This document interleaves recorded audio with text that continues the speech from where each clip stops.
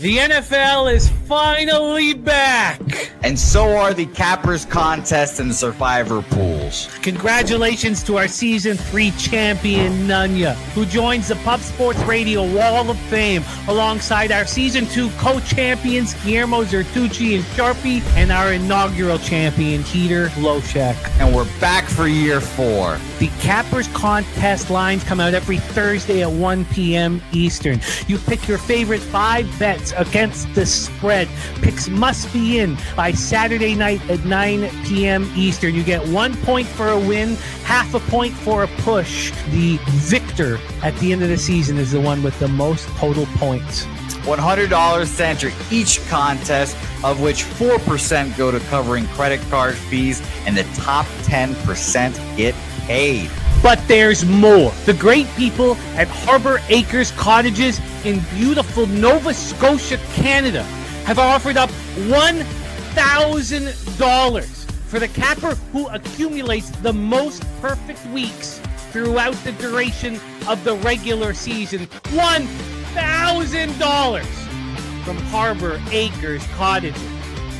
May the greatest football capper reap all the rewards. Sign up right now at pubsportsradio.com.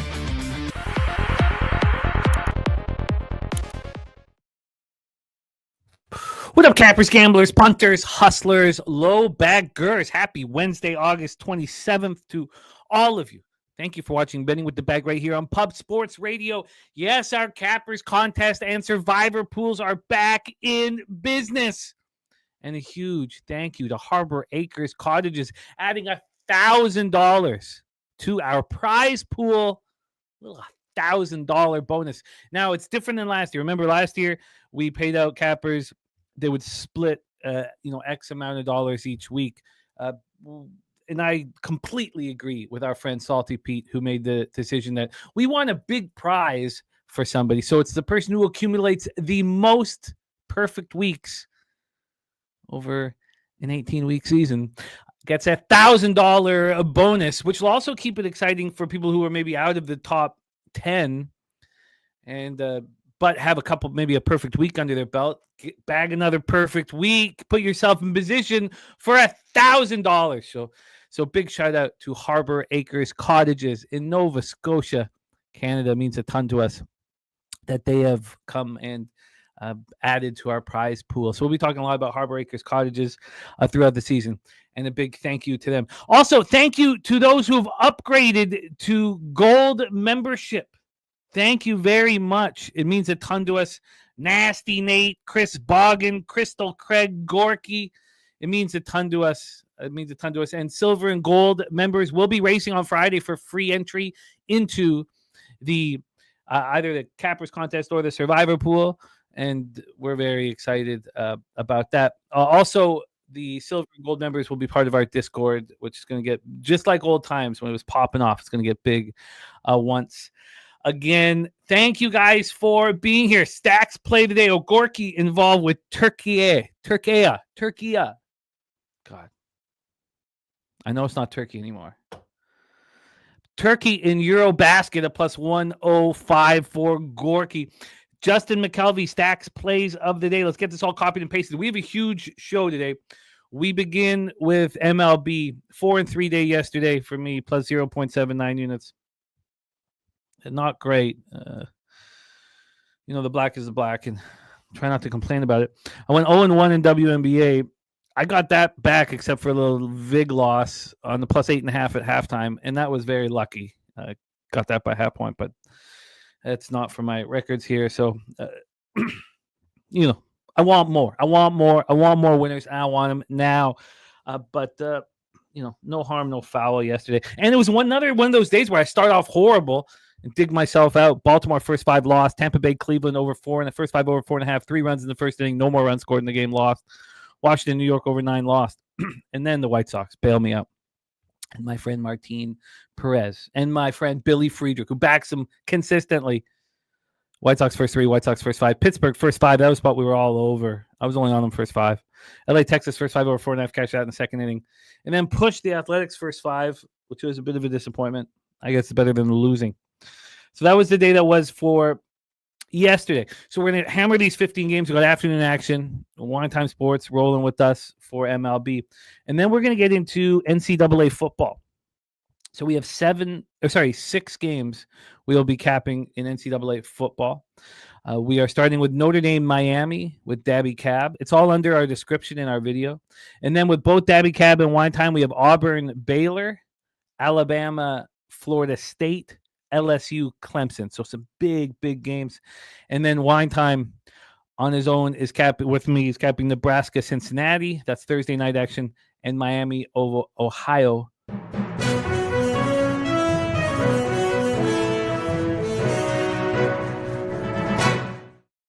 Wow, this is early breaking news. What's going on? Rashee Rice is suspended officially the first 6 games. Okay. What'd you want from me? What'd you want from me? That was really exciting. There's no trades. I thought there was an earthquake. There is an earthquake. I thought something big, something major happened, but Rashee Rice suspended for 6 games. Okay. No, it's important though. Look, Jose looks ready to rock, man. He's ready to attack. He's ever present right now. We got Pete Alonso and Paige Beckers for Justin McCelvy. And now Paige Becker is questionable with an illness. Let's get this all copied and pasted here. Oh, and Asia Wilson over 25 plus points at plus 104 as well for our friend Justin McCelvy. Let's keep copying, pasting action here. Pig Milk play of the day. Mark Vientos over 1.5 total bases for Pig Milk. Let me get this copied and pasted as well. Have this all here so we can discuss throughout the show. Get this locked in here. And says won't be around. Also on Boston Red Sox, Chicago White Sox, and Cubbies all first 5 run line. And this hat was a gift from none other than the great Billy Friedrich. Slow Jams Arsenal in the house. Swig Bet says, shoutouts to BG, Billy Friedrich, and Big Scott for signing up for the Cappers contest. Means a ton to us. Thank you, guys. Serious business. There's Crystal Craig. Thank you so much for upgrading to gold membership. Crystal means a ton to us. Slow Jams Arsenal, Michael Johnson, JT, ready to get to work. Walla Walla Dose, Turnbuckle, Tommy, Markel. Slow Jam says, Astros close minus 400 favorite and lose outright. The Jose special. There's Spooner in the house, ready to get to work. There's Spooner's card. JM ready to get to work too. And there's Gorky. Gorky, thank you so much for upgrading. It means a ton to us here. And there you go. And when you are a gold member, Gorky, I'm interested to see how you like it and how you guys like it. But we will be sending you, we will be tracking your action and sending it to you and giving you all the information, which should help. I think it will help cappers. LaForty ready to go. Nut Flush Allen. Art Nillo ready to get paid. Big Zo says Harper Acres for the win. Harper Acres for the win. Yeah, it's a big deal, man. $1,000 to our prize pool is great. Ronnie Lofton ready to get to work. We have Slatsy coming off 5-0 CFL week. Still buzzing from an awesome meet at Woodbine. Yeah, man, was that fun? Was that ever fun? JT Drake Baldwin over 1.5 hits, runs, and RBIs, and Junior Caminero over 1.5 total bases here for JT in football season. JT, I know you crush football season. Turnbuckle Tommy. Did I miss Easy Cash play day number 1? How did I miss number 1? I see number 2. Where the hell is number 1? Tommy, I can't find it. Tripping. Can you get me Easy Cash play day number 1? There is number 2 from our guy Tommy. We got Noel ready to get to work. Ty Clinton, Action Jackson.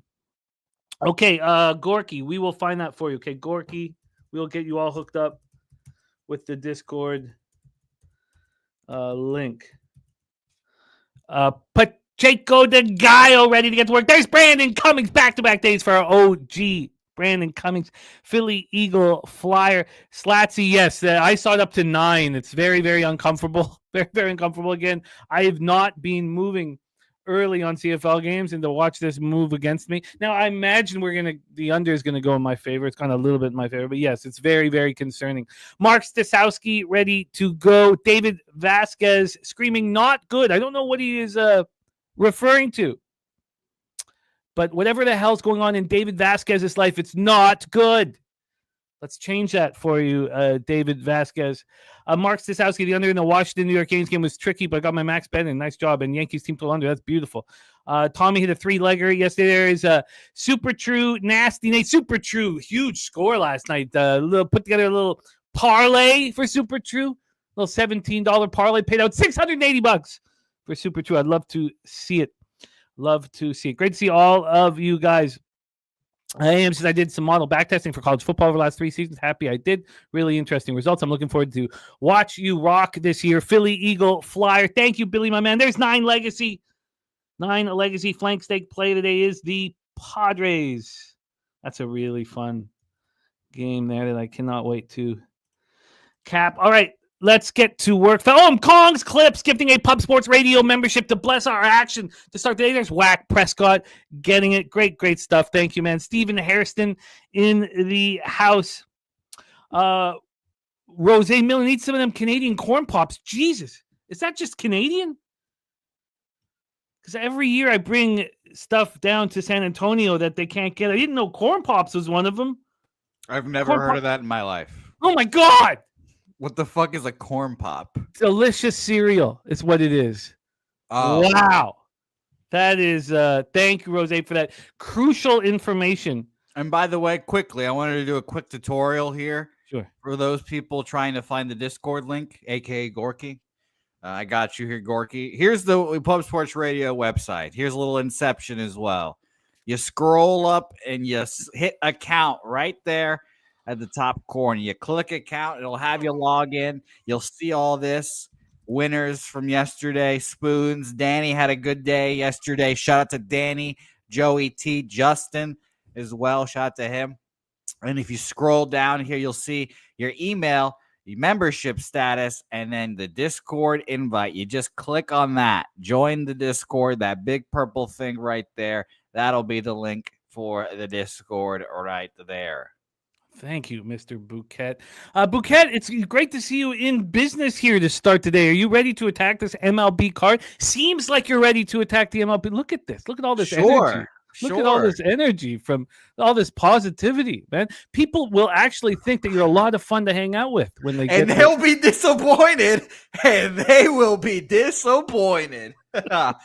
That's one of the sneaky underrated things. Everyone thinks I'm such an affable guy. I want to talk to everyone. But in reality, I want to keep to myself and hide in the corner.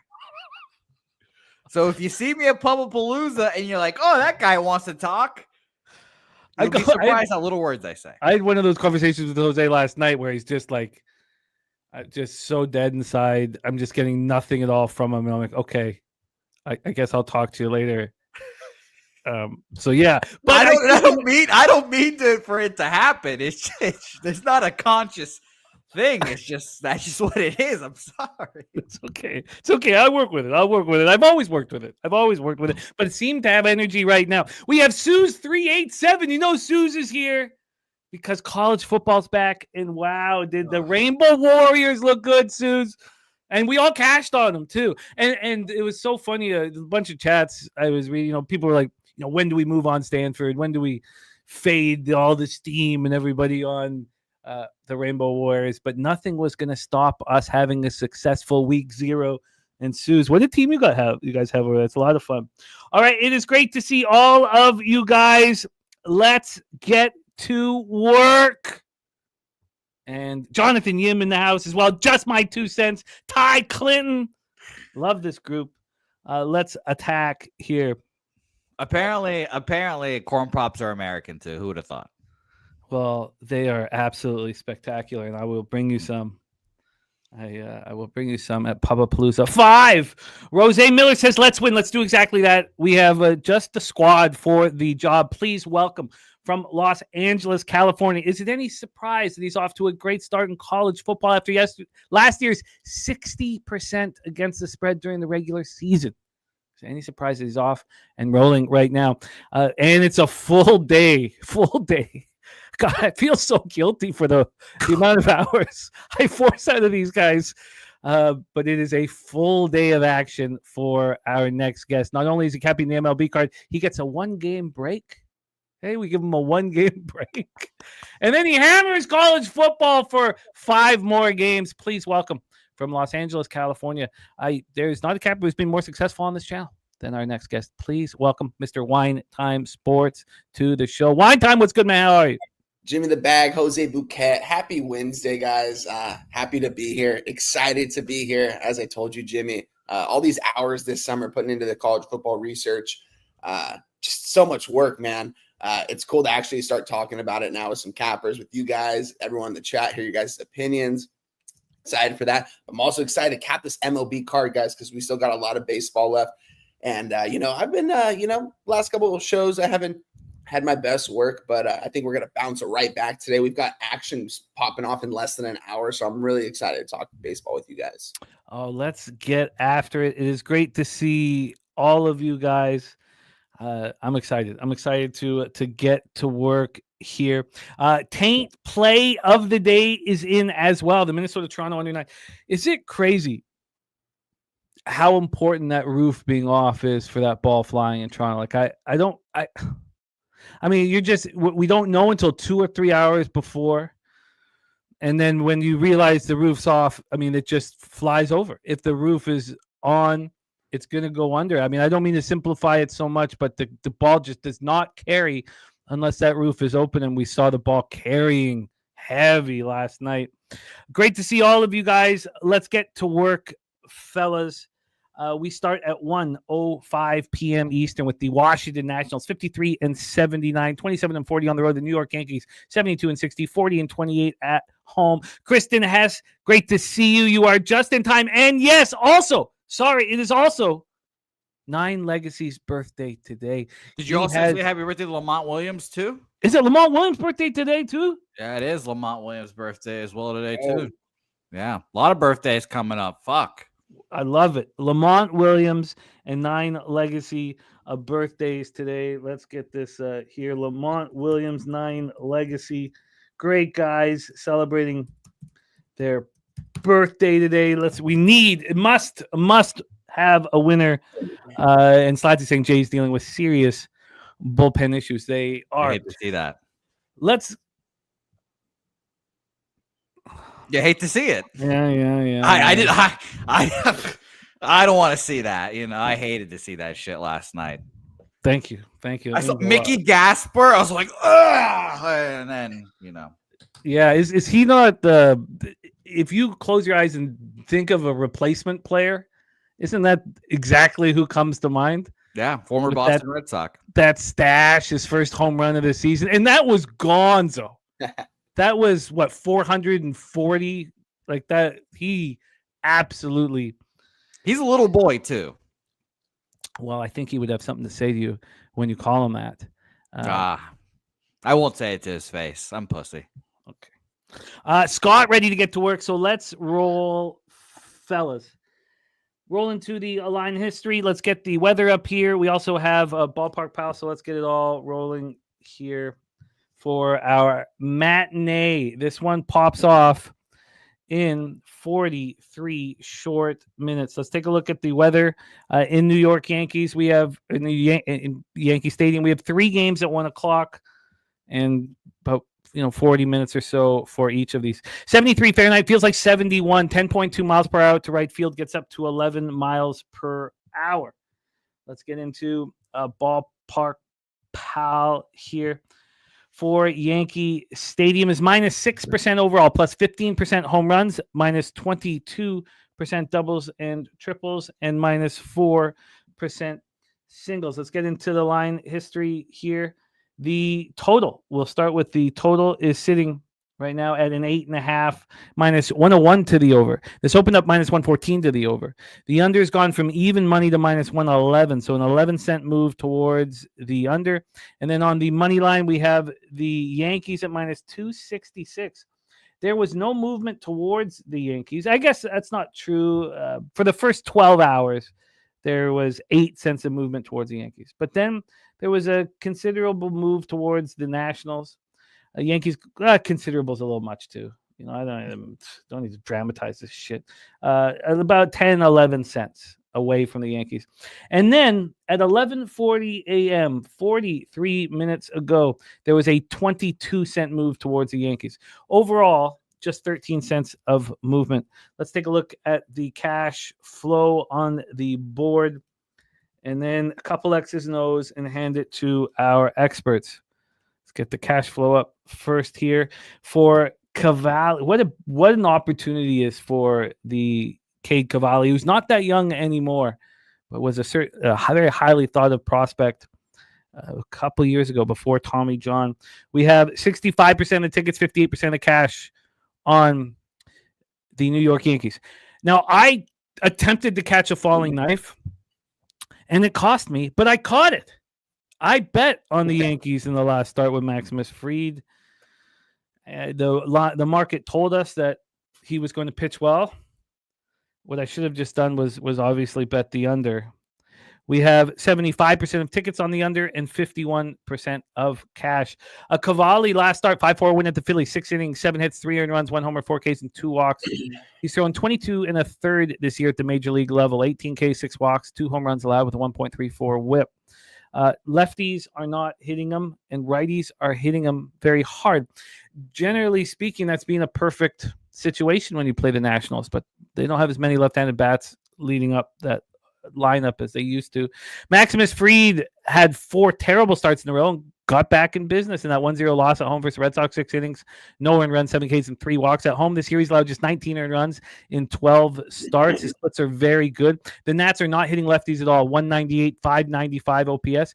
Yankees 234, 773 versus righties. Yankees bullpen is starting to improve, while the Nats bullpen has struggled mightily all season long. Worst bullpen in Major League Baseball. And in the last 30 days, 5.42 ERA. Lil Domo in the house. My dude here. My dude ready to get to work is passing on this one. TJ says only 2 righties in this Yankees lineup. And wow, only 2 righties in this Yankees lineup, and 395, 961 OPS for the righties. And I was twisted that up. I was thinking of I was too tied up with the Nationals and their lefties. Jimmy freeze there? Jimmy froze out of just the sheer shock. Am I frozen right now? Which is hilarious. Am I actually frozen? No. Anybody? No, you're not frozen. Okay. Okay, then it's just me. I'll be right back then. Okay. it's just me freezing then. All right. He's got a lot of energy, even though there is you can get a sense that he might not be the nicest guy, but there is energy today. And there he is, back in business here. So a lot of energy. Not a lot of kindness, but a lot of energy. Wine time. Nationals, Yankees, take it away. Yeah, guys, the first play, first game I capped last night. When I capped this card, is the first play that I gave out officially. I'm on the over 8.5 minus 110 here. Don't like that it moved a little bit against me, but I do like that money percentage that you read off for me. It seems like 30% of bets and 50% of money is on this over. With these 2 squads here, you got 2 good. I mean, these are 2 good pitchers on the mound here. We've got a total of 8.5 here at the Bronx. I'm seeing 10 to 11 miles per hour out to right center field right now, which, I mean, I know the Nationals don't have as many lefties in the lineup, and as they shouldn't here, especially against Max Fried here. A couple long balls, I mean, that's all it's going to take with a couple guys on base. Hopefully the Nationals can get us 3 or 4 here off Fried. I think the Yankees could absolutely tag Cade here in this spot. I think there's going to be a lot of home runs in this ball game. We're just going to need people on base. I think this is going to sail over to 8.5 here. I kind of wanted to see it move towards my direction, not against me. Only 5 cents against me, but I just think there's going to be a lot of runs scored in this ballgame in both these offenses here, especially that right field there at the Bronx, man. I mean, the wind's blowing out there. All it takes is to hit a fly ball to right field, and it's gone. So I like the over here, 8.5. Kind of wanted to play. I was honestly even thinking about taking the Washington Nationals team total of over 3.5 at plus 115, but I'm going to end up staying off of that. I think the Yankees are going to end up scoring a bunch of runs here off Cade, though. I think this is going to be the start where he kind of is a little bit vulnerable here. I want to look at the first 5 here. I didn't even look at the first 5 compared to the full game here. Do you not feel like it be with Judge and Volpe, and then Dominguez is the switch? We have a confirmed lineup. Lefties are hitting 152 with a 427 OPS. Yeah, but it's still Yankee Stadium. I just think all you have to do is really hit a fly ball out to right field, especially with the wind blowing out here. It is interesting. I'm looking at the first five. It's what, 50 cents difference nearly between the first five and the full game on the money line here. I'm getting a minus 270 full game, minus 225 money line on the Yankees first five. That makes me think that actually maybe Cade isn't so vulnerable here, but without a doubt, that Nationals bullpen, I think if Cade only gives you 5 innings, I think that Nationals bullpen is going to be vulnerable those final 3 or 4 innings. And there's going to be runs scored here today. So I'm on the over 8.5, minus 110. You can get a minus 105 right now. The same book I gave that out. So don't like that it moved against me, but I just think there should be a lot of runs scored in this ball game. I know there's 2 pretty good pitches on the mound here, but I think this is going to go over the 8.5 here. Wow, I did not expect that take. And I've retweeted your action. I remember now that you're on this. Justin McCovey says Cade not ready for the Yankees. I'm looking very closely at this first 3 under here. This is the absolute, to me, this is a perfect lineup. You can Aaron Judge, you can walk him every time he comes to the plate. You know, I mean, I know that Bellinger's hitting well right now, but this is just a lineup that's absolutely perfect for him. Jose Bouquet, what is your take on this? Especially hit the total. Now, I know I have a bias because I did back Max Fried for the first time in a while, and he did show out for me in that last start. So I'm clear that I'm under a bias here. Jose, what's your plan? I think the Yankees are trying to bet that that's a small sample size for Cade Cavalli, which is interesting. I mean, I don't know what goes into reverse splits for pitchers and lefties and such. I find it to be a little interesting. Cade Cavalli's stuff numbers for his pitches have been pretty good as well. And he's pitched solidly, and he even pitched pretty well in a back-to-back start against the Phillies, which was impressive here too. So, I mean, look, I think the Yankees don't have their best hitter in the lineup right now. Mike Stanton, I almost called him by his government. Mike Stanton has been just phenomenal for the Yankees. So I am not worried about old Aaron Judge, as they say. Like you said, you can just walk him, and then you don't have any consequences behind him with Cody Bellinger, who's been fine. So I agree. I'd bet first 5 under here. And Max Fried. If Max Fried can't dominate the Nationals, then what it is? I don't know what it is then.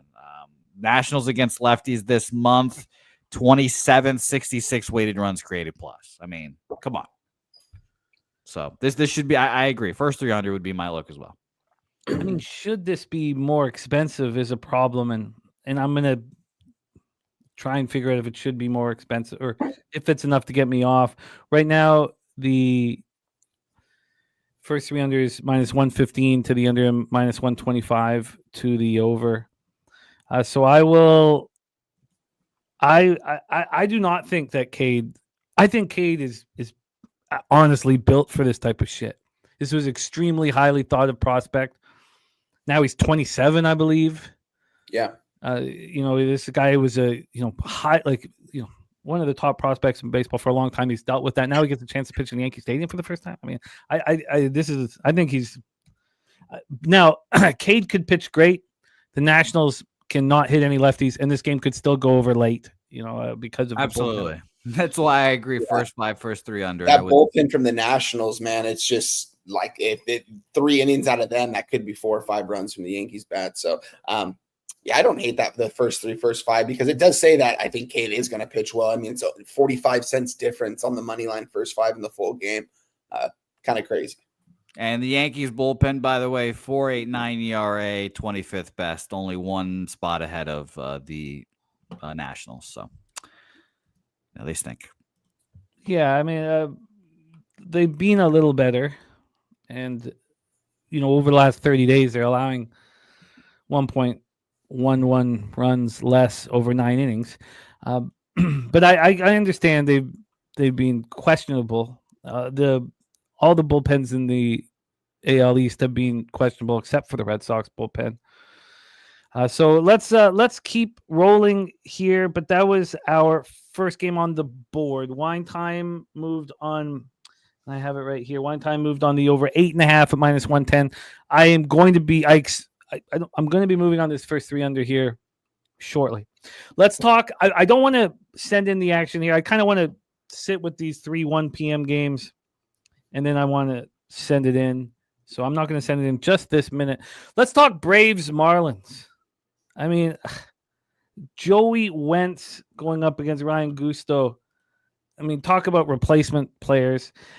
Big shout out to Swiggy, who is giving us L Baller and My Dude. Just signed up for the Cappers contest. Shout out to L Baller and My Dude. Thank you guys so much. It means a ton. It means a ton. Thank you for signing up. TJ just bet the first 5 under, and Ron Crawford's spreadsheet play of the day is the Tampa Bay Rays. So let's get all of this here copied and pasted. Robert Franklin here, moving on the Atlanta Braves and Joey Wentz. Let's roll here. loanDepot Park in Miami, Florida. The Braves 12 games under 500 on the season, 12 games under 500 on the road. Marlins 8 games under 500 on the season, 5 games under 500 at home. Joey Wentz got lit up in his last start, 12-7 loss at home versus the Mets. 3 1/3, 9 hits, 6 earned runs. Looked terrible. On the road this year, I know he's pitched at a couple different teams, but the road is the road, and the road, he's been okay. 206 opponent's batting average. He's been okay. I mean, he looked okay as a Brave until that last start. Nobody believes he's going to be okay, and nobody believes Joey Wentz is going to play on this baseball team next year. Ryan Gusto, 7-6, 5.05 ERA, 1.40 WHIP. I don't mean to be harsh on Joey Wentz, but we know who he really is. Lefties against Ryan Gusto are destroying him. 306, 910 OPS. So this is a pretty good lineup. I guess it's not. What am I saying here? Let's take a closer look at the lefties here. Because Profars, it's not a good lineup. Because look at this. If Albies and Profar both hit from the left-hand side, which is what we expect, then you'll have Profar, Olsen, Acuna the righty, then Baldwin, Albies, Harris.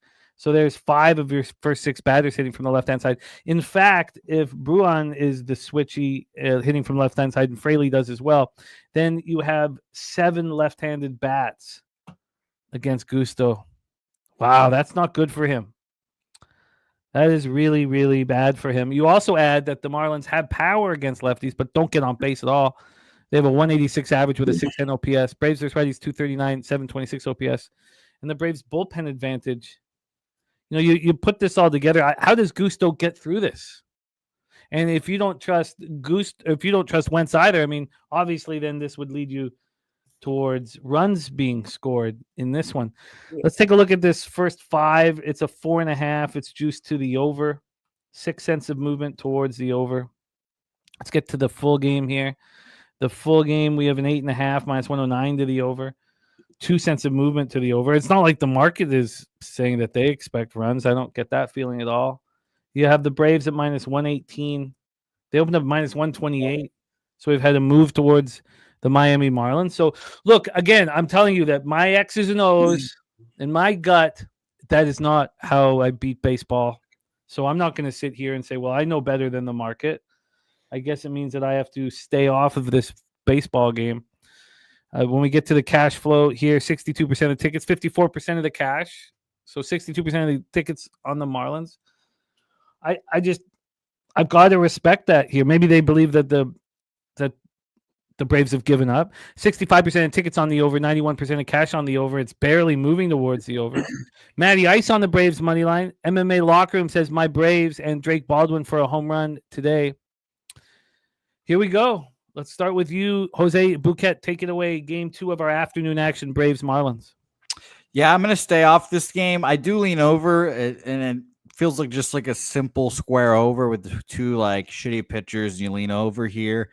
This total is an 8.5, being a little short, honestly, in my opinion. I thought it would be 9, but it is in Miami with the roof assumingly closed because it's typically closed for every game. So the offensive ballpark is not there for an over bet for me. So I stayed off this game. Damn it. I mean, can I explain it? I can probably explain it, right? But I mean, they both got tagged in their last start. I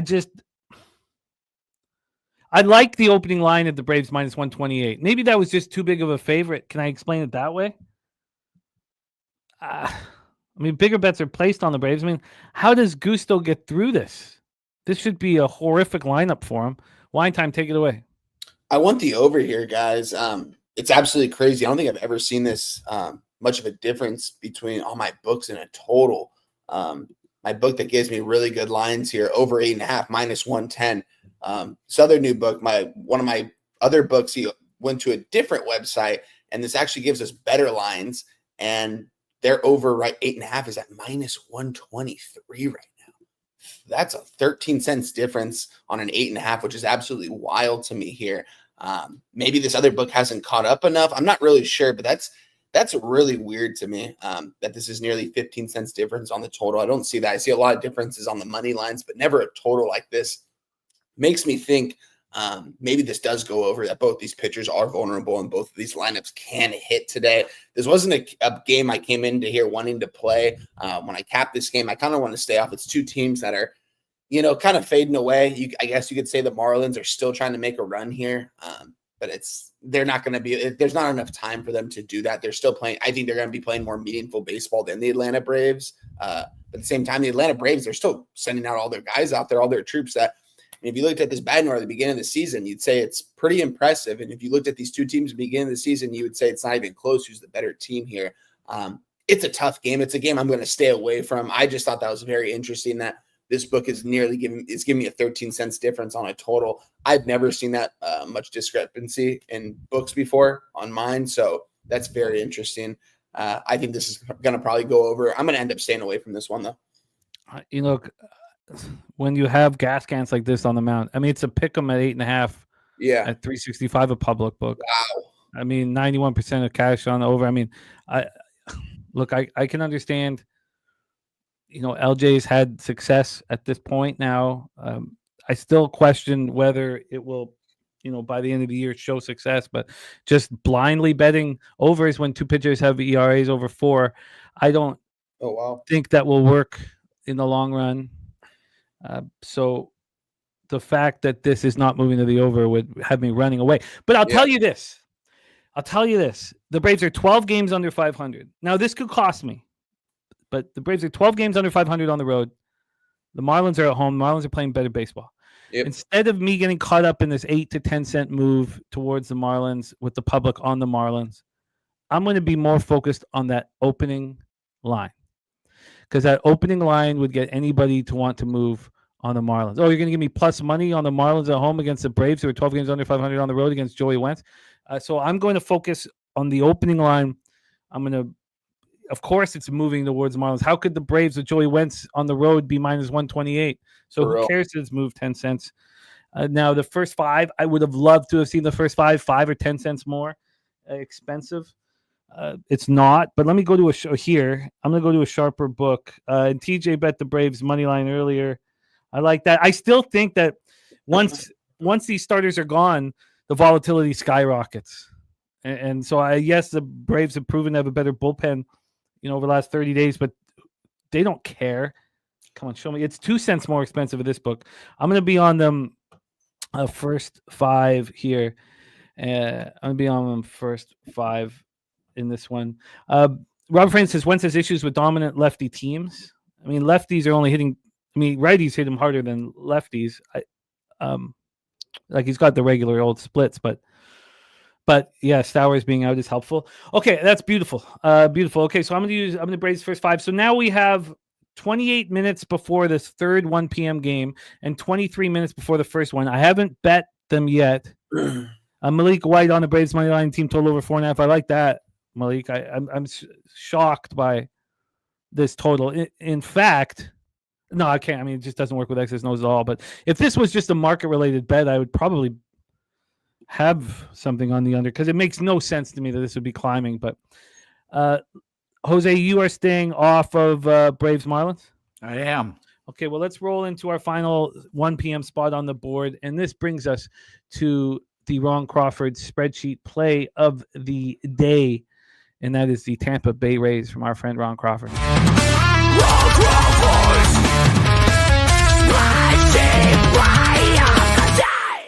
We're in Progressive Field in Cleveland, Ohio, where the Guardians are 1 game under 500 overall, 500 at home.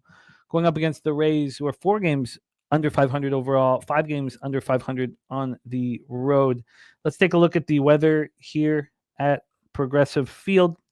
60 at Fahrenheit feels like 67, 10.8 miles per hour in. It gets down to 9.8, but wind is blowing in. Let's see how that, yes, and you get it from Daily Stadium Report, minus 9% overall runs, minus 9% homers, minus 12% doubles and triples, minus 1% singles. Drew Rasmussen being very good, is coming off a 6-4 loss at home versus the Yankees, but allowed 2 solo shots, 2 earned runs in 6 innings. Another quality start for him. He's been excellent this year, 2.62 ERA, 0.99 whip. He's been phenomenal on the road, 10 starts, 14 earned runs. Just being very strong in every situation. Lefties hit him harder than righties. Going up against Slade Ciccone, another pitcher I like very much. Coming off 4-3 loss at the Rangers. Quality start for him as well. Lefties, righties splits aren't great. Righties are hitting him pretty hard, but I trust him at home. Rays versus righties, 243, 726 OPS last 30 days. Guardians are not hitting 223, 630. The Rays bullpen 3.05 ERA last 30 days, while the Guardians bullpen 3.32. We get to this line history. We have Rasmussen and the Rays at minus 141. They opened up minus 1, now minus 142. They opened up minus 127. 15-cent move towards them. And the 7. We are down to a 7. Wow. What a drop. This opened up at 8. And it lasted at 8 for 4.5 hours. Wow.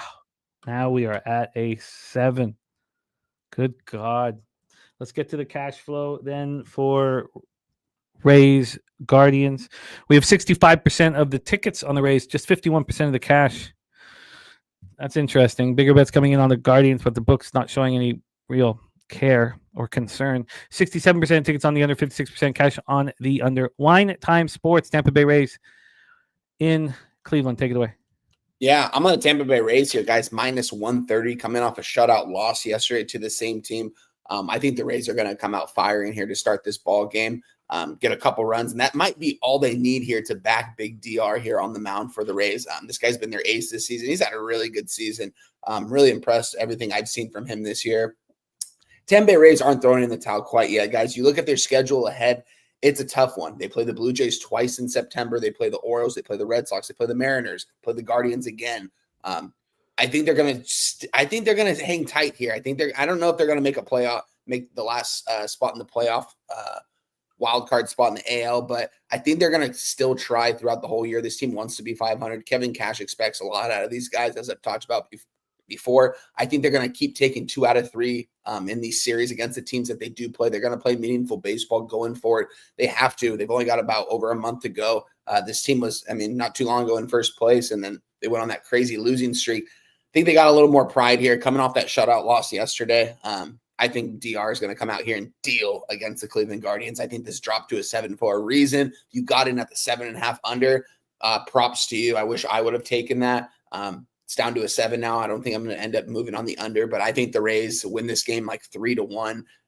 DR goes out there and throws 6-7 strong innings. We got Fairbanks in the 9th, so I'm not too worried. It's just going to be the in between that, but we're going to need 6-7 strong out of Rasmus again here today. So I'm all over the Rays here. I think the Rays get this done. Love that it moved in my favor. I saw a little bit ago it was up to a minus 150 at some spots. Around a minus 142 right now at the books. I placed this at yesterday where I got a minus 130. I think the Rays take care of business. They get the win today. So Tampa Bay Rays money line minus 130. A little juicy, but I'll pay the juice in this spot. Oh, and that's the line move here. Let's go take a look at this. Well, the line move is not cash based. It's because there is no Jose Ramirez in the lineup. Well, I didn't check the lineup. So right when you said that, though, I was like, there's only one reason for that. It's Jose Ramirez, their best bat. Their captain, one of the best players in baseball, is not going to be in this one. But Vincent Hawkins says Rasmussen will get shelled today. I have a bias from the end of July. It was 2 good starts after the All-Star break. He had a terrible start after the All-Star break. Ciccone then had 2 good starts at home, 2 quality starts at home, but he's not been good at home. First year as a Guardian, I don't see how we don't move on that either. Again, I think that the focus has to be on the opening line as the key to this. Not the movement came based on personnel. So I think that's the move here. Kong's Clips play of the day in MLB. Lodolo 5 or more strikeouts. First start back from his blister injury, and can't wait to cap that game. I mean, that's the lowest K prop for Kong on Lodolo. Kong's been eating off of Lodolo. Wow, I agree with this take. Let's hear from Jose Bouquet. Yeah, I first thought this kind of the same thing. I was like, wow, I was making the graphics, and 1 second I look and it was minus 125. The next is minus 150. I was like, oh my God, what the hell happened? And obviously, like you guys said, Jose Ramirez gets ruled out.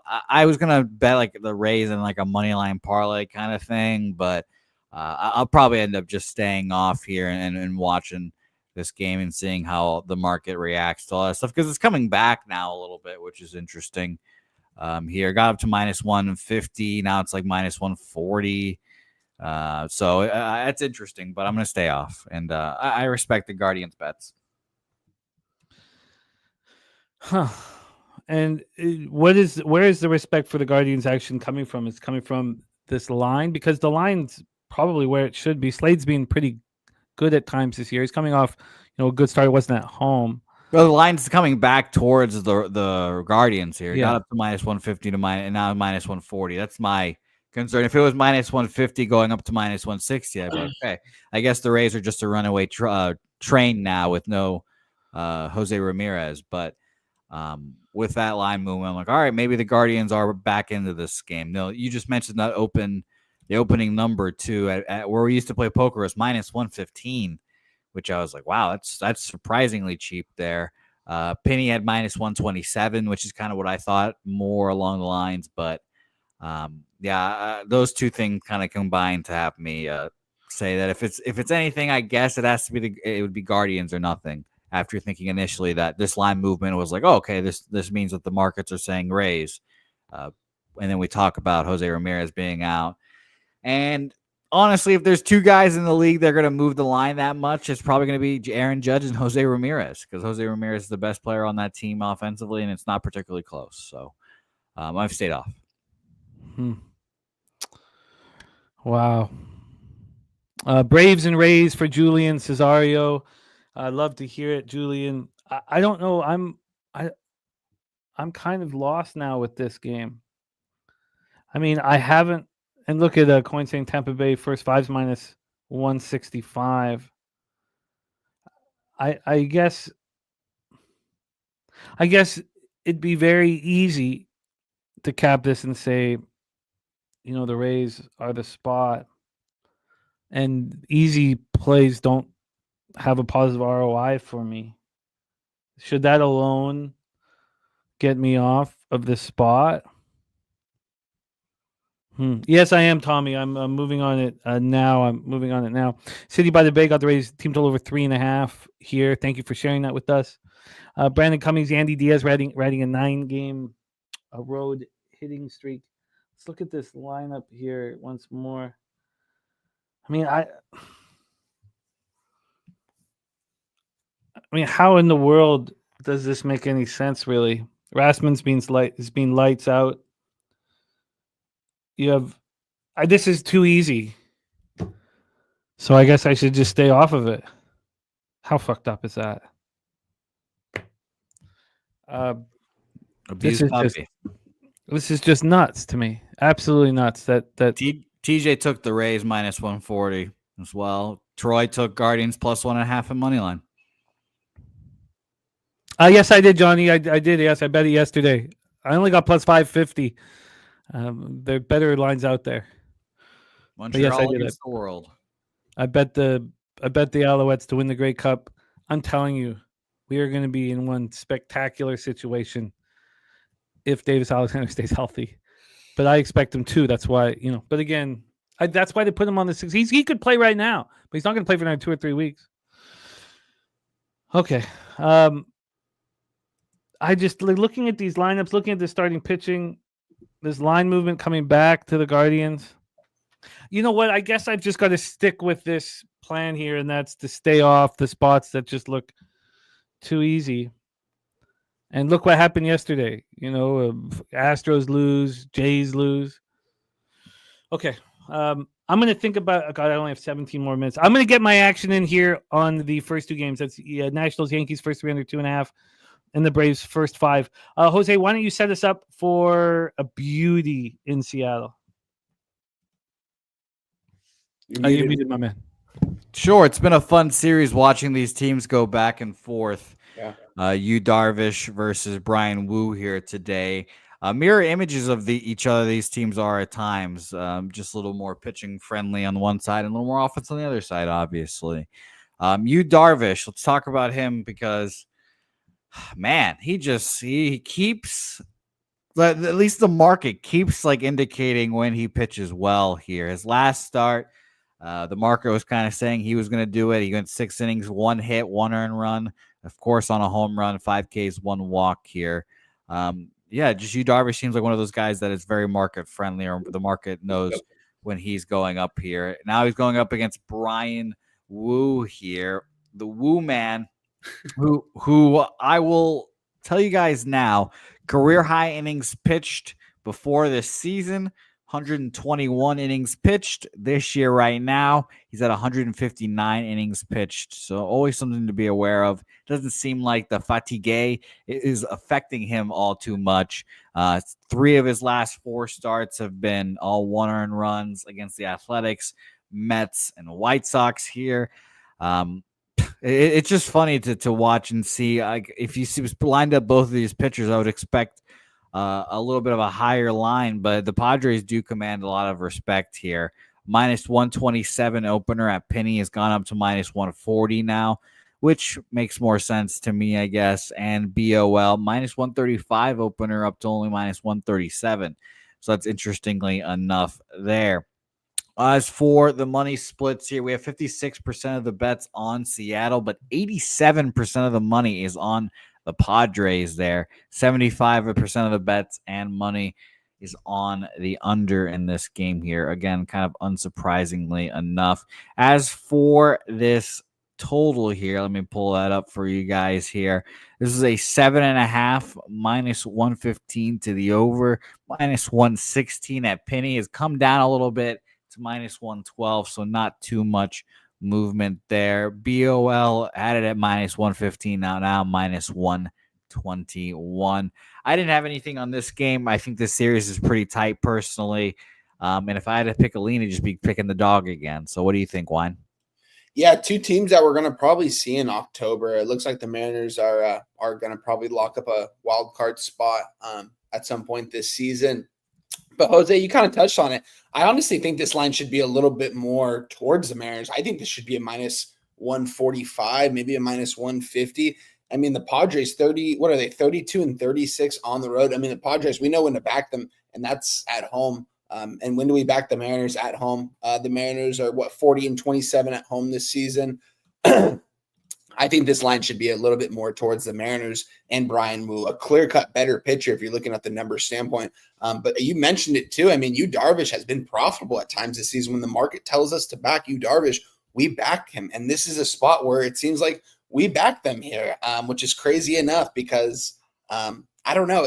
Give me a plus 127 with Yu Darvish against Brian Wu, pitcher that's been pitching really well this season. You mentioned it. His innings are getting up there as it gets throughout the season. Who knows how long he's going to go in this one. And the Padres, I mean, this team is one of the most talented lineups, one of the most talented teams we'll ever see. I mean, there's a reason why they traded away their entire farm system because they want to win now. If they don't win this year, next year, I mean, if you're a Padres fan, I mean, I don't get how you could really be hyped about this ball club because this team has to win a World Series, not make the playoffs, make it deeper, win a World Series or nothing. It's that or bust, in my opinion, because this team is too talented not to. This team is more talented than the Dodgers. If you look at this team compared to the Dodgers, I would say the Padres are a better squad. That's just from my eye test. Might not be what everyone else thinks, but I think this Padres team has a high ceiling. I think they're telling us to back Yu Darvish here because I think he should be more of an underdog, but he's pitched well in good spots this season where the line kind of tells us to back him. So I kind of want to back the Padres here. Have I done it yet? No. Am I going to do it? Most likely not because it doesn't really correlate enough for me because the Mariners are just so good at home. It would really be from a market standpoint, just knowing that the market, you kind of know when to back Yu Darvish, and this seems like that spot, but it doesn't correlate enough for me to actually put my money on it. So I'm going to end up staying away from this game, guys. I want the Padres. Maybe I move on them as the day goes on. Maybe we get a nice little 2-0 start to the day, and maybe I add it to my action. We'll see. This game doesn't go off for another 3 hours and 12 minutes, so we've got some time. But this is a Padres or nothing spot for me, but it's going to be a stay away for me. Jimmy, take it away if you got anything in this one. I do. So first off, I have locked in those first two bets and not moving on the Rays because it looks too easy. I think that the final statement was that 17-cent move back to the Padres. The Rays got up to minus 159. That's wow. So that 17-cent move is, and again, it just looks too easy. And again, I cap baseball like it's abused me my whole life. So it is what it is. But I moved on 2 games, and I'm not moving on that because it looks too easy. And I know how fucked up it sounds, but just look at this. Whatever. Now to this Padres Mariners spot, it was the first spot on the board that appealed to me. Was the under after these high scoring games, which I try not to care about. The fact that it was up at 8 last night from the 7.5 was like, okay, well, I'll stay off of it. I don't care that it's come back to 7.5.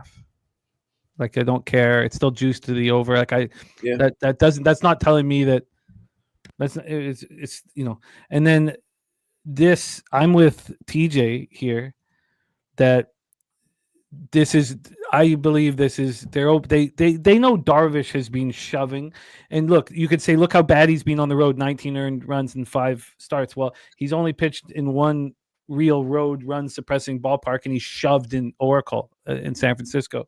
So I don't see why any of us wouldn't expect Darvish to pitch very well here. I expect him to pitch very well here. Now, T-Mobile minus 3%, which is more offensive than usual, plus 5% homers, minus 5% doubles and triples, minus 5% singles. But the fact that all these big bets, all the sharp bets, my first thought was to be on the Padres as well. And yet this line is moving. And it's so first off, this overall has just stayed still. But we know that it went up to 8 a couple times. I don't care that it's come back. That's going to get me off of that. And then when we get to the money line, this is opened up at minus 127. This got up to minus 139. The main thing I see here, it got up to minus 140 actually, but there's been no buyback ever once.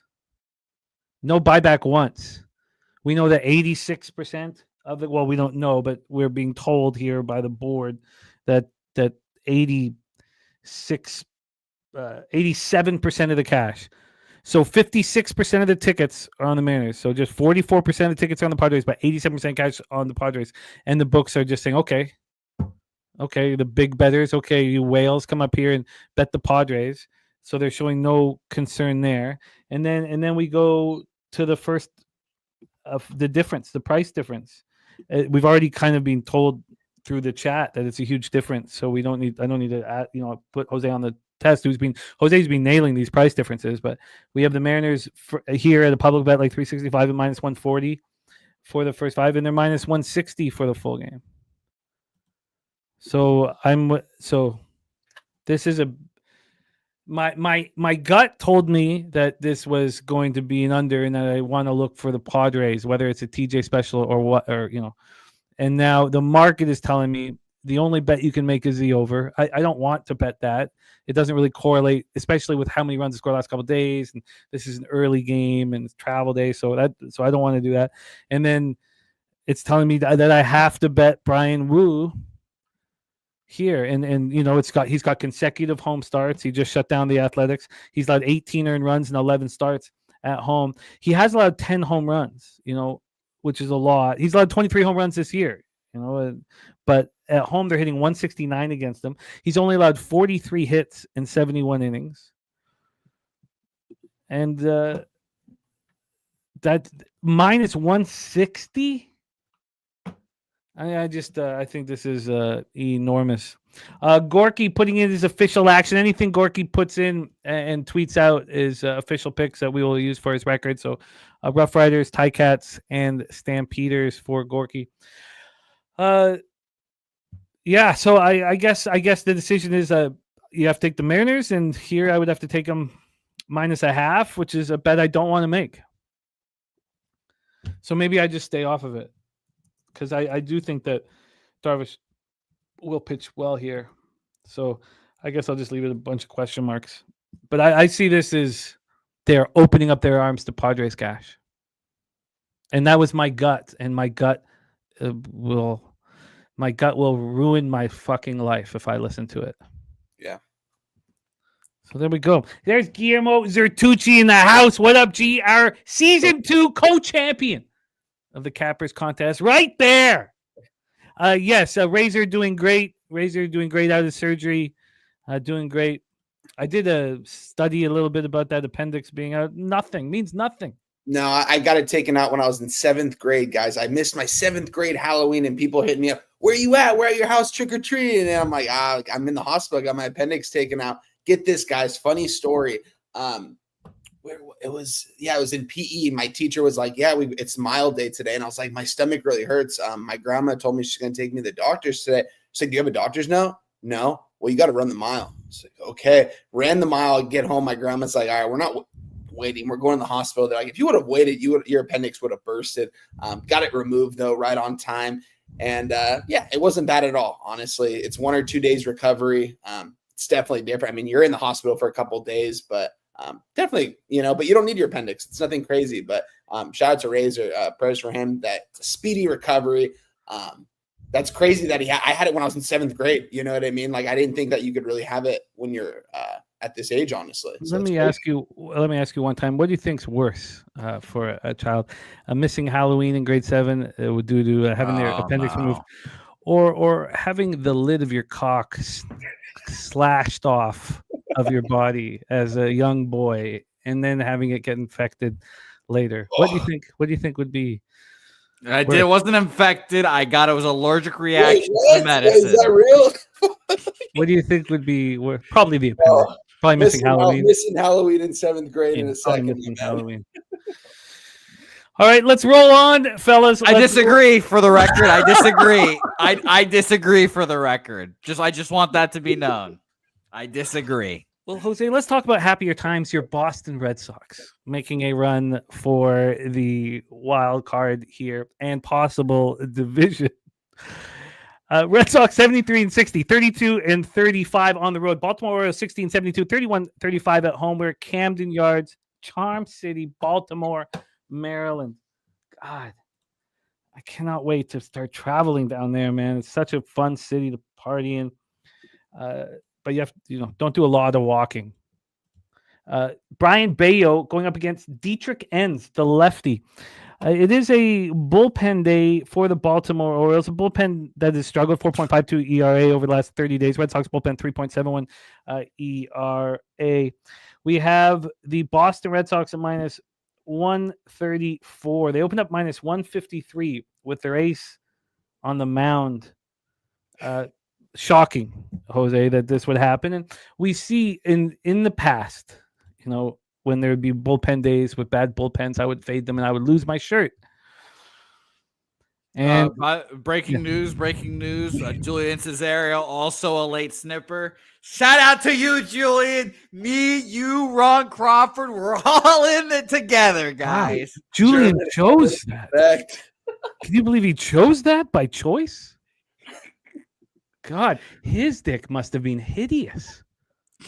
Imagine how droopy that hood must be. That hood must have been, like 6-7 inches too long. Must have been just causing an issue all the time. This guy can't do day-to-day regular activities because of this, just the lid of his cock weighing him down. Wow. And then he was liberated. Wow. Liberated is the right term because he's calling it the German helmet. Wow. By choice. Have you ever heard that, Jose? By choice? And look, he said, hell yeah, me and all the homies wanted it. What does that mean? I have a lot of questions. Do you and all the homies like, let's go get our cock snipped together? Was that type of thing? Or did you all want the foreskin after you were done? Wow. Is that what you want? Got tired of that shrimp smell. I mean, you can smell. You can wash it if you want. if it comes up, you're allowed to. Jesus. Oh. Wow. Now Guillermo says you guys still don't beat his mystery friend has and he'll tell us about it if we can get him drunk enough at Pubapalooza to tell us the stories. I've never heard By Choice at 22. Wow. It comes to us in different ways. Wow. It Wow. comes to us all. Now, how does that make you feel that someone chose to do that at 22 and that you were, it was forced upon you? How does that make you feel? Is they don't care, or does that make you dislike him a little bit? No, I have immense respect. That's a tough decision to make. That's a life-altering decision, and he made it with aplomb. Wow, that is just a wild story. Let's get back to Brian Bayo here. Brian Bayo coming off not allowing a run at the Yankees, a huge move against him, against the worst bullpen, one of the worst bullpens in baseball over the season. Now, we don't need to get caught up in Red Sox with no power. Jeez. Now I think the Julian Cesario experience means something totally different, Okay, let's get back here. Let's get to the weather. You open this door. It's my fault. It's my fault. I didn't think it would just run wild like this. I guess there's a group that Julian must go meet with, Julian, I'd like to be in that group. Wow. Okay. I'd like to be in there just talking cock. And it's just a relief. Like it's just hugs and crying for the first 20 minutes. You're finally home. 74 Fahrenheit feels like 72, 6.9 miles per hour left to right across the table. That's down to 4.1 miles per hour. And when we get to Ballpark Pal here, Ballpark Pal has, of course they call it Oriole Park, plus 4% overall, minus 9% homers, minus 2% doubles and triples, and plus 11% singles. So we've had this crazy 21-cent move. Well, I shouldn't say crazy, but a big 21-cent move away from the Red Sox. From a total scenario here, we have it at 9. It's minus 117 to the under. Might open up minus 108 to the under. 9 cents of movement to the under, but there'd be no move really. I guess there was an initial move to the under around 8 this morning. This only came out at 7:37 this morning because it was a bullpen day scenario. And then cash-wise here, we have sharps on Baltimore. I mean, 77% of tickets on Boston, 58% of cash. 67% of tickets on the under, 51% of cash. They're making us expect Bayo to get touched here, Jose. What do you make of this line in this market? Now, I could be a Kool-Aid drinker because, every day of the week I'd be on the Orioles, market and all that bullshit. But I could be a Kool-Aid drinker, but I put the Red Sox and the Brewers market situations kind of in the same spot. I really do. Because yesterday was kind of the same deal. The market was kind of indicating, this could be an Orioles spot. And the Red Sox find a way to win that. And now I'm like, is the market just going to be wrong about the Brewers and the Red Sox all year? Now, again, I could be a Kool-Aid drinker. I am putting that out there. I could say I could be fucked up in all this. It's Orioles or nothing, it seems like. That's all I'm saying. I will not be betting this game. I will sit back and watch. And if the Red Sox win this, I might have to just close my eyes and bet the Red Sox, fuck the market, all that stuff, because I'd be surprised if they won this game just based off the market. This is bananas. Yeah. This is a tough game, guys. I'm kind of with you, Jose. I would kind of be on the Baltimore Orioles. I feel like in this spot, just market wise, but at the same time, I'm getting a plus 130 right now. I don't know. My ROI back in the Orioles this season hasn't been successful if I'm looking at it from a market standpoint. This is a tough game right here, guys. You can get Orioles plus 130, Boston Red Sox currently at minus 140 with a total of 9, juice to the under at 9 right now. It's a tough spot for me. If you've been back in the Red Sox, you've been making a ton of cash, guys. I've been on them in a lot of spots this season. I made some good money back in the Red Sox. I'm going to be rooting for this team going forward, but same time, I'm going to end up taking a pass on this game. I was on the Orioles yesterday, ended up getting shut out. Now it's a 30 cents difference nearly because I think I got them at a plus 105 yesterday, so 25 cent different right now. It's going to be a pass for me, nothing for me in this game. How do you – okay, thank you. How do you not move on the Orioles here? Market's saying so.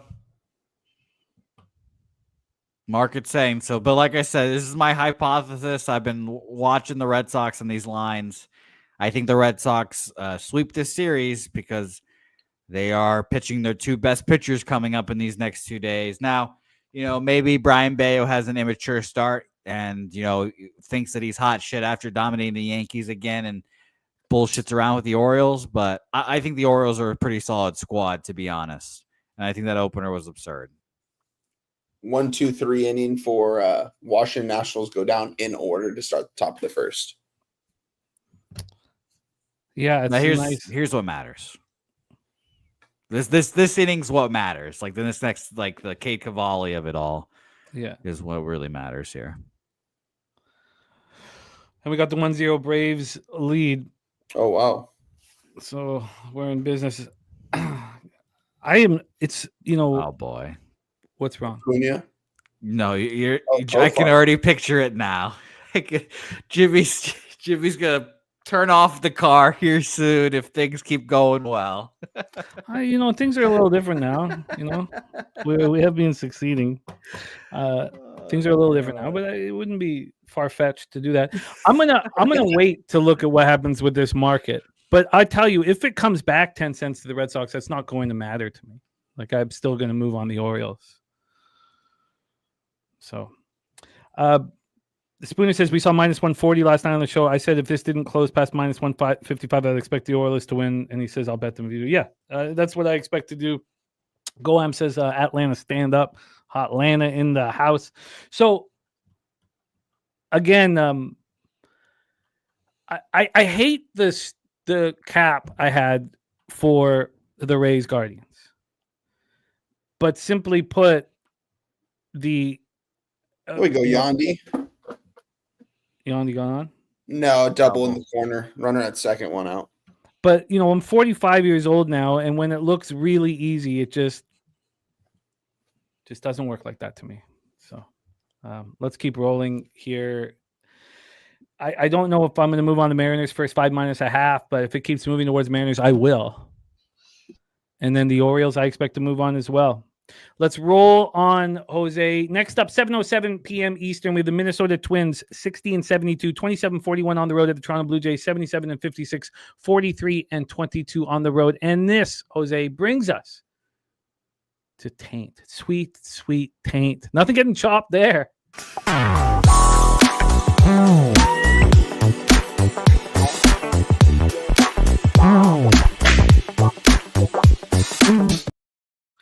Taint play of the day here. Minnesota Twins, Toronto Blue Jays, Rogers Center, Toronto, Ontario. Simeon Woods Richardson, 5-4, 4.24 ERA, 1.40 whip, 80 2/3, 69 Ks, 35 walks, 12 home runs.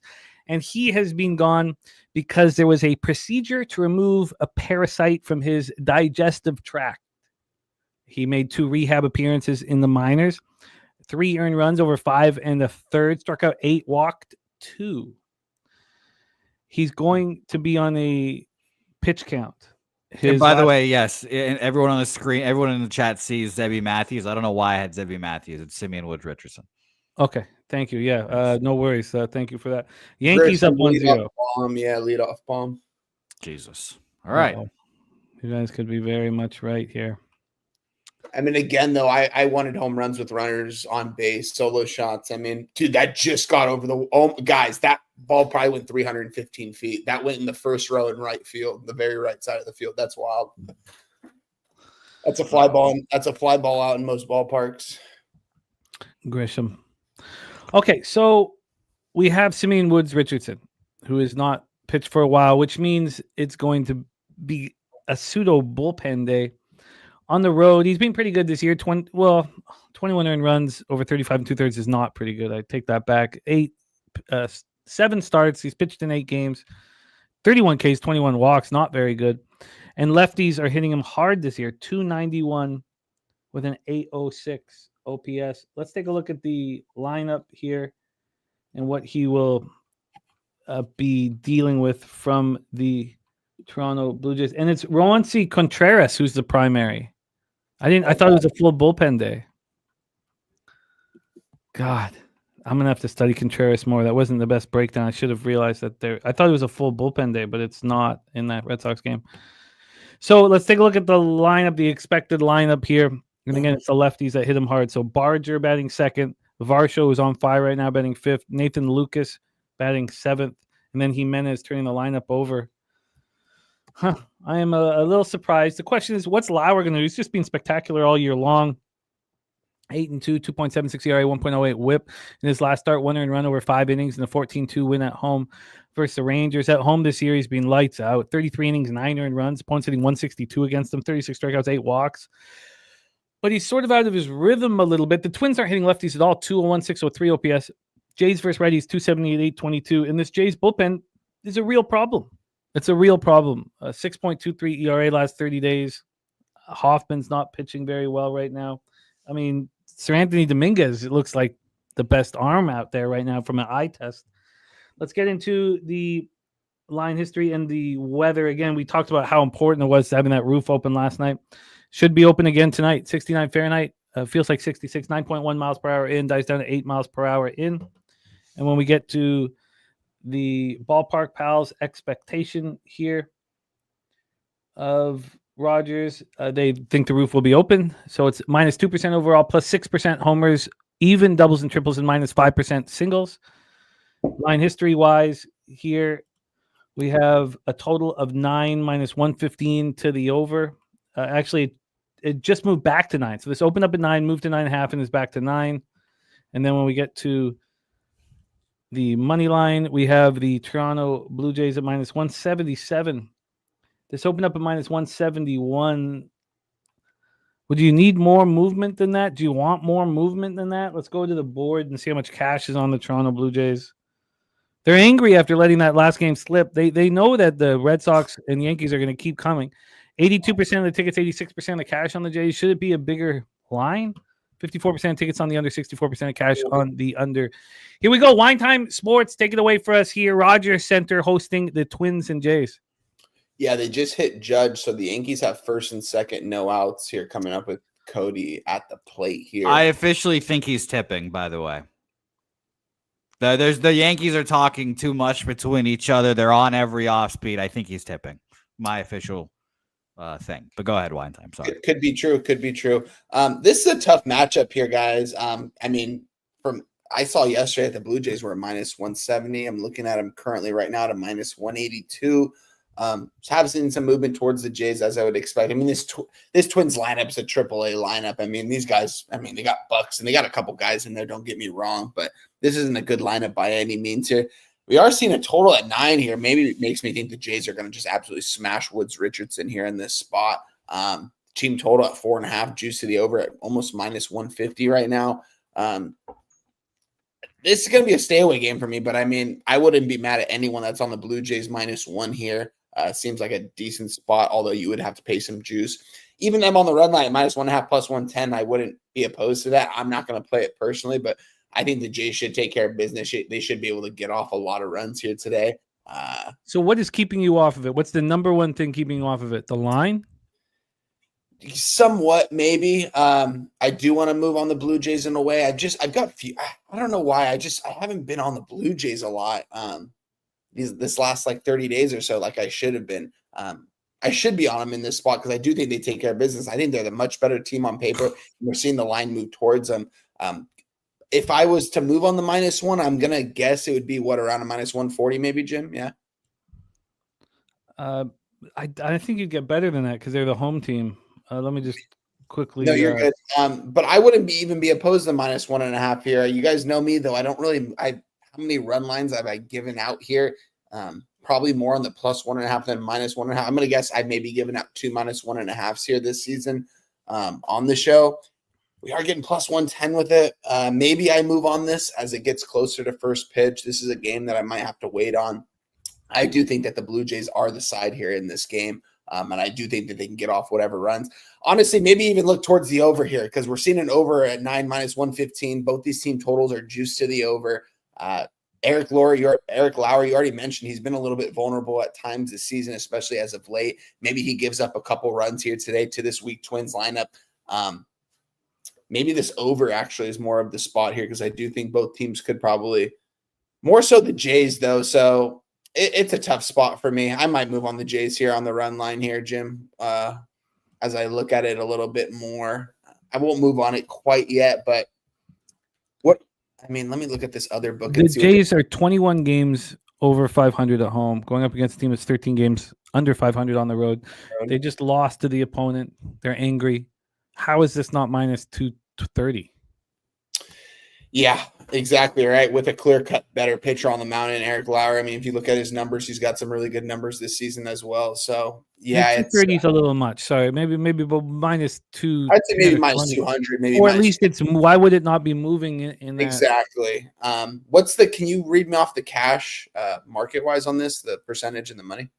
Yeah, 82% of the tickets, 86% of the cash on the Toronto Blue Jays. Oh wow! And then if we go to action, which I probably shouldn't bother doing, but I imagine this is going to say, 90% here. Let's see, going over to the Jays, and they give us 90% of the tickets and 96% of the cash. Wow. Yeah, it'll be a stay away. The market will keep me off this game then. Just seeing that because it should be more of a favorite, I think, here, especially coming off a loss. So it'll be a pass for me. I won't move on this game. TJ says this should be moving heavy, and that's very possible. This closes at minus 200. And Coin saying Toronto first 5 only 10 cents cheaper than the game. So what if this closes at minus 210? I mean, the worst you can get on the -1 right now, the worst is at 365. They've got the money line at -190 and the run line at +110, which gives you a -138. Again, if anybody's looking to make moves here with a run line calculator, Ron Crawford hooked us up with one we all use, and it's excellent. So here, I'm just going to pop it in the chat for you guys. It's so important for NHL and so important for baseball here. So I'm going to pop this in the chat. I don't know why. Okay, I've lost. I'll figure out the chat in a second. Jose Bouquet, Jays, Twins. Yeah, I think I'm going to go ahead and go through with it. Minnesota Twins full game money line +167. Oh. The bullpen for the Jays is just terrible right now, at least. If you look at the whole month, it'll tell you about the same thing, but I shortened the split down till about last 10 days. Toronto 19th, 4.5 ERA with a 6.16 FIP.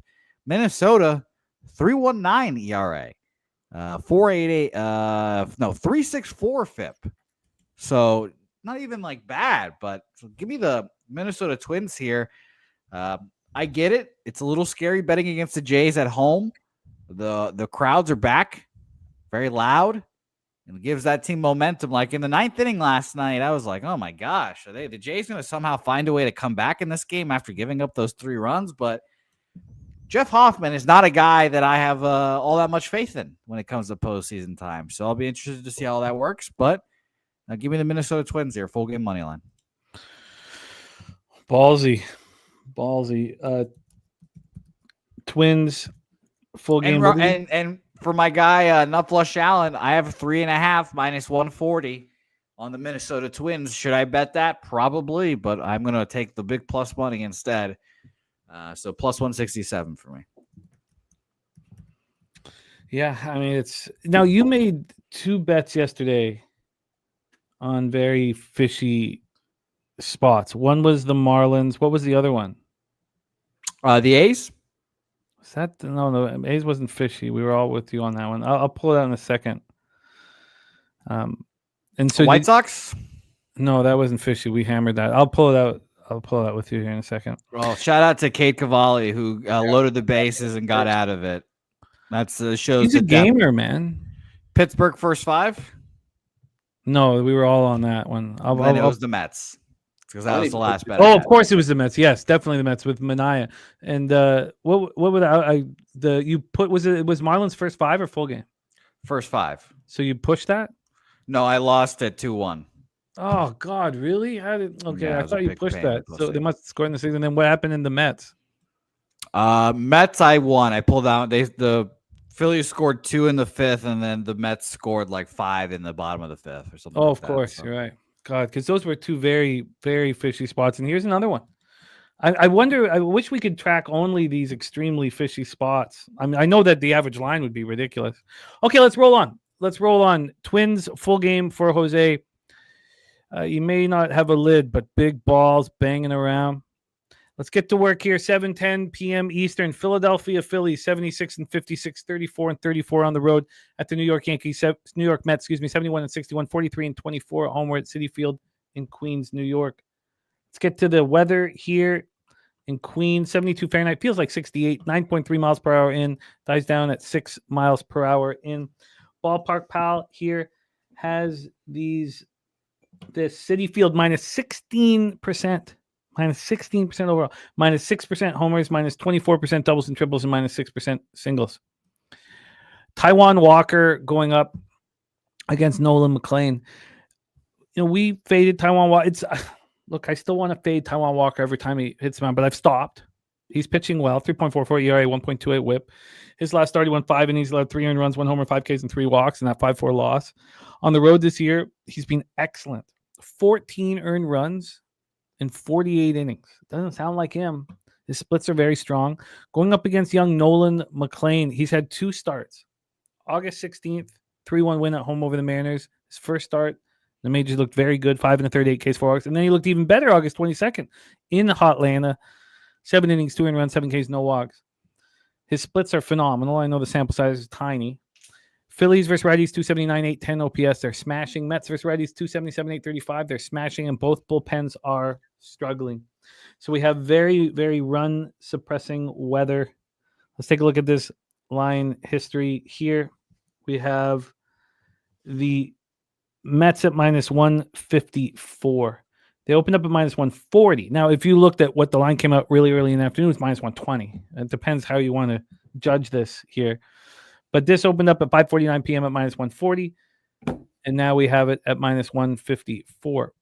On the money line, on the total, we have the 8.5 minus 110 to the over. This opened up at 8.5, and it moved to 9. It moved to 9 at 11:39 p.m. last night. It wasn't a real 9. Now we have this 8.5. So overall, it's moved 4 cents towards the under and 7 cents away from the over. When we take a look at the table here, we have 60% of the tickets, 57% of the cash on the Philadelphia Phillies, 50% of the tickets, and 58% cash on the over. Wow, Lamont hit a 10-team parlay last night. Lamont, there's the birthday present, man. That's incredible, man. Vincent Hawkins says Mets team total over, says Walker gets crushed today, and the stacks play today number 1 is Pete Alonso, who just recently passed Darryl Strawberry as the New York Mets career home run leader. Pete Alonso over 1.5 bases at plus 105 is stacks. Stacks.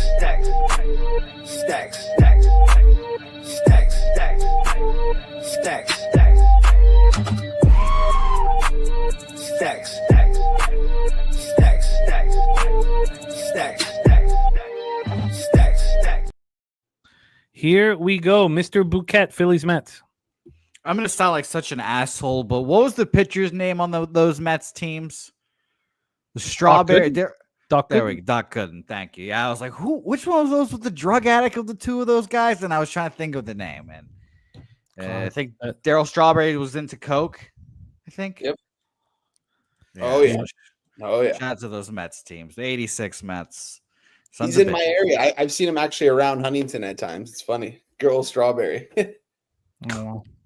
That's funny. Yeah. I mean, I will keep my insight brief here because I think the Mets line here kind of tells it all. Nolan McLean getting this kind of love and respect this early into his career is pretty surprising. Maybe it's more of a reflection to Taijuan Walker, but nice spoons. I think that this line just says the Mets roll, and this was going to be the second leg of my parlay with the Rays. So it's Mets or nothing for me here, and I don't want to bet the -1. So maybe I'll find something to parlay it with. So we feel like this line is too big, but I mean, is that how or not big enough? What is your feeling here, Jose? I think it's too big. I would put this -130 New York Mets personally. And there was just a 9-cent move about 20 minutes ago. I mean, Nolan McLean has such spectacular numbers right now. I think that makes it a little trickier because I want to fade Taijuan Walker. But I mean, the Phillies are a 500 road team against a team that's 19 games over 500 at home. Vincent Hawkins says Crenshaw High School's finest, the great Darryl Strawberry. Craig Wood. Great to see you, Craig.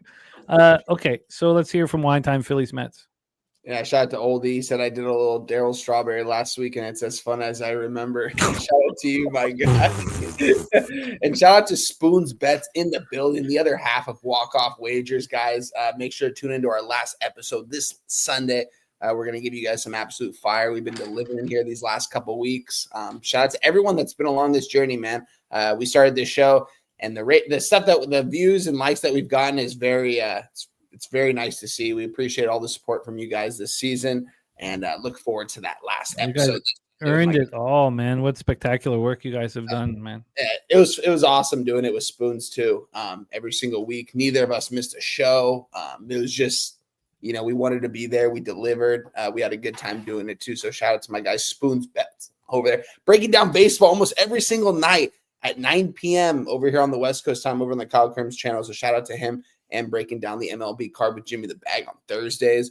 As far as this game goes, guys, I was kind of leaning towards the Mets here in this spot. I kind of want to find ways to fade Taijuan Walker as the season goes on. I mean, is Taijuan Walker, are we going to see him in the playoffs? Is he going to be the number 3 guy? I'm not really sure. But as the season goes on, I think we can fade him in certain spots, and I think this is a good spot to fade him. Although I didn't move on the Mets here in this spot, it didn't really correlate enough for me. Let me look at this, pull this lineup really quick where we're currently sitting at minus 152. I mean, I think this is a New York Mets spot. Would I move on the -1 at pretty much almost even money? Maybe I will as it gets closer to game time, because I want to find ways to fade Taijuan Walker. I think his numbers don't really indicate what he really is. I do think he can be very vulnerable at times. I'm surprised it hasn't happened so far this season. I mean, he's got good numbers going into this game. He's pitched well this season. He's been very profitable if you've backed him at times. So shout out to him. But it's going to be a pass for me. But Mets -1 would be the only thing I could play in this game. Turnbuckle Tommy says the under is the play here. I wish the weather wasn't so run suppressing, because I'm not certain these pitchers are as good as their numbers indicate. And I would like to fade that. But that's the easy cash play of the day, is the Philadelphia Phillies, New York Mets under. Okay, well, I guess that means there's nothing here for us. Now we have Spooner on the over 8.5 in Phillies Mets.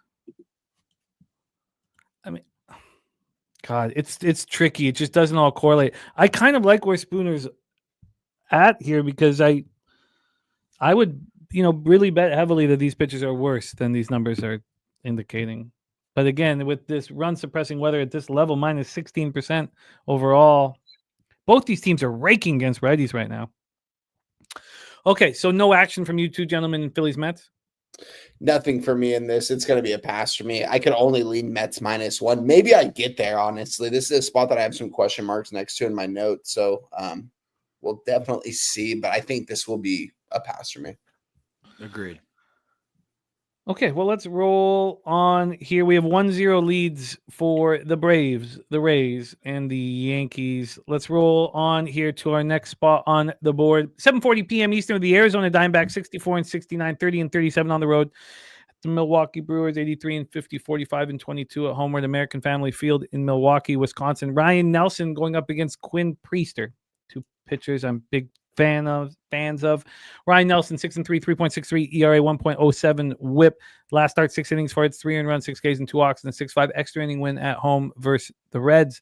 On the road this year, 9 starts, 13 appearances, and he has struggled. He's been much, much better at home.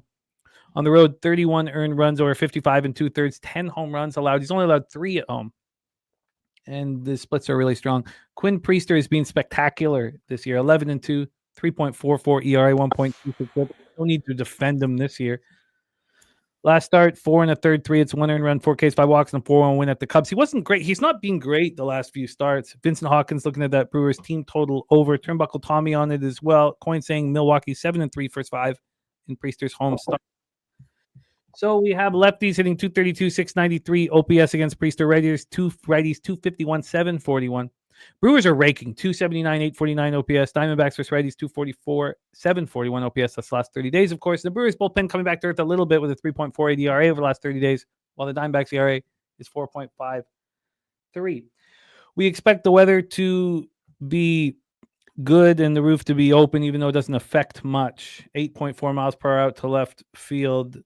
Gets down to 6.4. Daily Stadium report here for American Family Field. -6% overall, plus 13% homers, -4% doubles and triples, and -13% singles. We get to the line history here for the Brewers, who just keep winning. Yeah.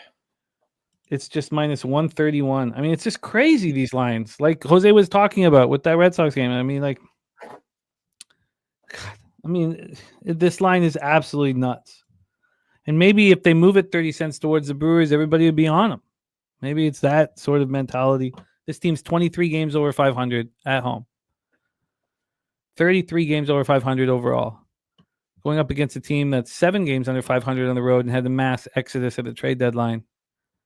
And yet they're tiny favorites here with Quinn Priester on the hill. I mean, it's absolutely nuts to me. It's 1-0 Atlanta in the top of the third. 2 gas cans on the mound.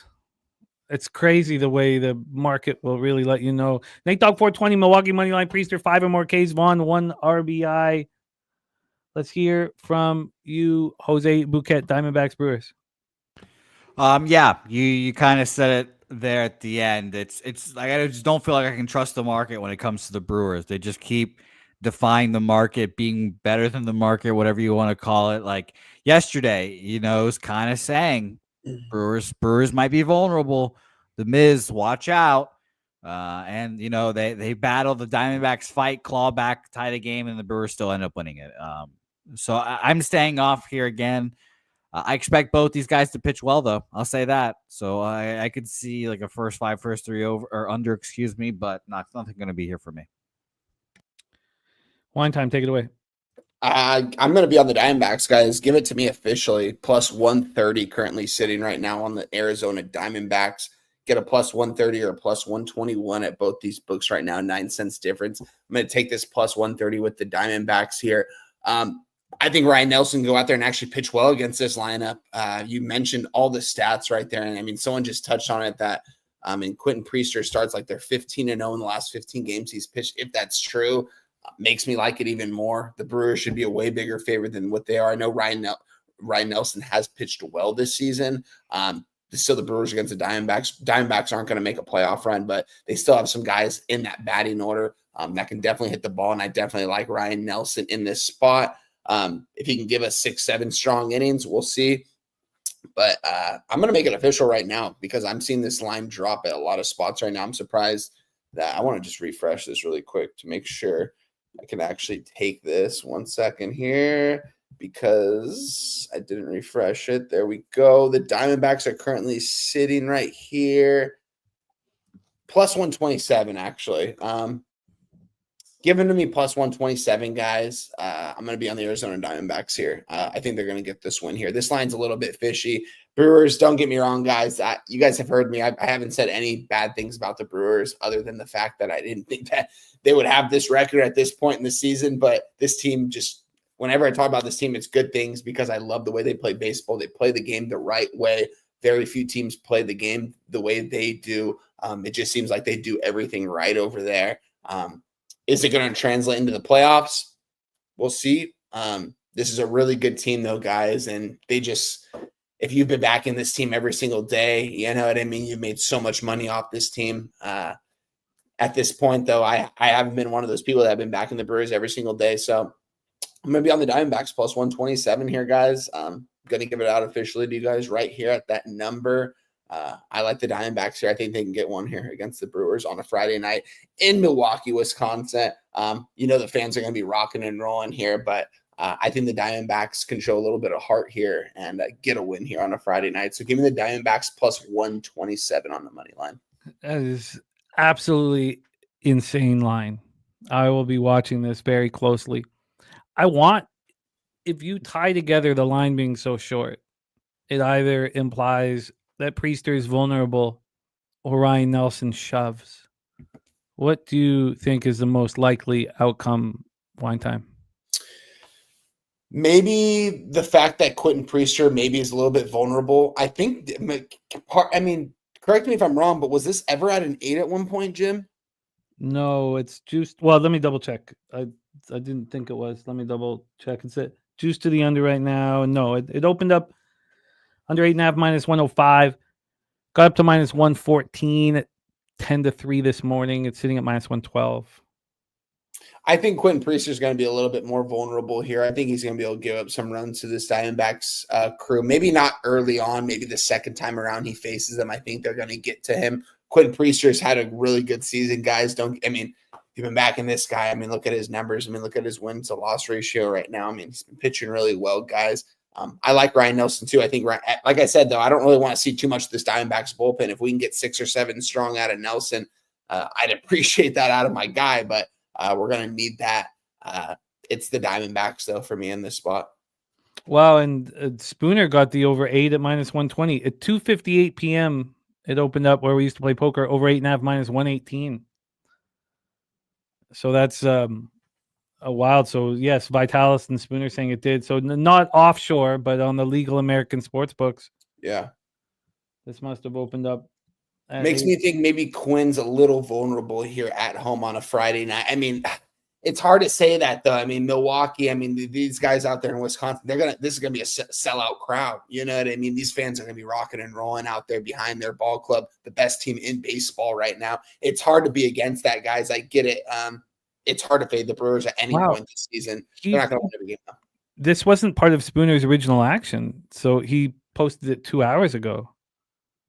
Oh, wow. So over 8 at minus 120. That's unbelievable that Fanatics would be a half run off of everybody in the marketplace.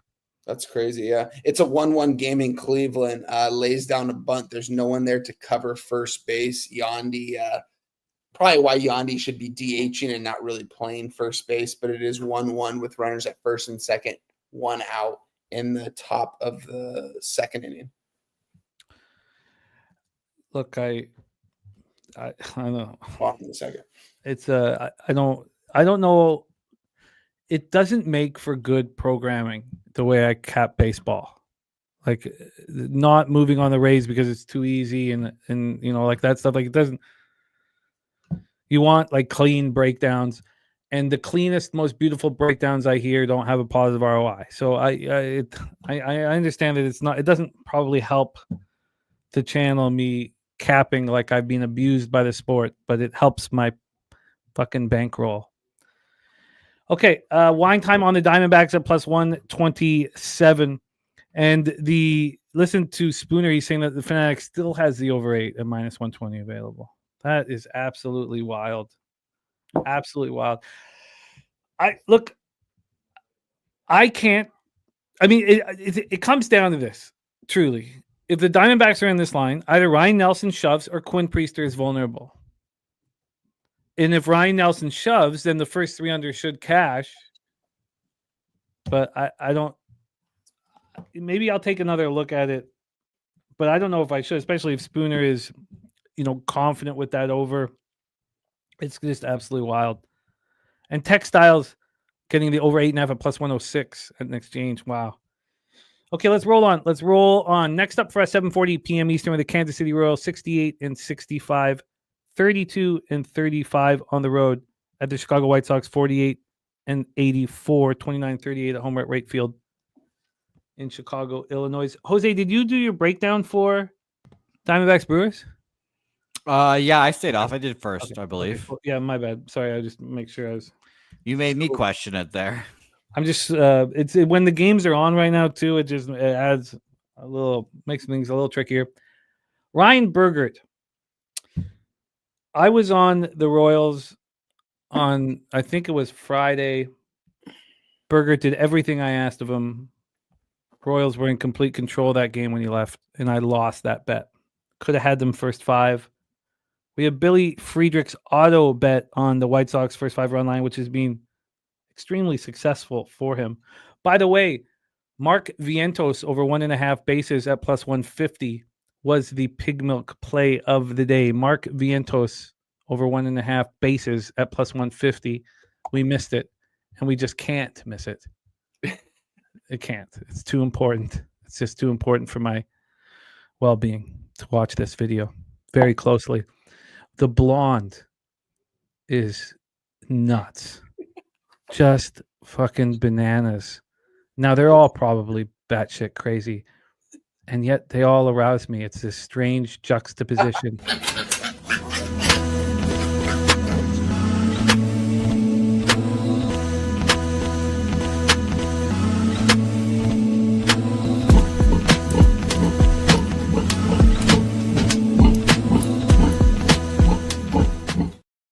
Justin says the blonde's his baby mama. She bites her bottom lip before she shows the others. I mean, good God. I mean, she comes down from the heavens. Let's roll here. Shout out to Pig Milk. God, where are those? Where's the belt? The belt buckle. Like it's I mean, let's stay focused here. Let's stay focused. But good God, is she fucking bananas?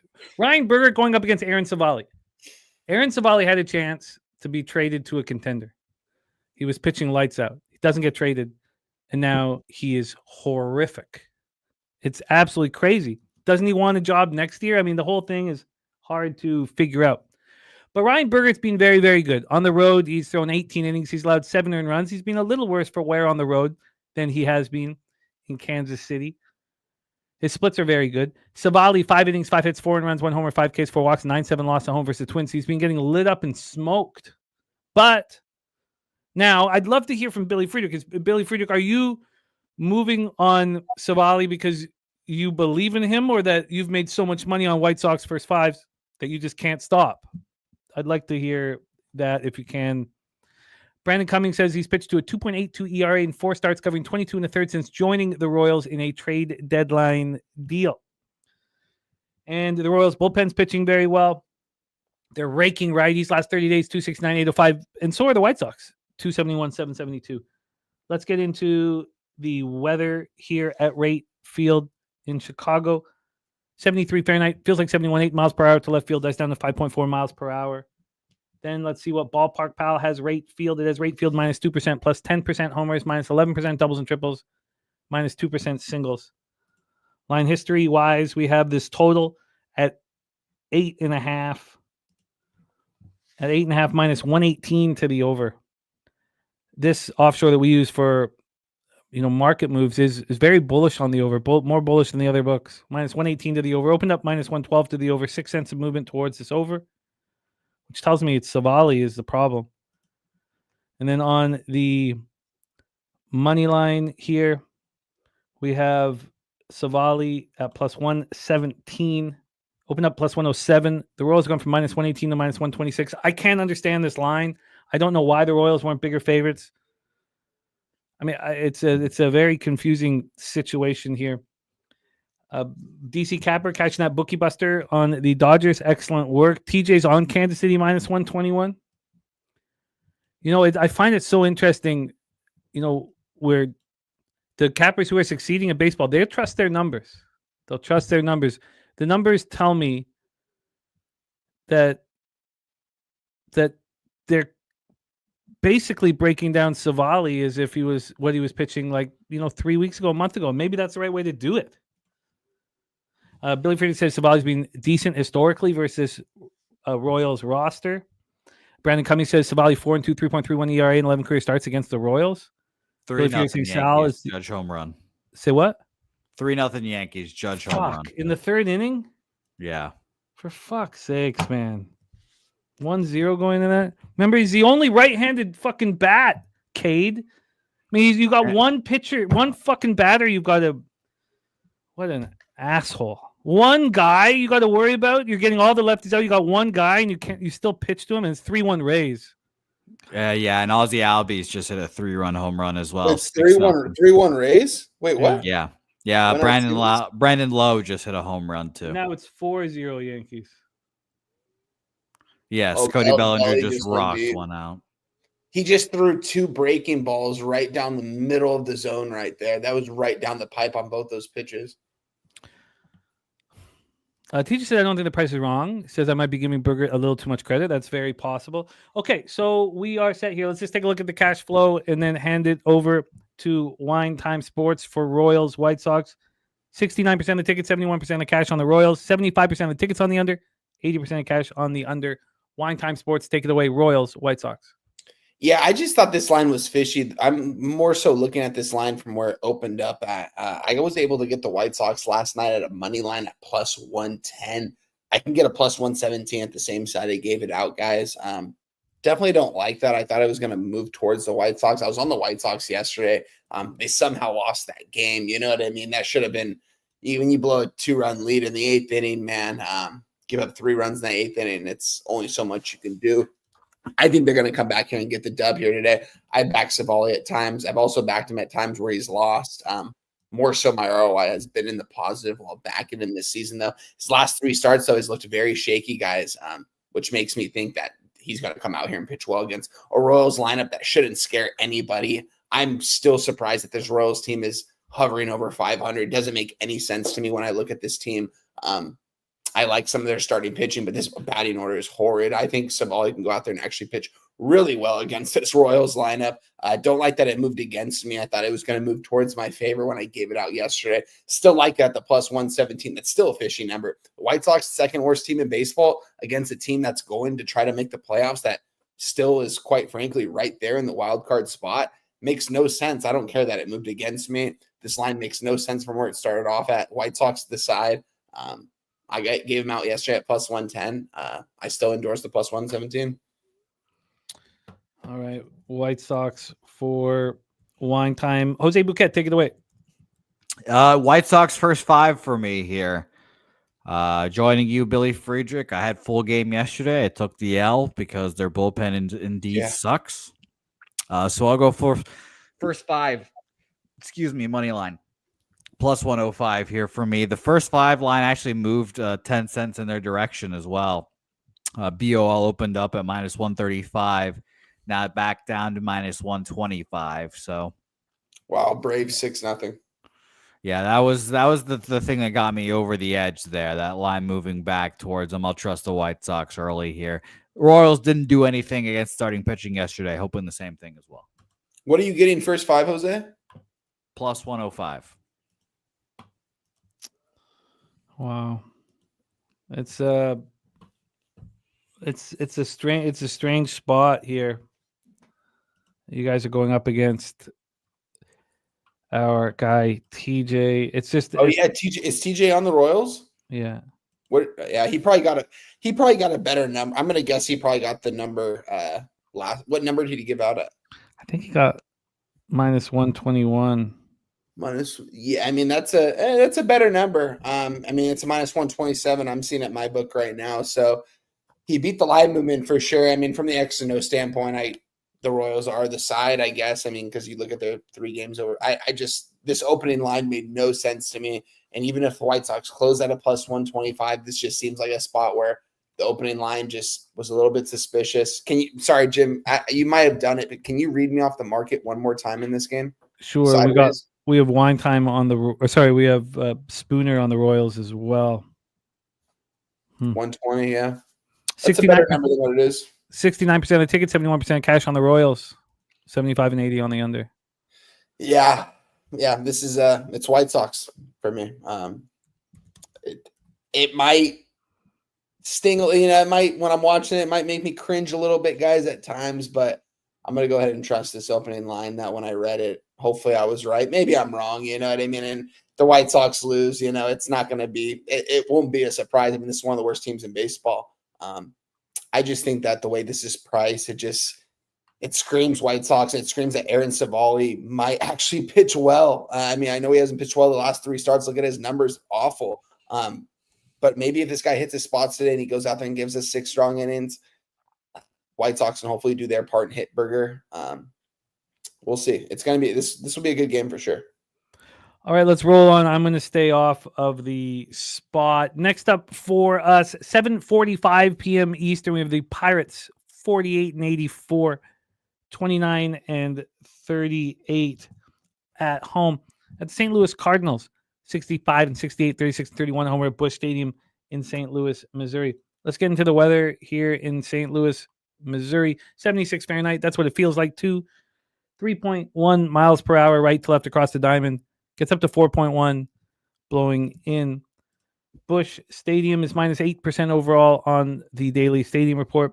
Minus 15% home runs, minus 6% doubles and triples, and plus 1% singles. Carmen Mlodzinski, 3-7, 3.89 ERA, 1.30 WHIP. His last appearance was August 23rd. He went 2 innings, struck out 5 of the 6 batters he faced in a 5-1 win at home over the Rockies. His last start was August 17th. He went 4 innings, allowed 1 hit. It wasn't a run. It wasn't earned. 3 Ks, no walks in a 4-3 loss at the Cubs. On the road this year, he has struggled. 24 earned runs over 42 and a third. He's allowed 48 hits in those 42 and a third. He did pitch well at the Cubs. So the difficulties he's had is coming out of the bullpen on the road. Not necessarily starting home, but it doesn't matter as much. Well, it does matter because he's here at Busch Stadium, but I kind of say it doesn't matter because the Cards are the worst team in Major League Baseball against righties last 30 days. They just can't hit. Deacon Mike in the house says fuck St. Louis and Contreras. And it's now 5-0 Yankees. Craig Wood says, have the Cardinals given up? The fans have. Yeah, we talked about that yesterday. The first time they've had under 20,000 ever at Busch Stadium for a home run. Sonny, 17,000. Sonny Gray, 12-6, 4.33 ERA, 1.20 WHIP. He's been great. He's been good. 161 Ks over 145 in a third. Last start, 3 earned runs over 5 innings, 7-4 win at the Rays. That's a tough place to pitch. He has struggled at home, though. 37 earned runs over 16 starts. It's strange. He's usually so good at home. 96 hits over 88 and 2/3. Points hitting 274 against them. 10 home runs allowed. And it's righties. Lineups full of righties can give him problems because the lefties just don't have power against them. But righties are a problem. Also, after Mlodzinski, it is Bubba Chandler. We get another peek at the young phenom Bubba Chandler. So looking at the splits here with Sonny Gray, knowing righties hit him. This Pirates lineup now, Horwitz, Reynolds will probably hit from the right side, and Cruz. But other than that, it's all righties, which should help if we expect Bubba Chandler to deliver. We also have a Pirates bullpen allowing 5.08 earned runs over 9 innings over the last 30 days. Cards bullpen 3.99, but coming back to earth. Pirates have a real big advantage with the bats, though. 271, 727 OPS. So let's get into the line history here for this one. So we have here the Cards at minus 160. They opened up at minus 182. A very big move towards the Pittsburgh Pirates that I think is warranted.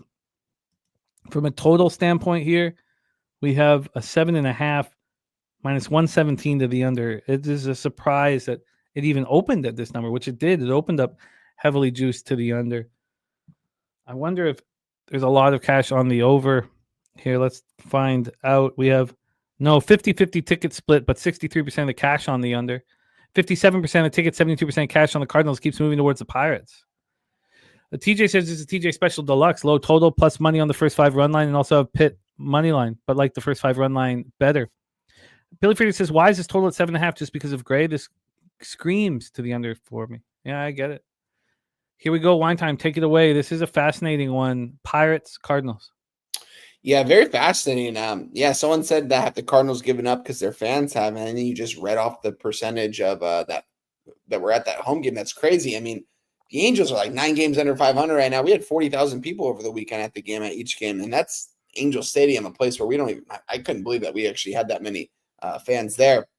The fact that the Cardinals fans are giving up this early, I get it. I mean, this isn't a fun team to watch. I mean, if you're a Cardinals fan, are you actually thinking that this Cardinals team is going to make a playoff run? Absolutely not. This team is dreadful, but I mean, there's still 3 games under 500 here. Plenty of time to go. Don't get me wrong. They've got to play some really good ball at the end of August and going into September. But this team's not out of it by any means here. These are 2 mediocre batting orders that I don't like by any means. We're seeing a total here at 7.5, juice to the under at minus 120. And the line just continues to move towards the Pirates, currently sitting right now. I'm seeing the Pirates as a plus 150 and the Cardinals as a minus 165 on the money line. Maybe Gray is a little bit vulnerable here. So they're minus 165 full game. Let's see what they are first 5 here on this website real quick. Minus 180 first 5. So, I mean, it's interesting. I like Sonny Gray. I made some money backing him this season, too. He's pitched well with the Cardinals. I mean, look at his record and look at his numbers. This guy's pitched well this season. And I do think that he probably could outpitch Midorowski here. I'm not going to have a play in this one, guys. I haven't really been playing Cardinals games just because I haven't been able to get a good read on them. I don't know how they're still somewhat in this playoff wild card run. Not saying they're going to make the playoffs, but they're still very much in it. There's still some baseball left to be played.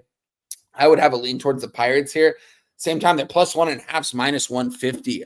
Juiced, very juiced to the over here. Nearly 100 cents difference between the run line and the money line.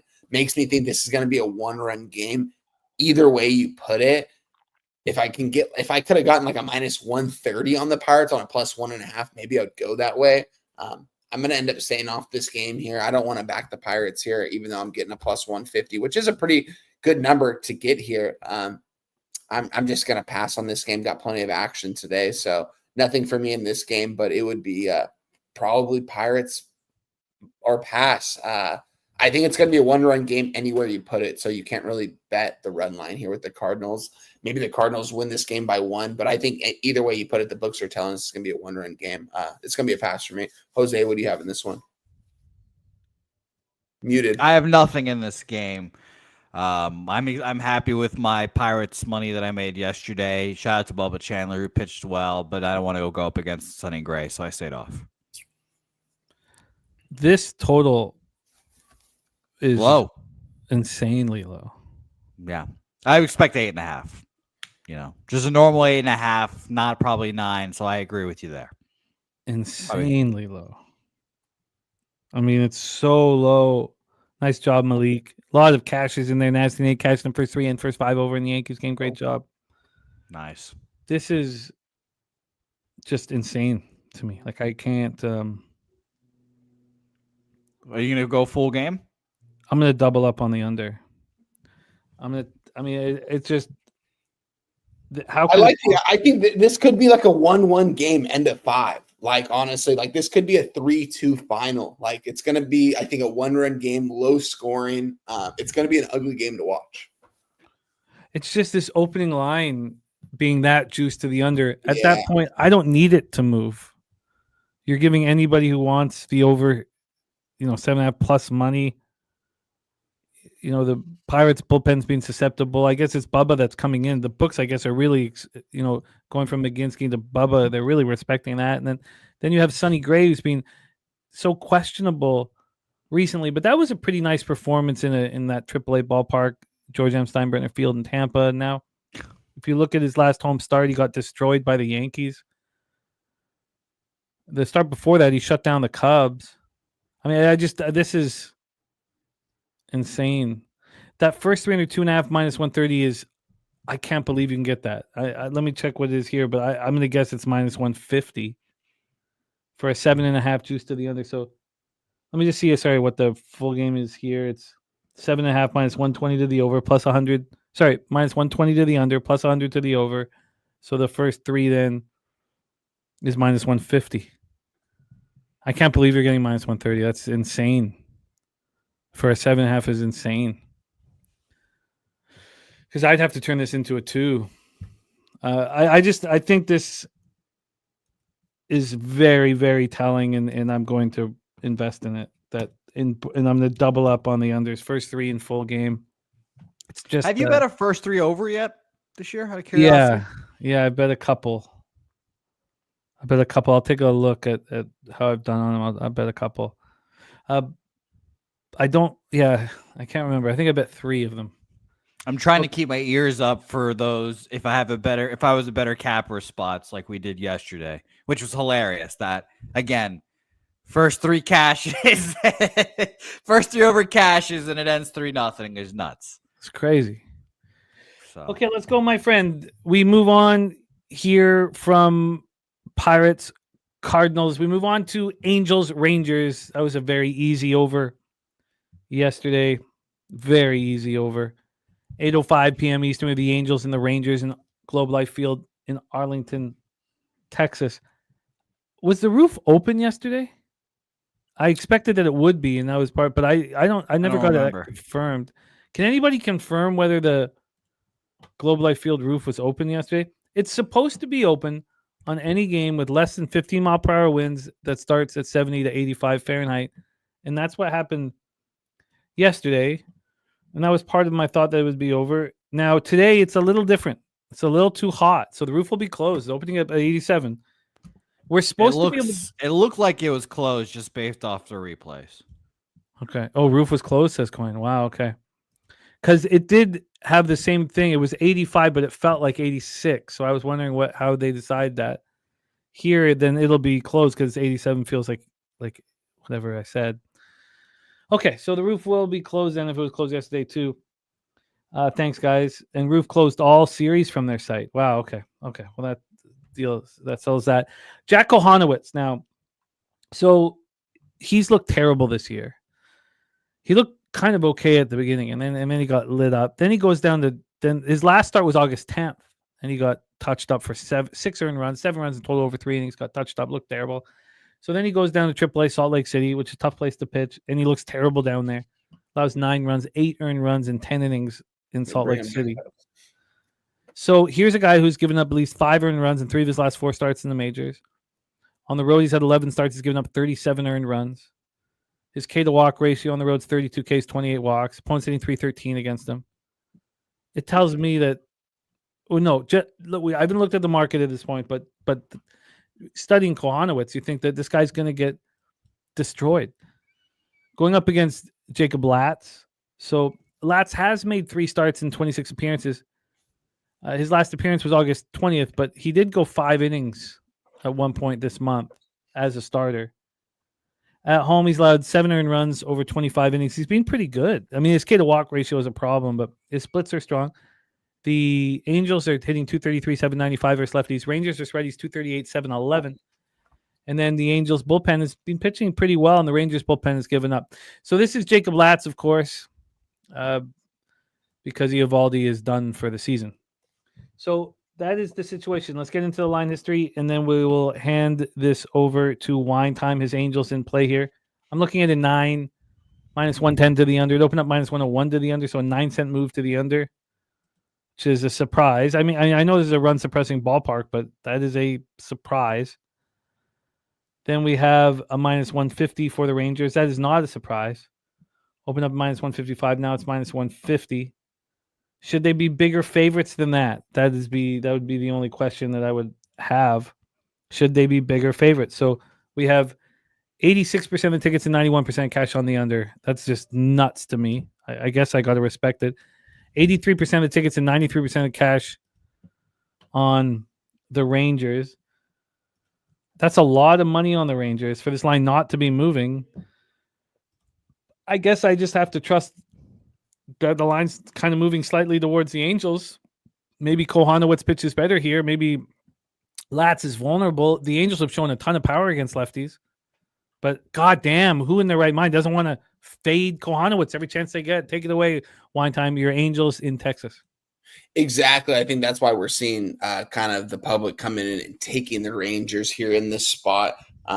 Jack Kohanowitz, I mean, it's not even close. He might be one of the worst starting pitchers in all of Major League Baseball. This guy's a younger guy, big dude that probably got the starting job in the rotation over Reed Detmers. Maybe I don't know why that decision was really made at the time that it was. A lot of Angel fans and Angel insiders were really confused at that. They thought Reed Detmers was gonna win that 5th starting job in the rotation.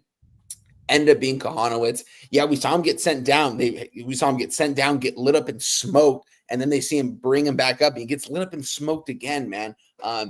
This guy, he's got some good stuff at times, but he's very vulnerable at times too.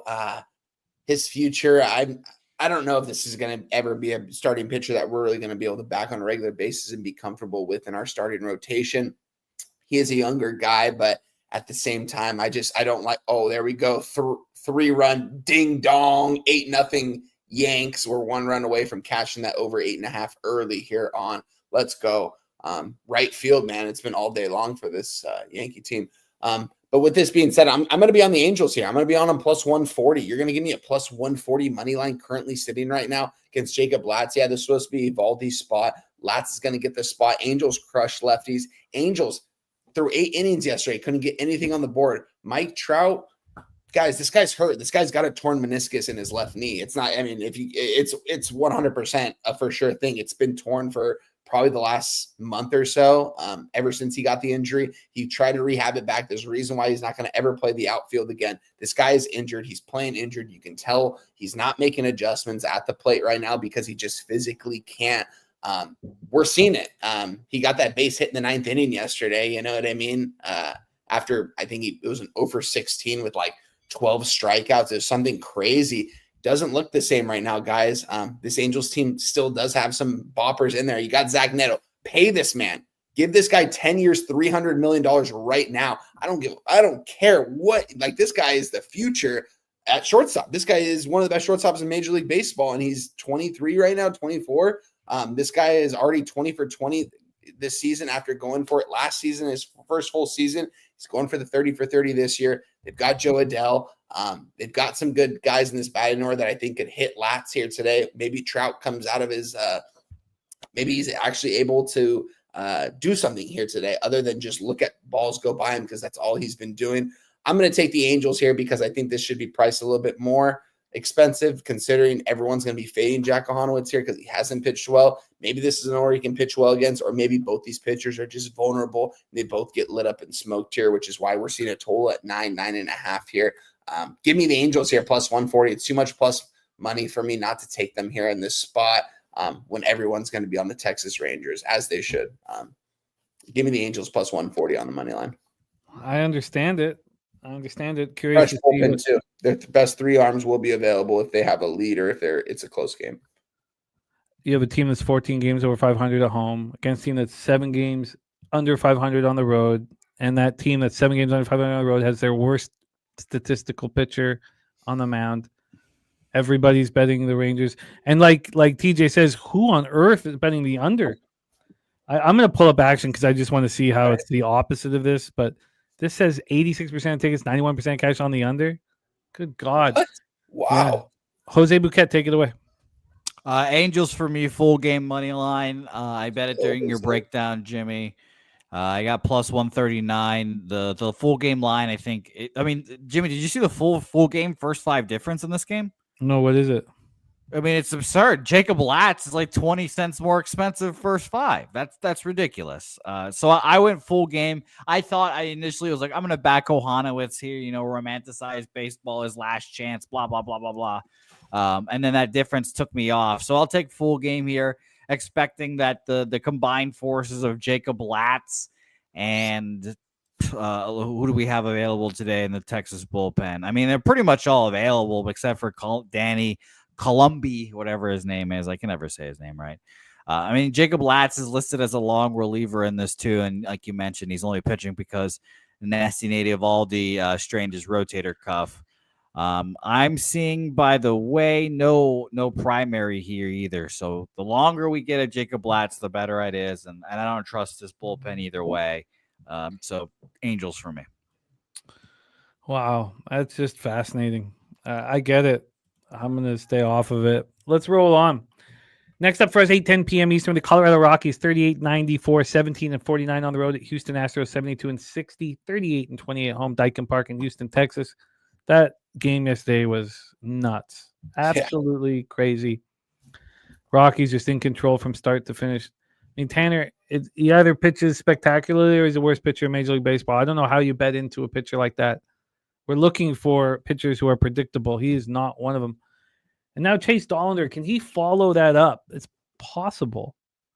Irish King, Houston, first 5, -1.5.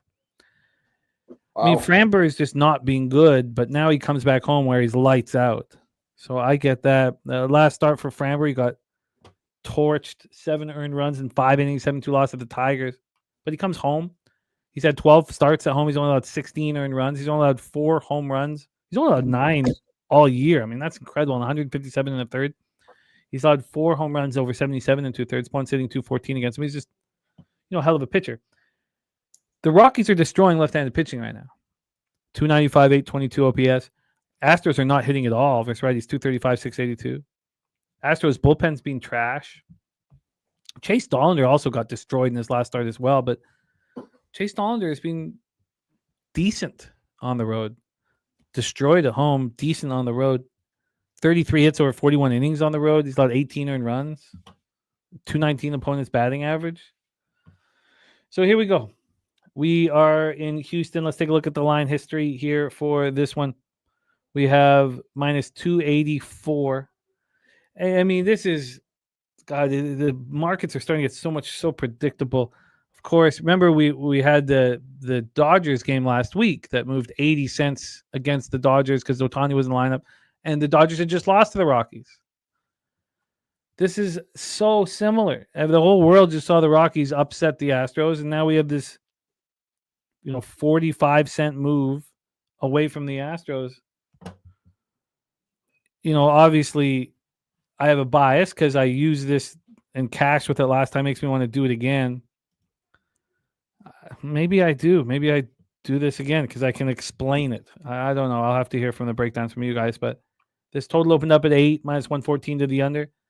It went to 7.5. It went 7.5 a few times, but it's back at 8. 5-cent move to the over. And when we get to the cash flow for the Astros spot, and big shout out to Stephen Miller. Look at this, as just showing love. Don't bet baseball, but still tune in when I'm not working. Let me take a shot. Ready for football, though. Stephen Miller, that's incredible. Thank you, man. That's a nice boost, too. We're a couple hours into the show. That's a nice boost, Stephen. Thank you. What a great comment, man. That means a ton. Thank you, man. Not just thank you to Stephen Miller over there. Thank you to Ben Rice. We just cashed the over 8.5 in the third freaking inning in this Yankees Nationals game, guys. Cheers to you. We got the sailor on deck. You see it. See her dancing right there by the label. Cheers to you guys. Cheers to our guy Stephen Miller with a $19.99 dono, guys. Don't be afraid to gift a Pub Sports Radio membership, and don't be afraid to get one if you haven't gotten one, guys. Support what we're doing over here at Pub Sports Radio. Shout out to you guys. There he is. Just to make that go down so much smoother, Deacon Mike says, I don't like any of you guys. So there you go. That looked delicious. And thank you to Stephen Miller blessing our action. So, even Lex Steele saying rocks, ? To me. Who wants to believe what they just saw? Framber needs to bounce back, so he's not going to overlook the opponent. Let's take a look at the cash flow. Love to see if I don't know if there could be tickets on the Rockies, but let's just see if that is a possibility. We have 77% of tickets, 87% of cash on the Astros, 71% of tickets, 92% of cash on the over, and it kept dropping down to 7.5.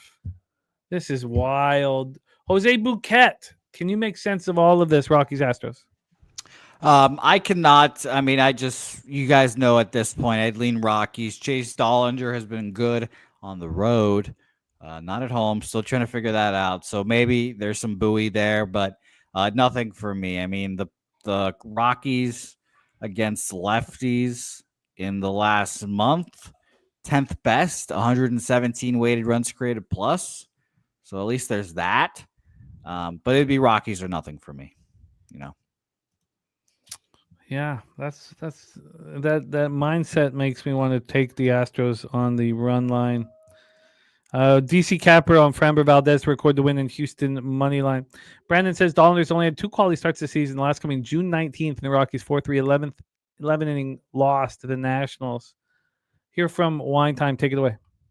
Yeah, I mean, you got Valdez on the mound here for the Astros. There's no way I would back the Colorado Rockies. I don't think they're going to be able to touch this guy today. I mean, this guy's coming off of 5 innings, 7 earned runs against the Detroit Tigers before. I mean, this guy has not been pitching well at all. This is the perfect lineup to get right up against, guys. Houston Astros, I mean, they're trying to run away in the AL West. This is going to be the team that represents the AL West this year in the playoffs. They're going to run away with it here.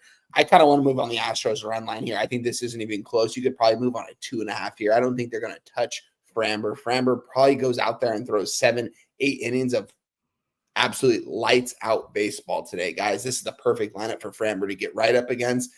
Look at this Rockies lineup, guys. Is there anyone in there that you actually think that could hit this guy? I mean, Framber's been vulnerable, obviously, so you probably do. But at the same time, this guy's due for a good start. This is a perfect get right. get confidence spot.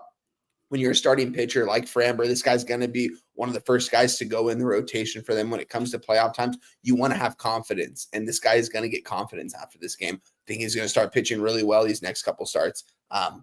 What can I get right now on the Astros on the run line? Let me look really quick here. Apologies. -1.5, -145, guys. I mean, that tells us everything we need to know here. But at the same time, we have a total at 8 juice to the under. What do we think here? Do we think maybe this is you know what? That's what it is. It's a Rockies team total under 2.5 at -110. There's no way they're going to be able to get even 2 runs off Valdez today. There's no way. Absolutely no way. This might be a team total under spot for the Rockies for me. 2.5 for a reason, guys. It's Framber. Don't get me wrong. He's been getting lit up and smoked these last couple of starts, but his numbers still look good besides that. This is a good pitcher. Framber has really good stuff. I've seen him at his best, and when he's at his best, he's one of the best pitchers in baseball. This seems like a get-right spot for him. We can go out there and dominate. There's a reason why it's a -1.5, -145 for a reason. I don't know what I do here. It would only be a Rockies team total under at this point because I'm not going to pay nearly a -150 for a 1.5 here. Am I going to pay what am I going to get +110 for a 2.5 and expect the Astros to win this game by 3 runs? I don't know, because this is a total of 8. You know what I mean? It's a low total. To me, this seems like it could be a 2-0, 3-1, 4-1 type of game for the Astros. I'm going to move on the Rockies team total under, just not give it out quite yet. I'm going to take some time here. Maybe we can touch over this game again before the end of the show, but this screams Rockies team total under 2.5 -110. Such an interesting spot. Spooner and TJ talking about moving on the under right now. The Astros have lost Framber's last 5 starts. In those 5 starts, they have scored a total of 8 runs. Wow. In the last 4 starts, Framber has gone 23 1/3 and allowed 19. Yeah, he's getting lit up. I mean, this is a perfect get-right spot, though. You know what I mean? I don't know if it's perfect just because the Rockies are raking against lefties. I know, but I don't know. It just seems like a get-right spot for Framber against a team that I think he can go out there and absolutely shut down. But you are right. I mean, I totally get what you're saying here, but I don't know. It just seems like a get-right spot for Framber. If this isn't a get-right spot for him, I'm not sure when it's going to be for him. He needs to gain some confidence going into September. I'll be very interested to see what you decide to do. A lot of people agreeing with you here. I don't know. I guess I'm going to need more time. It's very tricky. I mean, this is a fun game. As crazy as it is that the Astros are -300, this is going to this was a really fun cap. When I originally capped this, I thought the Astros would smoke them. But now that I'm seeing a team total for the Rockies at this, I don't know. Maybe the Rockies could get off on this guy, but it just seems like Framber can go out there and absolutely pitch lights out. But never know. I'm not going to move on it quite yet, guys. This isn't official play from wine time yet. I want to break down this game before we talk college football again and see if I end up moving on this. But yeah, that'll be it for me. Okay, let's roll on. I mean, another thing that does, when you have a friend who just shoves in a hostile environment, you get the feeling you're like, okay, I'm next. I'm going to do it too. And I'm not saying that Dollander will. He's pitched better on the road. I just doesn't correlate for me enough. In that Dodgers game, I mean, I certainly the 40-cent move is because the Rockies won yesterday. Yeah. TJ says 200 or plus more, 200 or higher dogs. Team totals unders are hitting nearly at 65%. So I'm going to work on that game a little longer. I think it just doesn't correlate enough here. So let's roll on. Let's roll on here, and we have our guy Kong's Clips play of the day right here. Nick Lodolo. He missed almost all of August due to a blister on his left index finger. He threw a 3-inning simulated game. Lodolo's K's, we've had our guy Kong hit him at over 7.5. Now we have 5 or more for our guy Kong.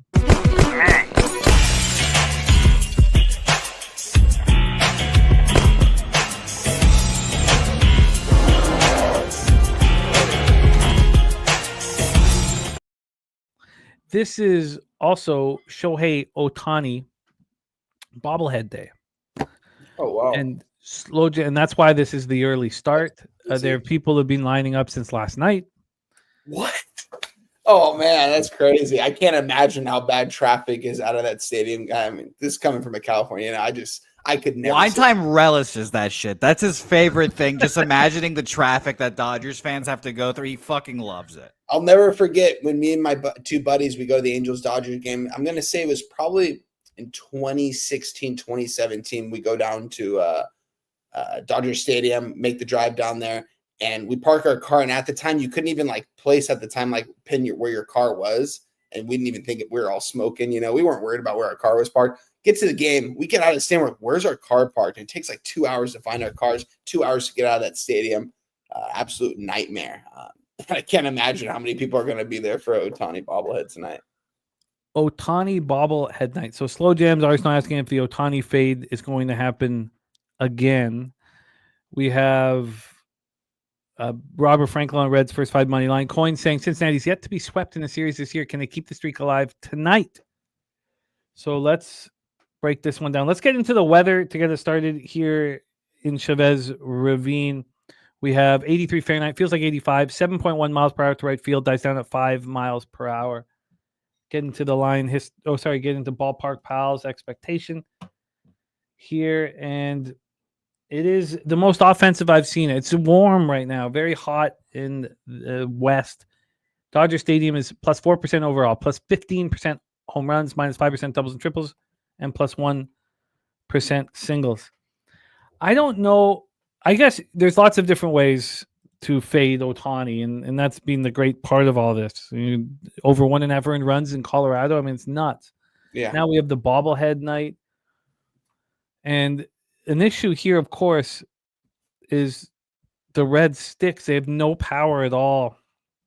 The Dodgers have the Padres, in their rearview mirror,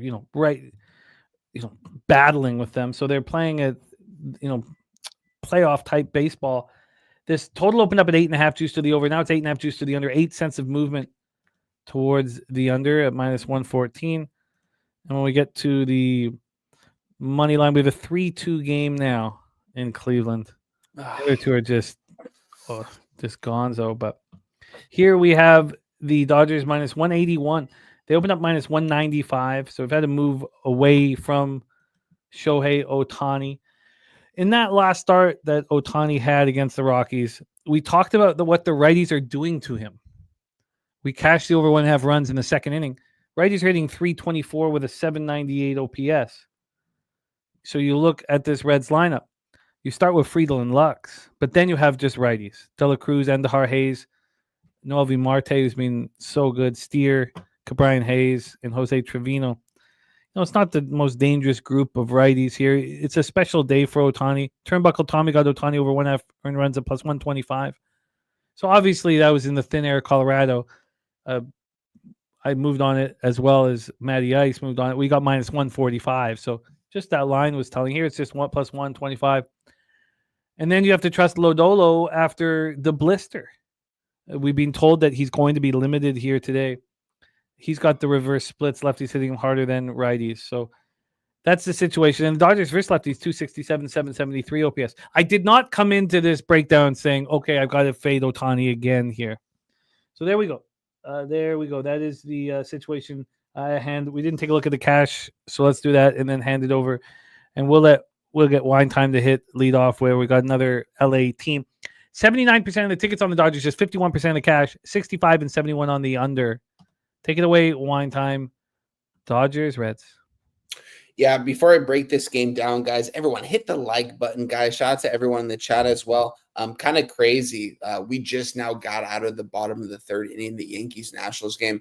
I think that might have been the longest half inning of baseball I've ever seen. Ben Rice was 2 batters away from coming up to bat for the third time in the inning. Oh my God, what's the score? It's 10-0. It's in the third inning. Oh my God, you would think it's fucking 15-0 at that point. They had bases loaded going, you know what I mean? Like it's just, right. It's crazy. I'm glad I was somewhat wanting to move on a Nationals team total over in this spot. Still a long ways, but besides the point, guys, hit the like button, guys. You guys know me. I know Shohei Ohtani very well. I watched him and Mike Trout play together for many years out here at Anaheim. I went to so many games because I knew I'm watching 2 generational talents play on the same field together. Ohtani did so many good things for Anaheim. Shout out to him. Bringing a lot of crowds in there as well. A lot of his people in there. So shout out to them. And Ohtani, I mean, dude, he's been nothing short of spectacular for the Dodgers at the plate. Pitching wise, I've always had my question marks on him. He was always a 5th or 6th inning guy for the Angels because we knew after those innings when you'd see this batting order maybe 3 times around, very vulnerable. We're never going to see Ohtani be a 6th, 7th inning, 6th, 7th inning guy at this point in his career after getting 2 Tommy Johns. You don't need him to be, though. I mean, as good of a hitter as he is, he's earning his paycheck already. He already won the World Series, but going into this one, I could only be on the Reds on a +1.5 here on the run line here at Chavez Ravine. For a Shohei Ohtani bobble night, everyone's going to be here. LA is going to be lit tonight here. Everyone's going to be at this game. The crowd at this game is going to be absolutely wild to see. A perfect night for a disappointment, in my opinion. Ohtani, maybe we see him get 4 or 5 innings here. You know what I mean? At that, I don't even know if we'll see that many innings out of him. I mean, he's very vulnerable after he sees this batting order 2 times around. Hard contact off him as well this season. I mean, guys have been crushing the ball off him. His defense has been in the right time at the right spots early on in the season, but we're definitely seeing him get vulnerable these last couple of starts. I would only be on the Reds here on the +1.5 here. Nothing official for me. I'm not going to fade my guy Ohtani on his bobble night in LA. Although I do want to, I'm not going to do it though. Not enough value, I think, in the Reds here. Nick Lodolo, I don't know what I'm going to get out of Lodolo either. Is he going to go 5 innings today? Maybe. I don't even think he got a rehab. Did he get a rehab start? No, he had a simulated game, 3 innings. He might go 4 to 5 innings here today, guys. It's going to be this is going to could be a tough spot for Lodolo. And this crowd at I mean, guys, Dodgers Stadium, this place is going to be lit.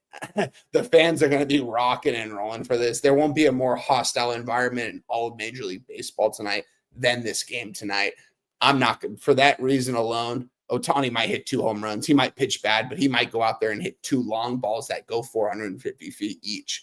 I'm going to stay off this game. Nothing for me on this one.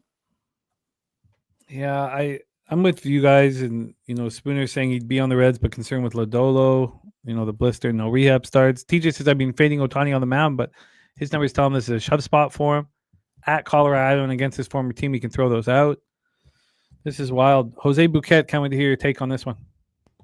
Yeah, I honestly don't have much. I'm kind of clutching my pearls for the last game on the board, honestly. So I've got nothing here. It's wine time, said it best. I don't know what to expect from Lodolo. 3-4 innings. Then we turn over to a Reds bullpen that in the last, we'll say 10 days here, they're 10th best, 3.26 ERA, 3.45 FIP. So I just don't know what to do here. I'd probably again lean Reds because the big favorite, but nothing here for me. I will say this, Jimmy. I was just scrolling around, seeing what futures I could get at other places. I'm going to be in a legal betting state at the end of the month, and I just want to see what futures I can put in. Where are you going to be, Jose? North Carolina for a wedding. Nice. You can bet AL exact finalist. And I love where the Boston Red Sox are lining up here, and your Toronto Blue Jays, 2,200 plus 2,200. And I might end up making that bet here in the next month or so. But it's the Red Sox path is very favorable in my opinion. What were you clutching? Pearls. your pearls. Just pearls, holding on to them. Clutching your pearls. Mm-hmm. All right. Okay. Do you have any interest in the over here with Reds Dodgers? No, I'm going to hold on to my pearls still. I mean, is this not as suspicious right here, though, Jim? I mean, LAD not to bat in the bottom of the 9th, -140 on DK. They're a huge favorite at what are they right now? -188. Okay. Never mind. That's not super. Yeah, never mind. Irish King. See, there's 2 different interpretations of that, Jimmy. Irish King saying Jose the Clam, or you could be Kelly McInnes and saying pearls, aka anal beads. So there's two different spectrums you could have gone there. I'll take. Let's move on. That's what I will focus on here. Clutching your pearls, Jose. That's the first time you've used that on one of our shows. Is it? It's taking you back. Yeah, it has. Yeah, you're the first friend I've ever had in my life use that term. Wow, I'm glad I could be innovator.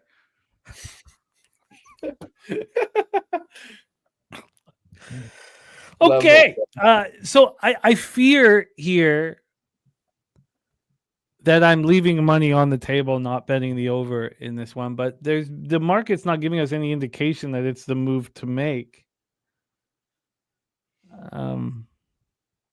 Which sucks. Kind of want to have some action in this game. So the early start is because it's bobblehead night for Ohtani. They didn't want to. I don't know. I guess the traffic. What time's the game at, Jim? It's at 5:40 p.m. Pacific on a Friday night. Wait, you're right. Wednesday night. That's Wednesday. I mean, on a Wednesday night, that's crazy. One time, where's your fucking head at? Friday. I mean, because just because I do the show Wednesday and Friday, you know. But 5:40 p.m. I mean, it's going to be warmer than usual night games. TJ saying, will shadows be an issue? I mean, do you know will shadows be an issue? I mean, I would have never have thought that, honestly. Not gonna lie, but I wouldn't think so. I mean, well, Jimmy, they just want to. People get off work around 5 p.m. in LA to get to the Dodger Stadium from LA. I mean, you got to get off work a couple hours early just to get there.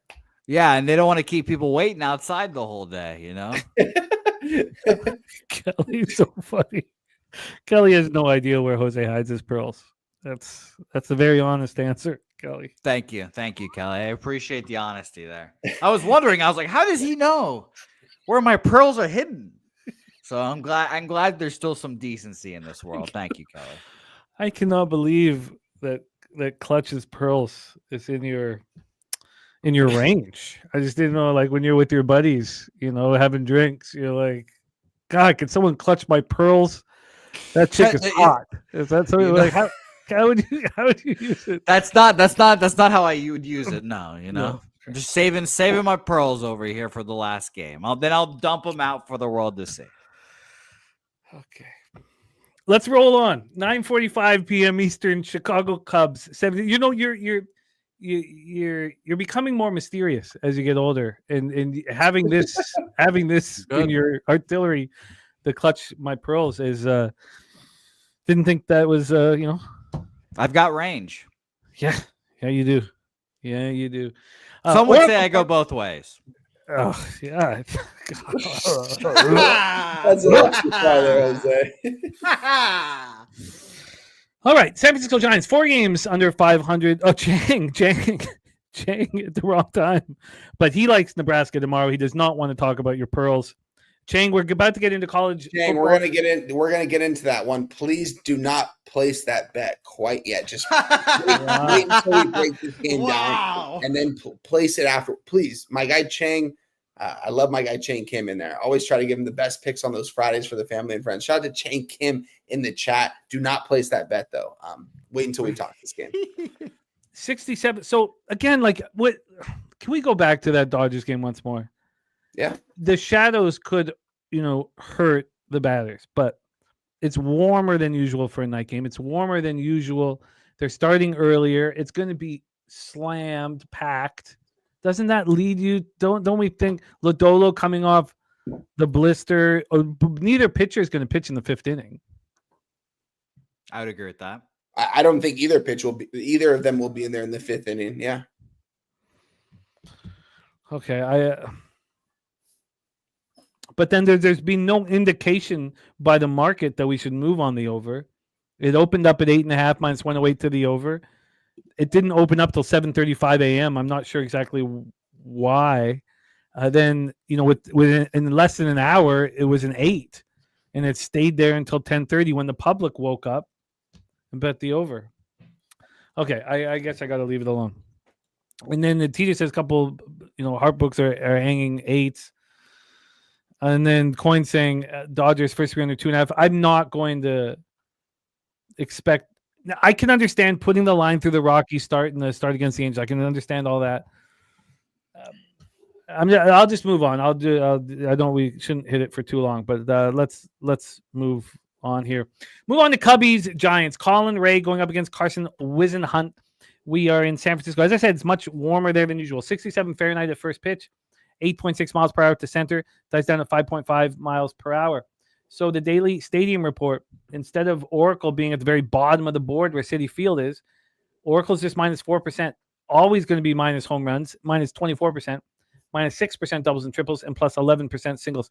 Colin Ray, 10-5, 3.96 ERA, 1.29 WHIP. His last start, he lost 2 earned runs over 5 2/3. On the road, 8 starts, 11 appearances, 49 2/3. He's allowed 21 earned runs, 5 home runs, 247 opponents batting average. And we know his issue, and that's lefties hit him very hard. Lefties are hitting him 290, 862 OPS. So immediately, are there lefties that can hurt you in this Giants lineup? And there are. Their best bats, really. Young-Hoo Lee and Devers, first and third. And then you have Smith batting fifth. And then Bailey, the switch hitter, turning lineup over. So maybe it's not the toughest group. Whisenhunt, the young lefty, hasn't looked very good in a short sample size, 18 1/3 Major League Baseball. He's allowed 5 home runs in that 18 1/3. The Cubs aren't hitting lefties at all, 221, 648 OPS. And a lot of that can be based on their difficult situations at home, you know. You did nail that, TJ, with Verlander yesterday. We have Brandon Cummings says the Giants, who have struggled to find a leadoff hitter and rarely have stolen bases, had won only once. A leadoff hit. Had only one against Verlander. LJ from H-Town says Cubs 18-3 straight up off the road on the last road lost in the same series. 15 wins by the run line. So we have LJ from H-Town on the Cubbies on the run line. The same deal for, of course, Carson wasn't the lefty, but righties have been annihilating him. Again, Cubbies just 221, 648 OPS last 30 days versus lefties. Giants versus righties 243, 718. And both bullpens have been very good. Line history-wise, we have a total of 8.5, minus 111 to the over. This opened up minus 101 to the over. If I had a similar market here in that Dodgers-Reds game, I'd be on the over. Maybe we should just bet the over here in this one. On the money line, we have the Giants at plus 115. They opened up at plus 109, 6 cents of movement. It's been very small increments as it's moved towards the Cubs. Cubs are going from minus 121 to minus 124. We have a Gorky in the house. He's moving on Ostapenko. Not moving on Ostapenko line. Move below plus 100, sir. Thank you for that clarification, Gorky. And then cash-wise, Jose, we have 56% of the tickets on the Cubs, but 67% of the cash on the Giants. And that sort of tells you why this line's not moving. 71% of tickets on the over and 81% of cash on the over. Then you have to ask yourself, okay, if there's all that money on the over, should it move more than just, 10 cents from minus 101 to minus 111? Take it away, my man. 8.5 totals in San Francisco are pretty high. You typically see 7.5. So the fact that it's not moving isn't too worrisome. 10 cents. Is that enough? Not really. No, I think it's high enough as it is. If you like the over, I think seeing this 8.5 should be like, okay, great. Because the books think this is going over too. Because like I said, 7.5 is typically what we'll see. I understand Carson Whisenhunt's probably not the best pitcher in the world. Not a pitcher I want to back. And Colin Ray, I think, is good to not decent. But the fact that we're seeing 8.5 here, like if this is in Wrigley, are we seeing 9.5, 10 with this total? So the fact that it's 8.5 here makes me think it's going over, but I'll stay off here. I don't like either one of these teams, and I don't trust either one of these teams. Wine time. Take it away here. Cubbies, Giants at Oracle Park. It's warm. It's blowing out. And, Ray has issues with left-handed sticks. Whisenhunt is just not looking good at all. Whisenhunt's throwing 9 innings at Oracle Park. The run suppressing. He's allowed 7 earned runs and 4 home runs. Lucky Power on the Cubbies money line. Irish King on the Cubbies first 5, minus half, and the team total over. Wine time, what's your plan? I mean, my initial first look would probably be the Chicago Cubs here, but the more I look at it, would probably be the over here in this spot, seeing an 8.5 here with two decent pitchers on the mound here at Oracle Park, a park where it's hard to score runs, but you already touched on it. It's blowing out. Maybe there are some runs scored in here this game, which is why we're seeing 8.5 juice to the over at -115, -120, depending on where you're looking right now. I like the over here in this game. This wasn't a game I actually ended up coming on here anticipating to play, but the more I look at this, makes me think that this could be a lot of runs scored between both these ball clubs here today. San Francisco Giants just slowly fading away here as the season goes on. This team, we won't see this team in the postseason. At least I hope we don't see this team in the postseason. They don't deserve it by any means. With that being said here, I kind of like talking about the Cubs? I'm talking about the Giants. Oh, okay. Sorry. Whoops. Whoops. Okay.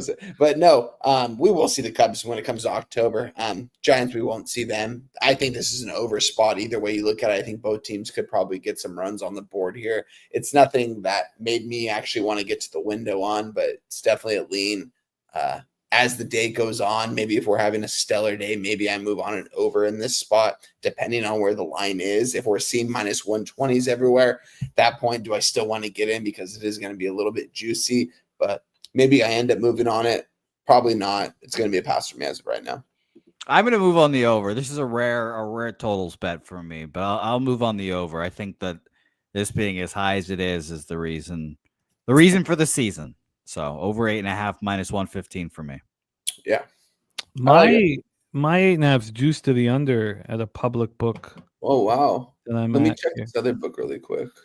I'm going to do something different. And TJ is on the Cubbies, and he's not alone. I believe, let me go back to Spooner. I believe Spooner's on the Cubbies as well.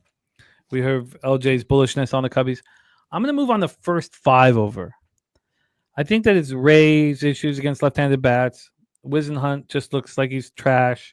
Also, the wind is blowing out off the top when it's at its warmest at 67 Fahrenheit, 8.6 miles per hour. It dies down and gets cooler as game goes on. Just very small increments. But I like the bullpens for each team. They're both playing well. As it cools down, starts blowing out, then it becomes kind of goes back to that run suppressing nature. So I'm going to be on the first 5 over 4.5.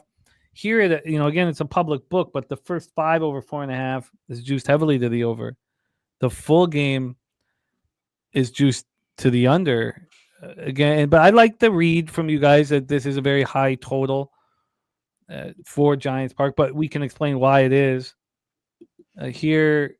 But it's crazy that it's like here at a much sharper book, it's juiced to the over. I don't know why it's juiced to the under here, but even the first half is juiced heavily to the over. Yeah, I'm set. I'm gonna be on the first 5 over. Jose's gonna be on the full game over. I might be on the full game over as well. Be sure to follow me on Twitter, Wine Time Sports. I'll tweet this out at least 30 minutes to an hour before the game if I do move on this, but it'd be full game over for me. Spooner says this half of Cubs Sports Radio is on the Cubbies at -125. He'd set the line that Troy is on it as well, -280. Jose, can you give us one last look at the bullpen fatigue? Sure. That ran through my head the other day. I don't know why. I do know why. I was watching Giolito looking radio sharp as fuck, and I was like, "There is zero fatigue there at all." From good. Get your French going, man. Yeah, well, my last name is French. I need to parlez-vous français, as they say. Absolutely. Ryan Walker, 18 pitches yesterday. Buto 7, and Joey Lucchesi. Is this the goddamn Mets? 19 yesterday as well. I kind of expect Ryan Walker not to be available, honestly. He went 17 pitches, day off, 22 pitches, day off, 18 pitches. So we'll see. Otherwise, they're pretty rested and ready to go here. As for the Cubs fatigue, as they say, 8 pitches from Pomerantz, 15 from Taylor Rogers, 7 from Jordan Wicks. And the rest of the guys didn't go. So Palencia, Keller, Kittredge, and Theo Barr haven't thrown since Sunday. Justin going to join me on the first 5. Thank you. I like the full game over, and honestly, I'm not against the double up here, depending on how much I've got. So I'll just put that note here. Maybe a double up. Shout out to Stacks. I texted Stacks. He told me on that over in the Nationals game. We got it, Stacks. Let's go, baby. Got it easily. Very, very, very easily. And Jason Meyer, the El Dorado custodian, says, I thought the Pearls play today might be the Giants. I don't think it should be. I think it should be the Hidden Pearls play of the day, just to spark the imagination. Let's roll into our final spot on the board. As much as I crushed backing the White Sox first 3 and first 5 when they didn't take care of full game, screwed it up with the A's first 5. Should have just been on the over. The 11, the 11 is, do you consider an 8.5 in Oracle as egregious as an 11 in Sutter Health Park? Or are they the same? What would you guys say? I would say the median line for a total at whatever the fuck, the Sacramento is like 10. Yeah, and then the median line for Oracle is 7.5. So it's the same, basically. Yeah. So yeah. Well, if that's the case, then I think I should double up on that over in San Francisco. Because that over, not being on that over when we knew that Morton was going to get touched, and there's a reason why, Beto, I think it was Beto, right, isn't in, a starter in Major League. I was very, very upset. I went to bed and I was very happy I woke up to that money because it was 5-5 and I was like, I don't want to have to fucking do this. So JT doesn't think that's the same again, and that would be that the average total in San Francisco is 7.5. Today we have an 8.5. The average total in Sutter Health Park is a 10, and now we have 11.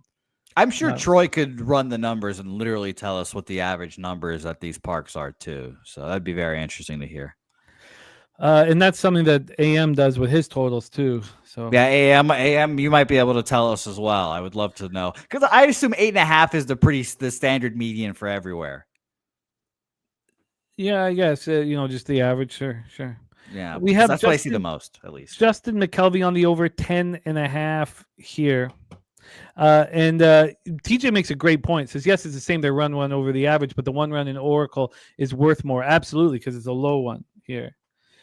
Ken says, are you a fan of parlaying the first 5 over with the full game over? No, not at all. I don't know. I want them to be, if it depends sort of what you're getting, what your risk reward is. But no, I would rather just have 2 bets there. Big Zo says Casey Mize is 12-4, so solid. Look, we had Spooner break down Luis Morales, why he's succeeding right now. We're dealing with a different arm angle. And I've wanted to fade Casey Mize, and I faded him against Burgert. Really? Yeah, and I faded him against Burgert, and I should have been rewarded. It was absolute bullshit that the Royals bullpen let me down. Burgert outpitched Casey Mize. Casey Mize is allowing a lot of hits right now. He just doesn't look as strong. We're on the road where opponents are hitting 274 against them. 25 earned runs in 60 innings. He allows more hits than innings. I want to keep fading him. I really do. The A's bullpen's pitching lights out. I should have trusted that and taken the full game. I did not. Tigers bullpen's pitching very well too. JT is on Baldwin over 1.5 hits, runs, and RBIs. We got Good in the house. What up, Good? He's going to take the Reds solo team total over on Shohei Ohtani bobblehead night. This will be the first start I haven't faded Ohtani in some form, and I still may, but I haven't faded him in some form in at least 3 straight starts. I faded him. So let's get into this one here. Our final spot on the board. Sutter Health Park is the most offensive ballpark in baseball today by far. Plus 21% plus 21% runs, plus 33% home runs, plus 5% doubles and triples, and plus 8% singles. Coins on Morales to allow over 5.5 hits here at plus 130. Let's get into the line history. We move into college football next, and then the WNBA with Justin McKelvey as well as Billy Brisbane. We have the A's at plus 110. That tells me that Morales, that the pitching difference is smaller than one would expect. This total is a 10.5 minus 114 to the over. I've had 7 cents of movement to the over. And then when we get to the cash flow, we have 54% of tickets and 67% of the cash on the A's. That's very interesting that the public is not on the Tigers. And then we have 50% tickets, 68% cash on the over. Wine Time Sports, take it away. Your plan of action here in our final game on the board in Sacramento. Apologies, I kind of my stream went out for a second there for a minute, guys. Apologies for that. But yeah, I'm on playing this game, guys. I got on the Athletics last night at a plus 120. We're seeing them at a plus 113 or a plus 110, wherever you're looking right now. I think Luis Morales can go out there. I don't know if he's going to absolutely shove. I think more so it's going to be both pitchers are probably going to be vulnerable today. And I think we're going to see some long balls from the Athletics with some runners on base. I was on the Athletics yesterday. I should have been on the over. Guys, when the Athletics are playing at home and the total opens up at 10 or 10.5 and it moves to the over, you bet the over. It's a proven fact. My guy Troy Torrance went over it for me. Over the All-Star break when we talked about it, and he told me the rate that it was hitting out was absolutely crazy. Can you repeat that angle once more? So if the total, I think he did it a little bit of a different way. I think he did whatever it opened up at, if it moved towards the over. My specific thing was if it opened up at a 10 or 10.5 and it moves a half run towards the over. I don't know if his model exactly did that. I think it was more so as if it moved towards the over. My model for this is more of if it opens up at a 10 or 10.5 and it moves to an 11, this is an over must bet every single time of the week. We're seeing a 10.5 juice the over at minus 120 at all my books right now. This seems like an over spot as well. I think they're going to be able to absolutely hit Casey Mize here today in Sacramento. You guys have heard me talk time in and time out about this Athletics team, when to take them, when's the right time to take them. This is the right time to take them. When they're a small dog, small favorite, plus 120 last night, they're plus 110 now.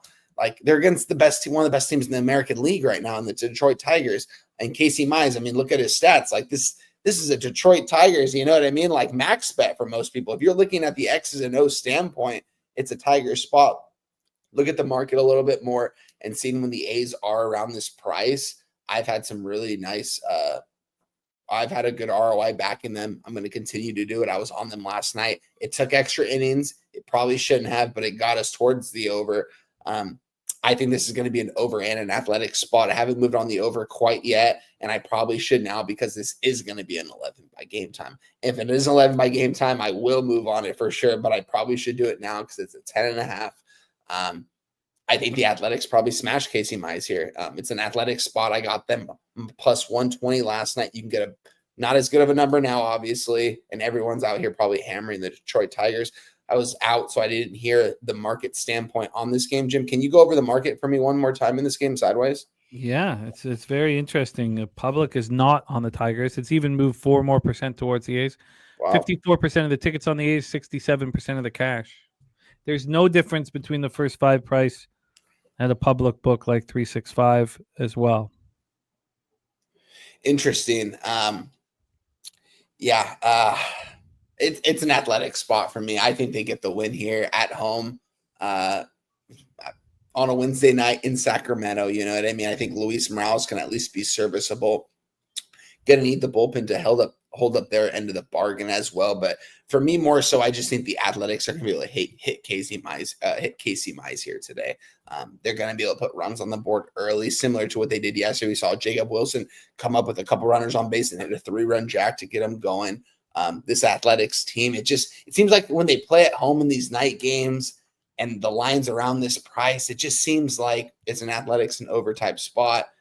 I'm on the Athletics here. I might get on the over. It might be a double up spot for me. Maybe a double up spot on the Athletics team total rather than the full game over. We'll see as it gets closer to first pitch. This game doesn't go off. It's the last game on the board. So, but give me the Athletics plus 120. Tweeted out last night. 0 strikeouts for Mize against the Royals. He had 10 against the Twins on the road. It was the second time he saw the Twins in a short period of time. He seems to be really good at that. He seems to have a lot of, tricks in the bag. I want the first 5 here, as there's no difference in the price at a public book, like 365 at a sharp book. I'm looking at a 12-cent difference on the A's first 5. I screwed it up last time. I'm not going to screw it up here. I'm going to be on the A's first 5. Wine time on the A's full game and a possible over. Mr. Bouquet. Oh, by the way, Wine time, why don't you do a review of all of your MLB action, and then Jose and I will finish that, give you a little bit of a break before we get into the college football action. Yeah, guys, be sure to stay tuned in, guys. I know it's 3 o'clock over there on the East Coast for you guys, but me, my guy, Daby Cab, and Jimmy the Bag are going to break down the college football card here coming up. And we're going to have a good time doing it, too. I can tell you that much.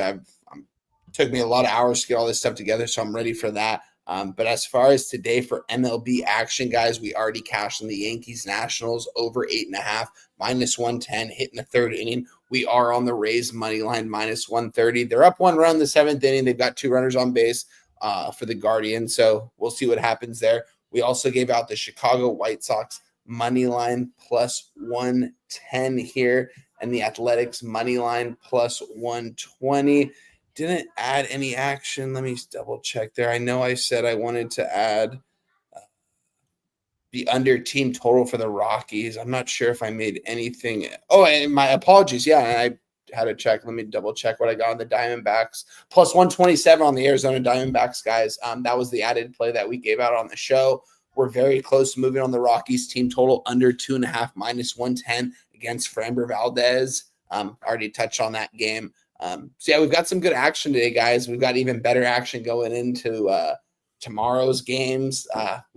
I've got some good action going into tomorrow, Friday, and Saturday. I'm really excited for college football. But shout out to my guy Jimmy the Bag for having me for MLB, and my guy Jose Bouquet, as always.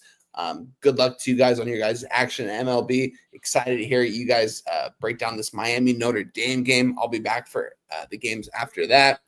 Shout out to you guys. Love you guys. Good luck to you guys. There he is, our guy, Wine Time Sports. He'll be back in about 10, 15 minutes or so. Jose, Wine Time's on the A's full game. I'm going to be on the A's first 5. What is your plan in Tigers athletics?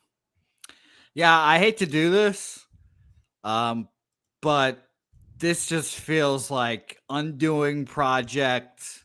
Everyone betting what they just saw. The line is the exact same.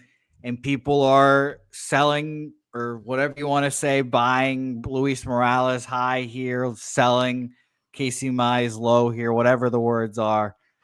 Give me the Detroit Tigers winning this ball game here. The whole A's bullpen last night used except for Sean Newcomb, and Sean Newcomb threw 33 pitches the day before, so he wasn't going to be available. Only Will Vest, and I have to pull it back up here again. I keep clicking the wrong tabs. There we go. Will Vest, and there we go. Kyle Finnegan threw yesterday, and Troy Melton. So the rest of the bullpen for the Tigers is fresh. It is the same exact line, and I have a theorem of if it's the same exact line as whatever happened yesterday, bet the other side. And the fact, and I would be on the A's with you guys here if there was, all the bets and money on the Tigers here, 60% of the bets and money, even if it was like 50, 70% of the money on the Tigers, I would be on the A's with you guys here. But the fact that people are betting the A's here again makes me feel like, well, everyone just saw them lose the Tigers. And now they're just betting the A's here again at the same exact price they did yesterday. And we got that cash yesterday, but it just feels like this is a lining the pigs to slaughter kind of situation here. So I'll be with the Tigers here, -123, -123 for me. I think that makes sense, your whole breakdown. To go back to yesterday, comparing it to today, the A's closed at +114. They opened at +121, so 7 cents of movement towards the Oakland A's. 60% of the tickets were on the Detroit Tigers, but 72% of cash was on the A's. 7-cent move. A's take care of business. Morton is vulnerable. Then here for today, here we go. Today we have the A's at +111. They opened up at 110. So we've had basically no movement. The tightening of VIG has gone to send away from the Tigers as well. and we have 50% of the tickets. It's 50-50, but 67% of cash is on the A's. So I think there's a lot of truth to what you're saying, and I can understand it completely. I still want to go against Casey Mize in this AAA ballpark. He's just allowing a lot of hits, not getting swing and misses. But I'm just first five, and I get it. I get the move here. One last thing I would like just to check to make sure that because you bring up very salient, strong points. I just want to just see what the difference in first five, what line movement, because that has been helpful here. So I'm looking at a plus 100, which is exactly where it opened up. No movement at all. And then at a really, at a sharp Costa Rican book, it's moved 4 cents towards the Tigers. Maybe it's a mistake. I think you bring up real legitimate points. I like it. Feels like the same thing that with Braves Marlins yesterday. Now, obviously, Waltrip and the Marlins can't come through for me, or I should say, Waltrip doesn't come through, or the Marlins don't hit him. But it feels like the young pitcher that's been pitching really well. People expect him to keep pitching well, and then the older guy who's struggling or whatever seems vulnerable. And again, it didn't work out exactly how we wanted to last time, but I think most times the Marlins can get a hit for me and cash that bet. I think I'll sit. I'll add some question marks to the A's first five. I like the way you attacked that game, and I respect it. I thought invoking the Undoing Project. I needed to invoke your favorite book. Yeah, it's you made it work here. Let's review action, Jose Bouquet, in Major League Baseball. Yeah, let's do so indeed here. I am on 5 bets, I think. Twins money line plus 167. The Chicago White Sox first 5 money line plus 105. The Los Angeles Angels plus 139. The over in the Cubs Giants game, over 8.5 minus 115, and the Detroit Tigers minus 123 full game money line. I'm gonna be. I am 1-1. Right, we're through. Yeah, I'm 1-1 today. Disappointing. A bad read on that first 3 under, even though we were in the bottom of the third 1-0, but bad read. So then for me, I have a lot of interest in backing Wu. This line is pushing me in that direction. First 5 minus a half. I bet I don't usually like making, but I only bet about 1 a week, and my ROI has been great. I'm very interested in moving on the Orioles. I'm happy that market's going to marinate for longer. Then I'm interested, but with question marks in that first 3 under in Arizona and Milwaukee. I think I can let that go. The double up spot for me, and I probably will let that go because I'm going to double up here on the first 3 under and the full game under in Pittsburgh, St. Louis. And then that's it. Oh, no. Going to double up on that Cubbies Giants spot. Going to double up there. And then the A's first 5 is a question mark. And that is today. That is the show. Let's get into college football. Jose, thank you for your MLB breakdown, my man. And I'm not sure how much time. Okay, sorry. We have. I'll ask. We are going to be cutting these videos out for college football, so I will make sure that that we set them up appropriately. Jose, any last words for the Capper Sport in the show? Shout out to you guys. Good luck. College football is here, so I'm sure you guys are all excited about that. I will still be capping the baseball. I will be quietly making college football bets like Baylor +3 we made. Shout out to Wine Time. And the over 50, let me double check here. Sorry, I can't find it. 56.5 here. I'm on both of those. I bet those a while ago. I think those numbers are long gone by now. So shout out to you guys, but I still lean that direction. So I can't wait to hear the breakdowns, and good luck. Thank you, Jose, my friend. It is time to talk college football here. We have 6 games we are breaking down. We have 4 games that we will be breaking down with your next guest. So without further ado, let's talk college football. We are on to week 1. Please welcome from Dallas, Texas, the star of the tailgate here on Pub Sports Radio every Saturday morning. Please welcome Daby Cab to the proceedings. Daby, how are you? Make sure I'm not muted, Jimmy. I'm good, man. Wine time me. I texted him. I said, man, I'm so ready to talk college football, man. And I was looking there, like I think you said to everybody, I got like 50 minutes before I got to head out. I'm used to this having more time because the show's pushed back an hour, but we still got time, I think, to get through these games.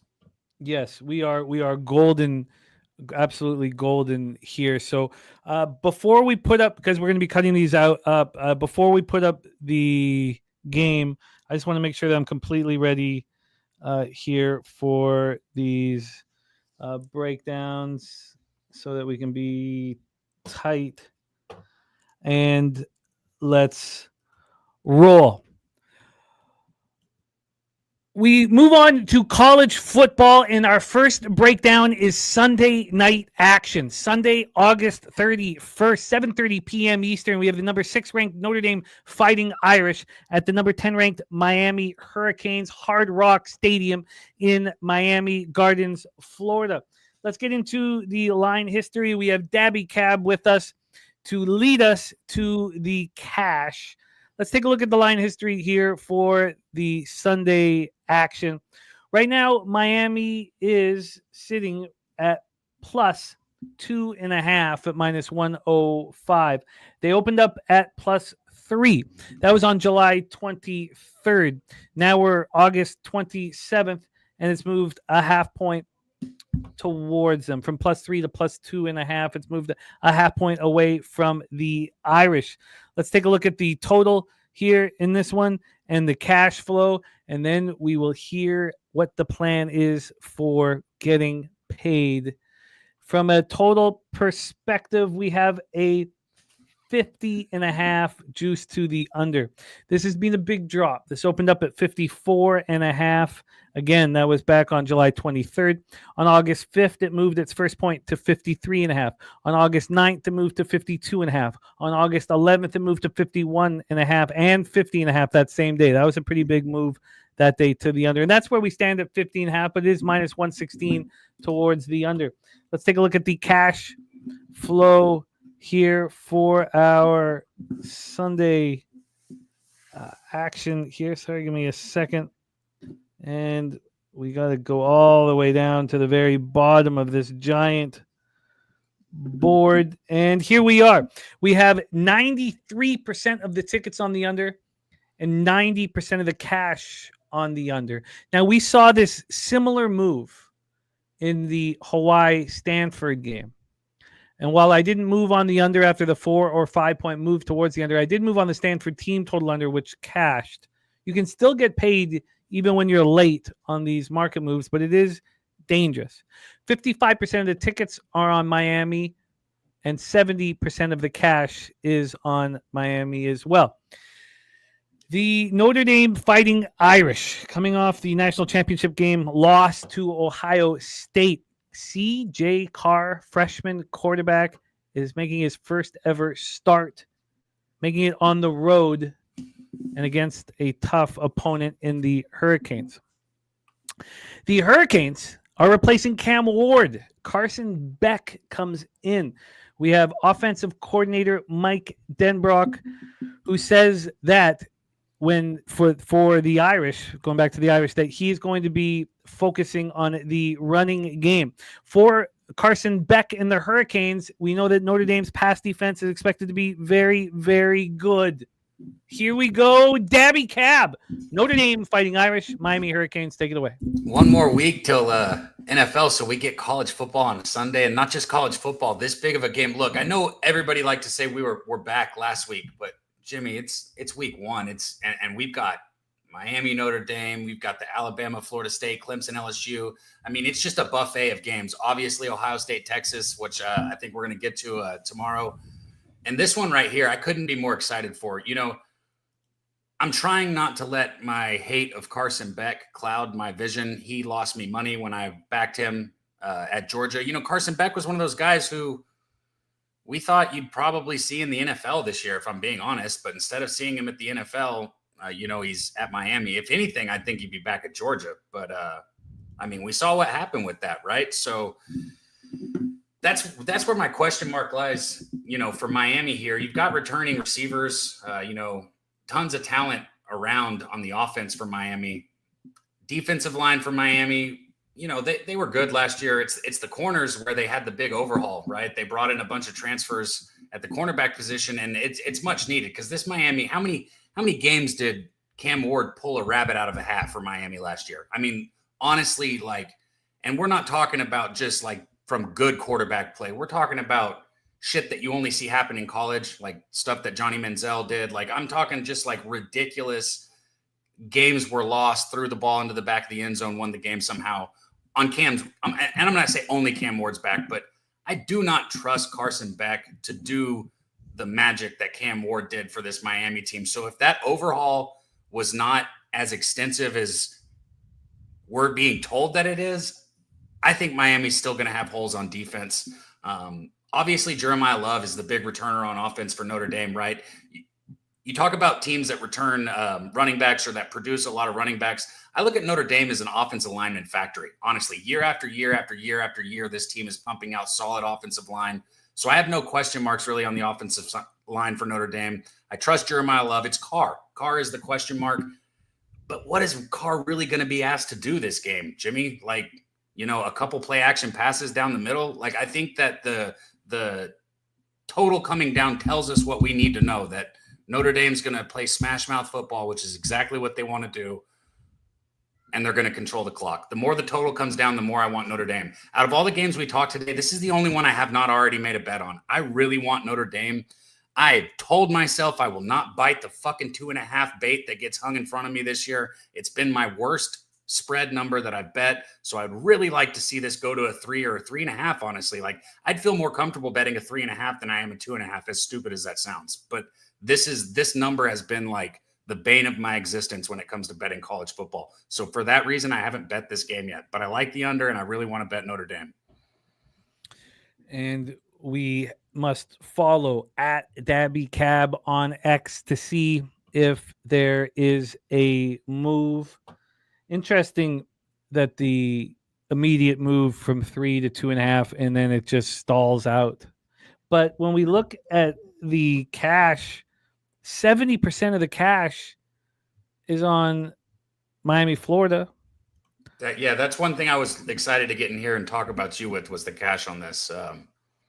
That's what makes me even want Notre Dame even more here. So, I don't like Carson Beck. Okay. I know that he was, like I said, supposed to be in the NFL this year, and he is highly, highly touted, talented guy, but decision wise, we've seen him time and time again in a pressure situation when the game's on the line, make bad decisions. And one thing I didn't even touch on was Notre Dame's defense here, and their defensive front is going to be after him. And like I said, I don't see the Cam Ward effect happening where he's going to, make 3 or 4 guys miss in the backfield and then somehow hit a receiver, Restrepo, 30 yards downfield.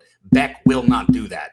He might hit, he'll be in rhythm and he'll have some good plays that he'll make. He is, he can throw a good ball, but I think when the game's on the line, I think he makes a bad decision that loses this football game for Miami, exactly like he made bad decisions against Alabama last year. And, the list goes on against, big teams where he just sucked. Texas, I can keep going.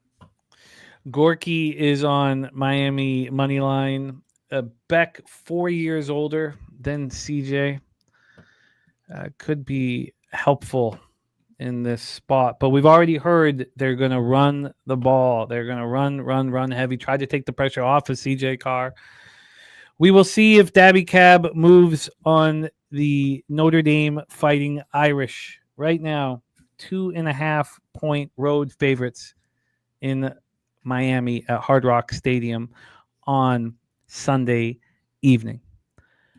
Let's move on to our next game on the board, Daby Cab, and welcome back your co-host on the tailgate, one of your co-hosts, one of your stars of the tailgate. Let's please welcome from Los Angeles, California, Wine Time Sports to the program. Wine Time, welcome back, my man. How are you? Oh, I'm good. I'd be even more good if the Rays can just get 6 more outs to get out of this and we start 2-0 with betting with the bag. But I'm even more excited because it's college football, guys. It's week 1. Friday night is going to feel like Christmas Eve. And when we wake up Saturday morning at 4:30 a.m. over here on the Pacific Standard Time, it's going to feel like Christmas morning, breaking down these games with my guy Daby, Cab, Moose Money, Guns Picks. It's going to be a good time. But I mean, no NFL wine time. We got this one Friday. We got the one we just talked about on there's Sunday. some good games tomorrow too. Yeah. That's why I'm kind of like, people are like, you keep saying Friday wine time. I'm like, yeah, because all my action's going on tomorrow, and it just feels like a Friday, like it's tomorrow Saturday. I'm excited, man. You can hear it in my voice. I'm really excited to break this game down, guys. This is my first official play. Gave out all of college football, but Jimmy, start this one off, and we'll get to me. Let's roll. We have Jeff Matthews says one of these ass quarterbacks is going to have to step up. That is from Jeff Matthews in our chat. Will it be Sawyer Robertson or Jackson Arnold? That is the question here. We have coin on Auburn -1.5 at -110. Gorky on Baylor money line. JT on the under 57.5. We're at McLean Stadium in Waco, Texas, Friday night at 8 p.m. Eastern. Let's get into the line history here for this one. Sorry, let me back up to Friday and let's roll. First off, on the side, we have the dreaded 2.5 here.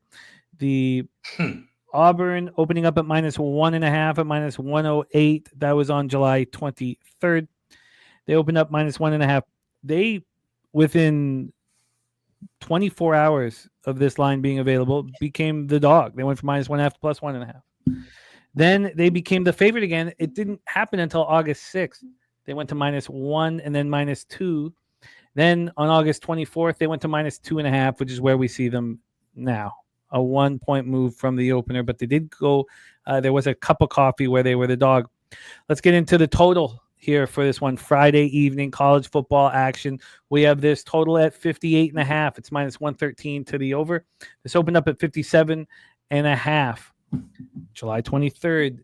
Within 24 hours, this was a 57.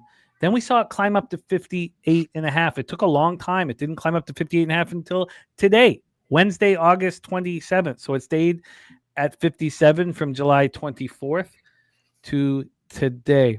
Let's take a look at the cash flow for the Friday night spot. Give me 1 second. And here we go. This is the cash flow. 68% of the tickets are on Baylor and 63% of the cash is on Baylor. 68% of tickets on the over and 94% of cash on the over. So Sawyer Robertson returns. Spavital, the offensive coordinator, they've got familiarity. He threw for 3,071 yards and 28 touchdowns last year. And there is a lot of pressure on Hugh Freeze and the Auburn Tigers. They did not look good last year. 2-6 in the SEC, 5-7 overall. And in comes Jackson Arnold from Oklahoma, where he did not look good as a Sooner. Wine at Time Sports, Auburn Tigers, Baylor Bears. Take it away. Yeah, I've been waiting to talk about this game for quite some time, guys. This is a big year for Hugh Freeze, coming off a 5-7 season. One of the worst red zone deficiencies on offense in all of college football. This team was able to move the ball downfield, but when it came down to the red zone, they weren't able to put the ball in the end zone. They bring in Jackson Arnold. They also bring in Ashton Daniels from Stanford to compete for this starting job. Hugh Freeze was very vocal about how he felt about the quarterback position coming into the season. They might see both of these guys today. That's how bad practice has been going for this Auburn team. Guys, going into this game, who's the more talented team on paper? I'm going to tell you it's Auburn talent-wise. But you also have an average age of about 19 to 20 years old compared to a Baylor average age from about 22 to 23. This is a very young Auburn team. We're going to see a lot of true freshmen on the field today, guys. 4 or 5-star guys that Hugh Freeze has brought in. He's recruited his ass off to get to where he is right now with Auburn. It's going to be about the coaching. It's about the product that he puts on the field. Could he have gotten a better quarterback this offseason? Absolutely.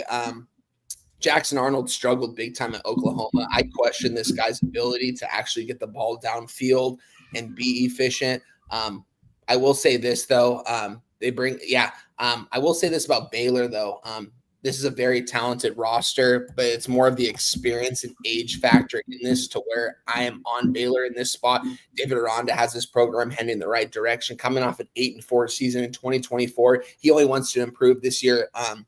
They returned their redshirt senior quarterback Sawyer Robinson, who's coming off a very impressive 2024 season. This guy can not only be one of the best quarterbacks in the Big 12, but in the nation. If this guy gets his stats in, this guy might be a Heisman candidate by the end of the season. They grab a slot receiver from Alabama and Kobe Prentice, who has a lot of experience, and he's very explosive with the ball in his hands.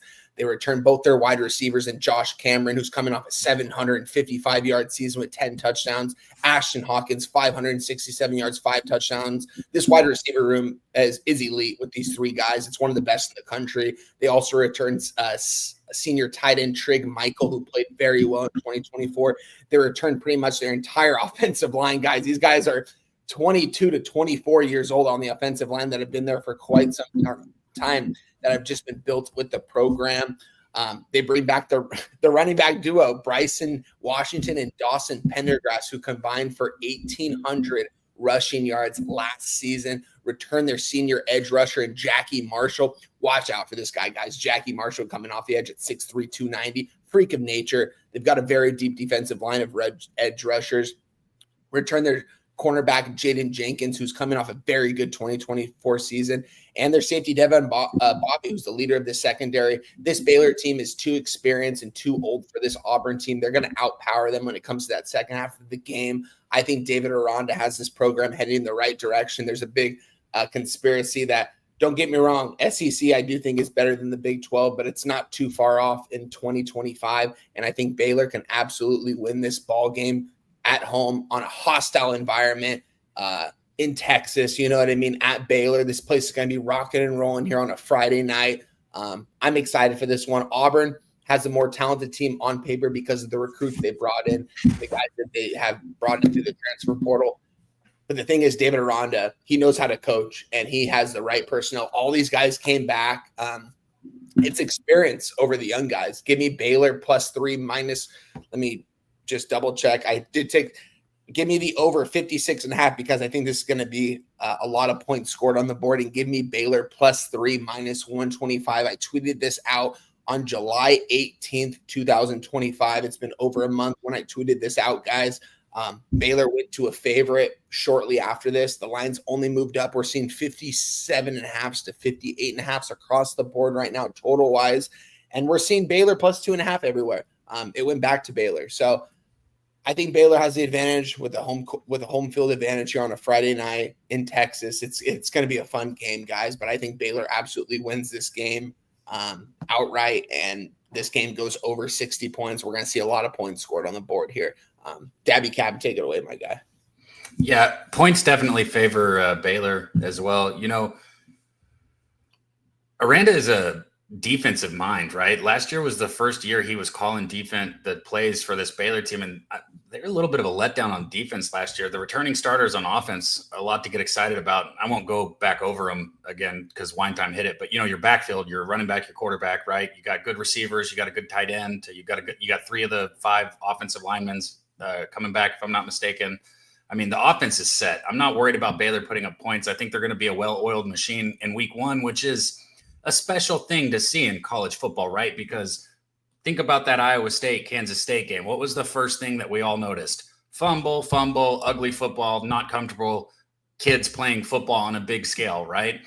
Well, now here we go again. Baylor, Auburn, you got the spotlight. It's Friday night. All eyes are on you, right? SEC Big 12. Who's going to be more comfortable? And I'm definitely going to go with Baylor. I mean, these guys have been there, done that. I bet Baylor full game. I took Baylor first half plus +0.5 point, and then I took Baylor on the money line full game.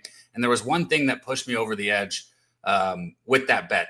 If my question mark is Baylor's defense for the Baylor side, right, what do I expect out of Auburn's offense? I can go through the players and this, that, and the other, but there is one thing that this Auburn team is doing, and I heard it on a talk radio show that I was listening to on the way to give pitching lessons like a week ago. And I said, there's no fucking way that's right. So I checked it and looked at a few other sources, and it was right. Auburn has their offensive coordinator calling plays on first down. They have their head coach calling plays on second down, and they have an unnamed coach calling plays on third down. What in the actual fuck? Or like what with the head coach having an option, obviously, to change any play, right? So you've got the head coach with the option to change the play at any time, but you've got three different people calling plays on different downs. That is the most disgusting and uncomfortable. Sure, it could work. Yeah, they could get out there and it could work. But to me, that just sounds like a shit show, if I'm being completely honest. So I think Auburn's in for a long, tough season if they really don't even know who's going to call plays for them. And what was the official action here for you? I've got wine times over 56.5 and Baylor +3. Cab, what is your official action? Baylor full game +117, and then I have first half +0.5 -110. Let's go, Daby Cab. Before we move on, tell me, wine time, the thought process that you went through when you move on Baylor a month ago. Baylor becomes the favorites, and now they're back to being 2.5-point dogs. Is there concern with the market movement? Right now, the 2.5 for Auburn is juiced to the -2.5, implying that it's possible that a 3 comes. Though it's a big key number, but were you uncomfortable watching this line move back to Auburn? Can you explain it? Did you find any comfort in it, or does it make you uncomfortable? Yeah, I wasn't very comfortable when I saw it that it moved. I was very comfortable when it saw that Baylor became the favorites, but when Auburn, the line came back to where I betted on, because I bought it up to a +3. That's why it was -125. Same number you can get right now. It's just, for me, I went over this game yesterday. This was a game I capped a long time ago, guys. A game that, when I came in today, I had to go back over it, and everything just dot the I's and cross the T's in this game, guys. This is a Baylor spot. Like, from everywhere you look at it, it's a typical SEC against a Big 12. Everyone thinks the SEC is better than the Big 12, which it is. But I just think that there's a little discrepancy in it. And I think that Baylor at home, this is going to be a hostile environment. And the program that David Aranda is building, this isn't a conference game. So this doesn't really mean anything towards their actual season for either team. Either team could lose this game and still, have a good season. It's the first game of the season. But I mean, it's the experience against the young guys for me. And David Aranda as a head coach, Hugh Freeze, he's got the Auburn job, but I wouldn't these guys could be in cross positions if you ask me. David Aranda knows how to build a program, and I don't know how much longer he's going to be at Baylor for, especially if they're successful and compete for a Big 12 title this year, which I do expect they do with the experience that they have. There's no reason why they shouldn't. The market, I thought the public would be more heavily on Auburn in this spot, and we'll see what happens as it goes into that Friday night. But it made me uncomfortable, that they went from a dog to a favorite and then back to a dog. But at the same time, right when I capped this game over last night, everything just clicked in my head, and I remember just thinking, like, wow, this is why I was so high on them. You know what I mean? Like, maybe I should place 2 units on Baylor in this spot. I already placed 2 units on a game we'll talk about here shortly. But this is a spot where I almost came very close to placing 2 units on Baylor, because I think from an X's and O standpoint, it screams Baylor. And I would hope that from a market standpoint, would scream Baylor. And if it does get to a +3, I would be a little worried. But I love this spot for Baylor. I think they take care of business. They win this game outright. Both got a blackout spot too. The home game, it's going to be a blackout for Baylor. Yeah. And look, my bad, Jimmy, for cutting you off. Sorry. No, and here I am taking time. I was texting my damn wife, and she was like, well, why'd you say you can do it if you got to leave for the lessons? I'm like, well, I didn't know it would take 3 hours to get through the baseball. So here I am making it go longer, getting bitched at while I do it. But look, Baylor, if you are in Texas or follow this team, it's now. This is what we're building for. Look, or what they're building for. I'm not a Baylor fan, but like, quarterback's back, second year offensive coordinator that we touched back, running back's back, tight end, like all the pieces are there. The time is now. Baylor has to compete with Texas A&M, Texas Tech, who went and spent $85 million this year, right? TCU, who is a stone's throw away. This is a tough place to be a football team that's competitive. So if you're Baylor and you're Waco and you're a supporter, it's now. It's this fucking year right now. It's not next year and it's not in 2 years. It's right now. That's all I wanted to add. I love it. Both of our experts backing Baylor. Wine time on the over 56.5 and Baylor +3 at -125. Daby Cab on Baylor first half plus a half at -110 and full game at +117. We roll on to our next spot on the board. Saturday, August 30th at 3:30 p.m. Eastern. The number 8 ranked Alabama Crimson Tide at the Florida State Seminoles, coming off of a disastrous season. We have rain all day, not a lot of wind, rain all day. And when it comes to game time, it's just expected to be light rain. The rain showers are a little earlier in the day, but it will be raining all day, 78 Fahrenheit, about 5 mile per hour, 6 mile per hour winds throughout the game. Let's get into the line history here for a big one on Saturday. This game will come right after the tailgate here on Pub Sports Radio. We have the Florida State Seminoles +13. They opened up at +13 back on July 23rd. They went to 12.5, spent a lot of time at 12.5. Now they're back at 13.5. There has been officially quite a sharp book, no movement down to the cent. Opening up +13.5, -103. Now +13.5 at -103. Let's take a look at the total here for our next spot on the board. We have this giant Tallahassee, Florida total is sitting at 50.5, -117 to the under.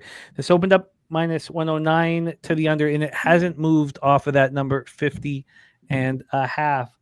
When we get to the cash flow for this one, we have, I think I just blew past it here. Here we go. We have 83% of the tickets and 94% of the cash on the Crimson Tide. A lot of money on the Crimson Tide for this line not to be moving. 61% of tickets on the over and 82% of cash on the over. A lot of money on the over for this total to not be moving. It was a good year for Kalen DeBoer. It was a good year. You know, they didn't get invited to the college football playoff. It could have been worse. It finished worse, but it could have been worse.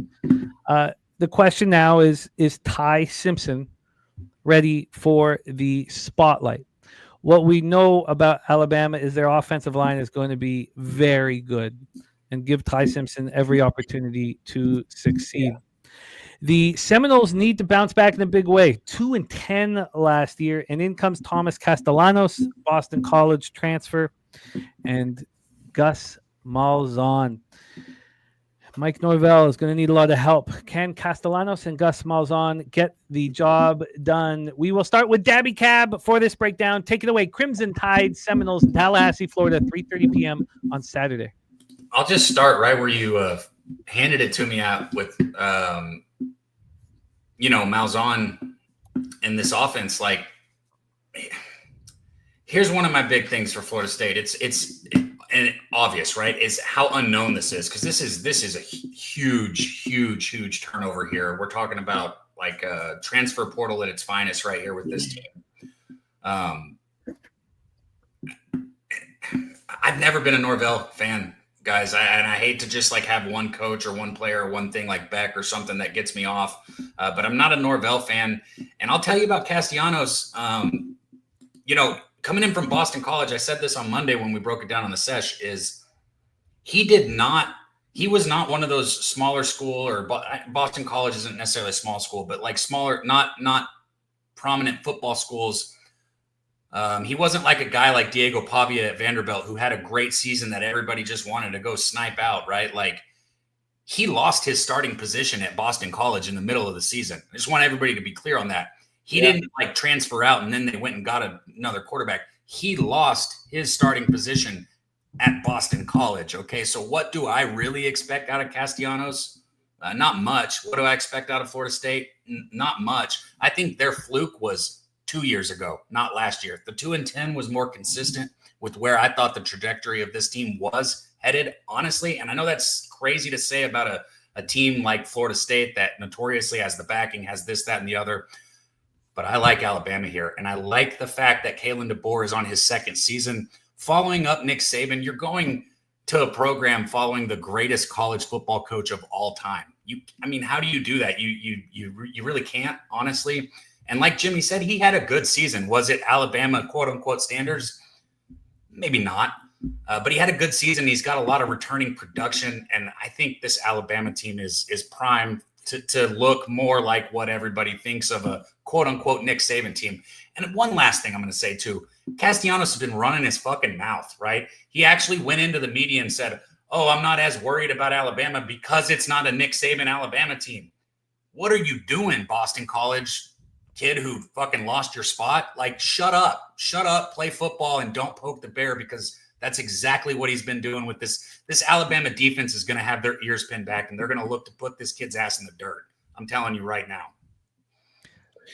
Do we have official, just before wine time comes in, do we have Alabama. official? Sorry, Jimmy. Yeah, Alabama. And did you post this? I put it out at -13. I think I put it out a couple weeks ago, actually, on X, but I endorsed the 13.5 just fine. Let's hear from Wine Time. We have Daby Cab backing the Alabama Crimson Tide. Wine Time, what's your plan? It's funny, me and Daby Cab last year, when we'd start breaking down games together on the screen, not knowing what we'd be on opposite sides. But here we are, two games in. I'm right there with you, my man. I'm with Alabama -13, -110. I was able to get it when I tweeted it out.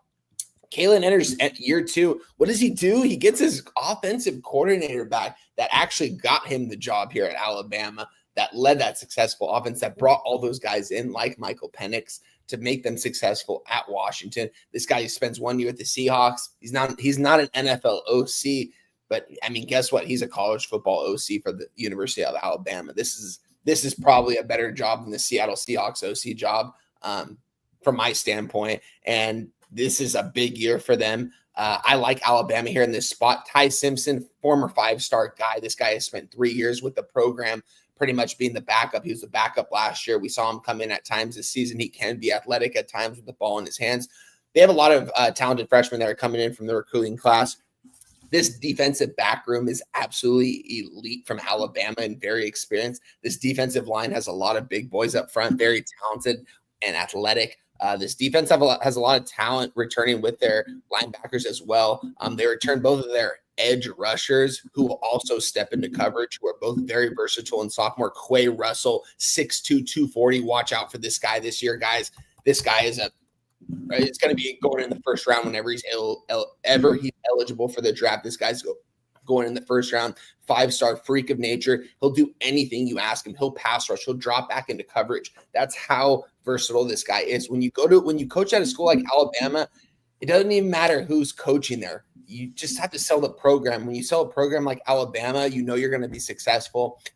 They bring in the right guys no matter who the coach is. Nick Saban, don't get me wrong, way better coach than Kalen DeBoer. But Kalen DeBoer should be successful this year. They returned both their starting quarterbacks in Damani Jackson and Zabion Brown, who both started every game last year. Zabion Brown was a true freshman, 5-star recruit last year that held up very well in coverage.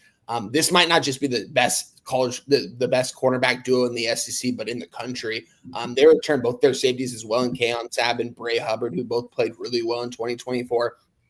Guys, look at these pass catchers for Alabama.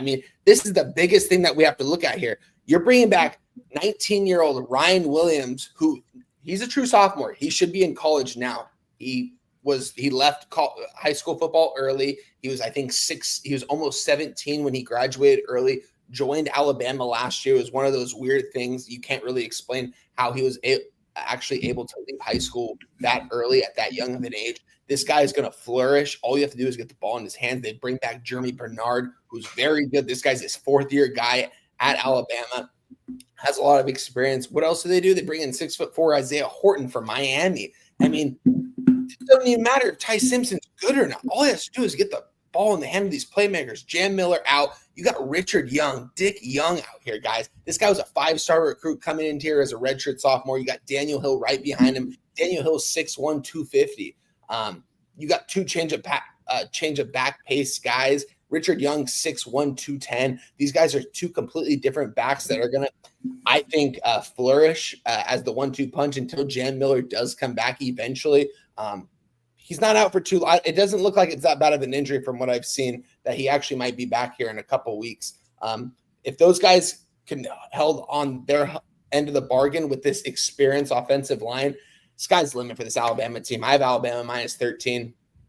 I'm not going to lie. This was probably the one game where I capped, where I was kind of like seeing all the public, seeing everyone hammer Alabama.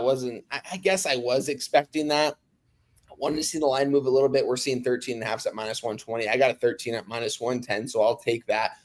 I just don't want to see 13s again on the board. If we see 13s again on the board, I will be a little bit worried, because you've got a Florida State team that's miles on. He brings in Tommy from Boston College, a guy that fits his scheme. This guy was Cam Newton's coach. You know what I mean? He brought in KJ Jefferson last year. Didn't work out like he said. He said, this guy's the best quarterback I've had since Cam Newton. What happened? KJ Jefferson, didn't play the second half of the year. I'm not sure where KJ is actually right now. Probably sitting here watching the games as we are, because I haven't heard anything about him.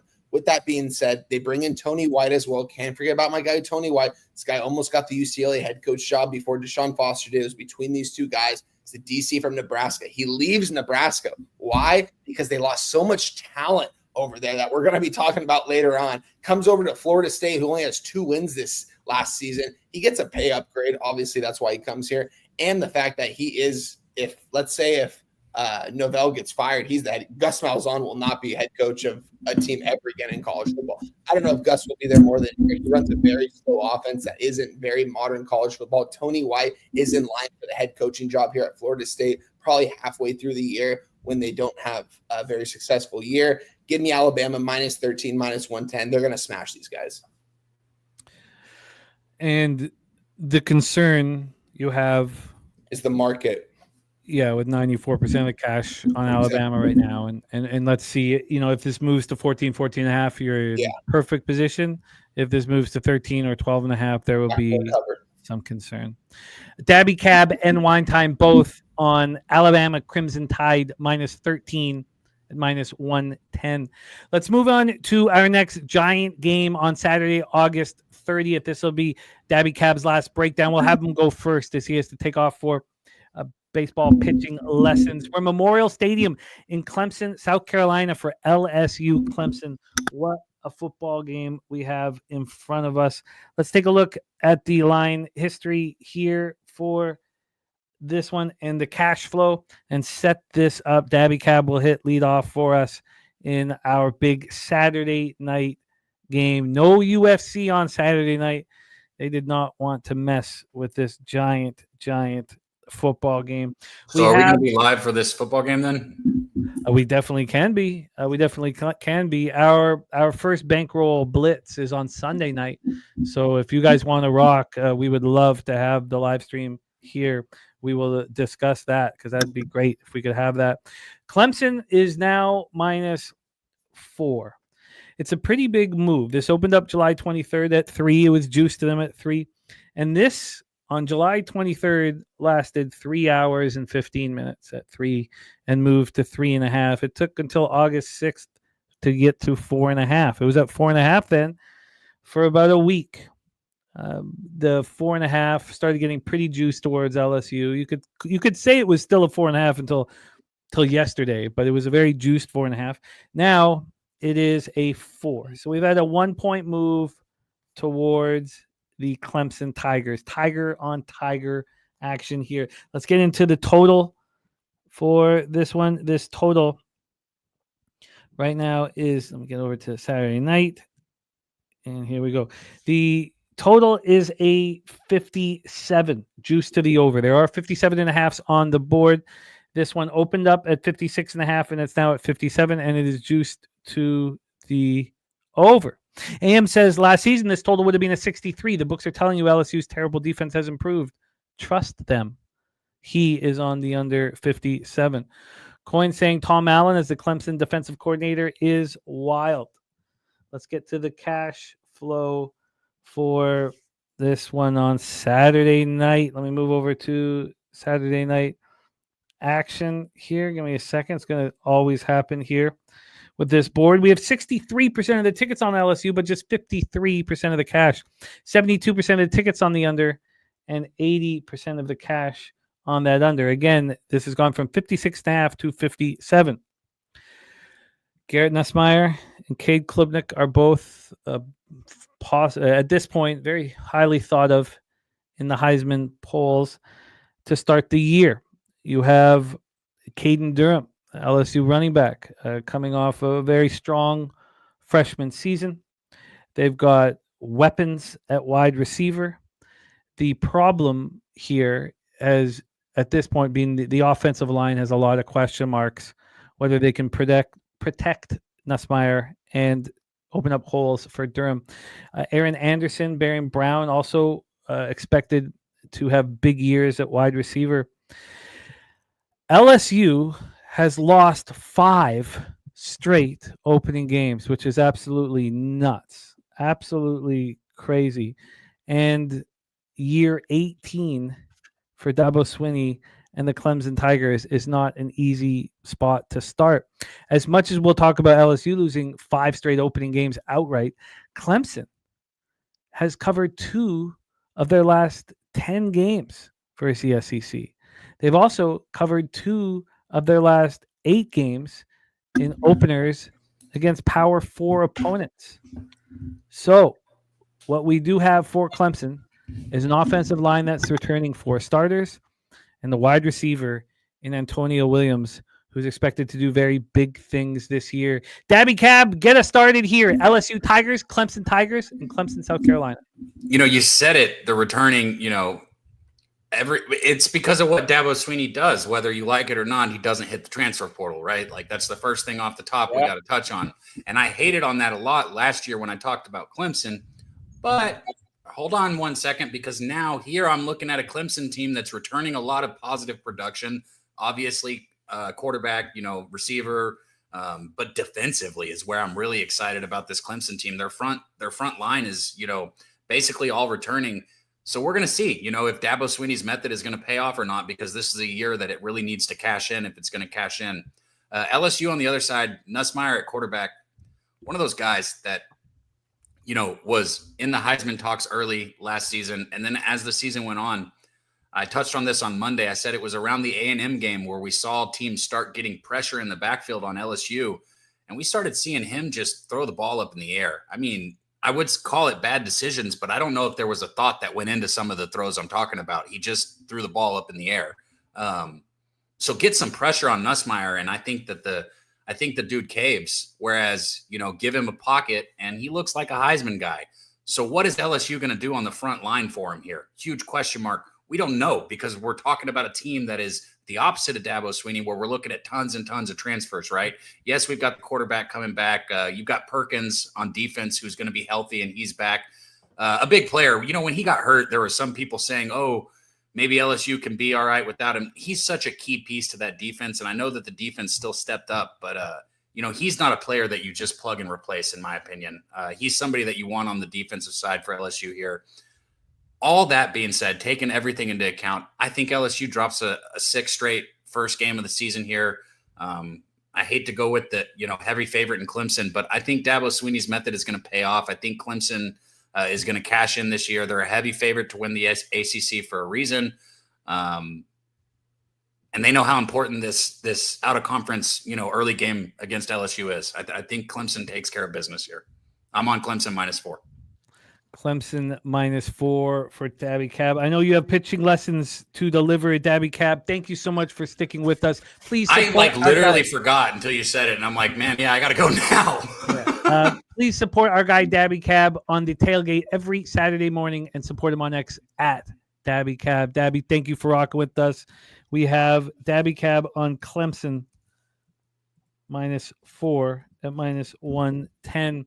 That leads us to Wine Time Sports. Wine Time, take it away. LSU, Clemson.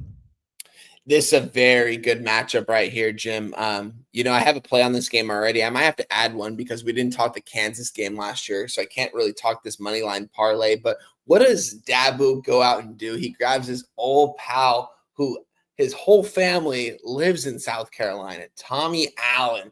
Penn State DC last year, probably the best defensive coordinator in all the nation. If you ask me, this is who I want as my defensive coordinator. He was the head coach at Indiana a couple years ago.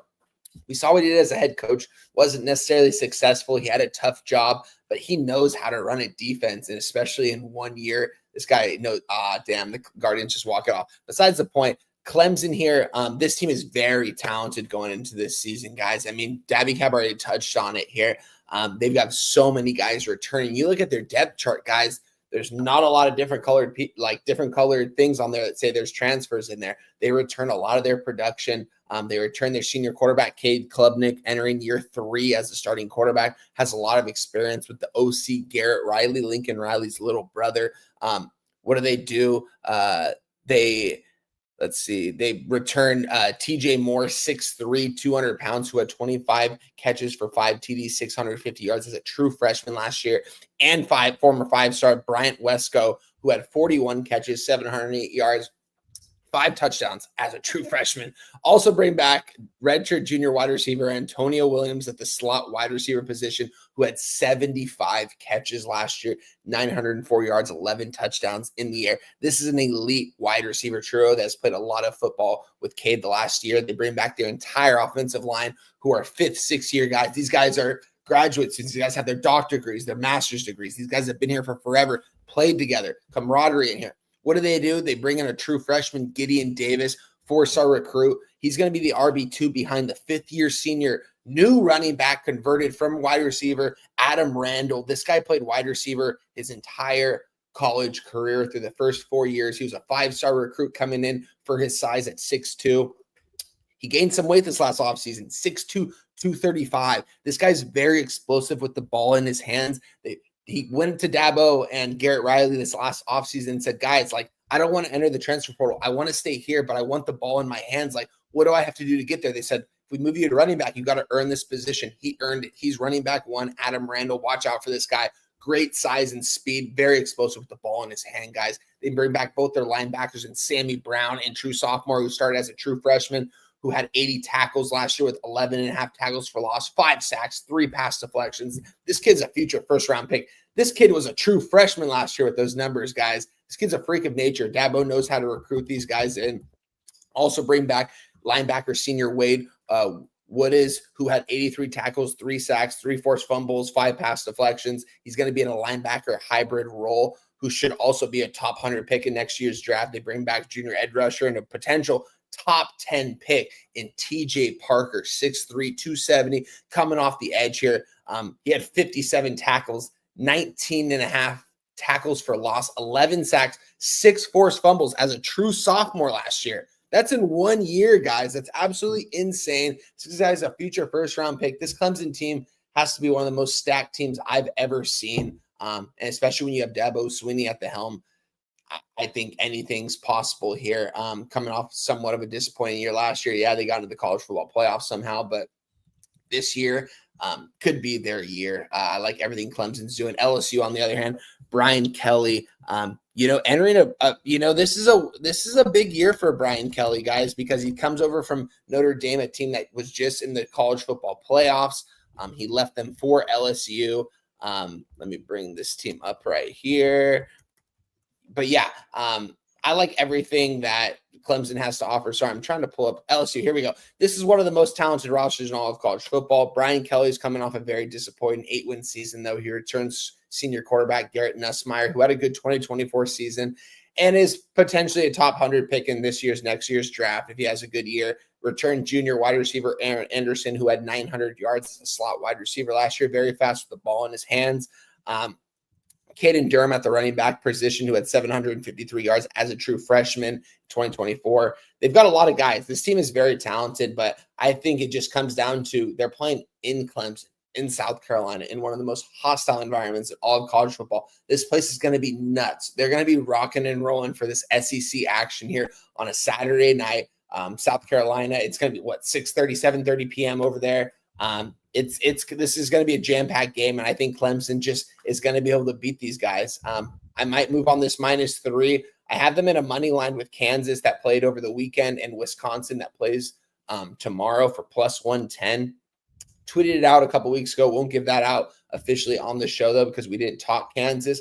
But I'm trying to figure out a way I can get Clemson here.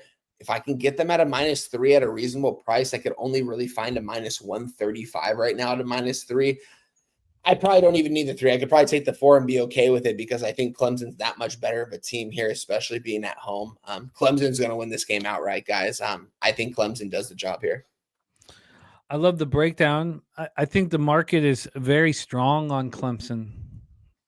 Very strong. Can you read it off for me really quick, Jim? Yeah, well, we have 62. It was 63 when we started, but 62% of the tickets on LSU and 53% of the cash. Going to the 4 is a very strong sign, and I think that you could double up here. Take the over the field goal. If you don't take the over the field goal, you could also do double result to help double down and get cash in it. We did just cap the Alabama-Florida State game, and I think that line sticking at 13.5 with 94% of the cash on Alabama is a strong side for Florida State. Of the games we've capped so far, those are the 2 strongest signs from the market. The line not moving off of 13.5 with everybody on Alabama, and this line moving to 4 with the public on LSU. So I think this is a must bet scenario here on the Clemson Tigers.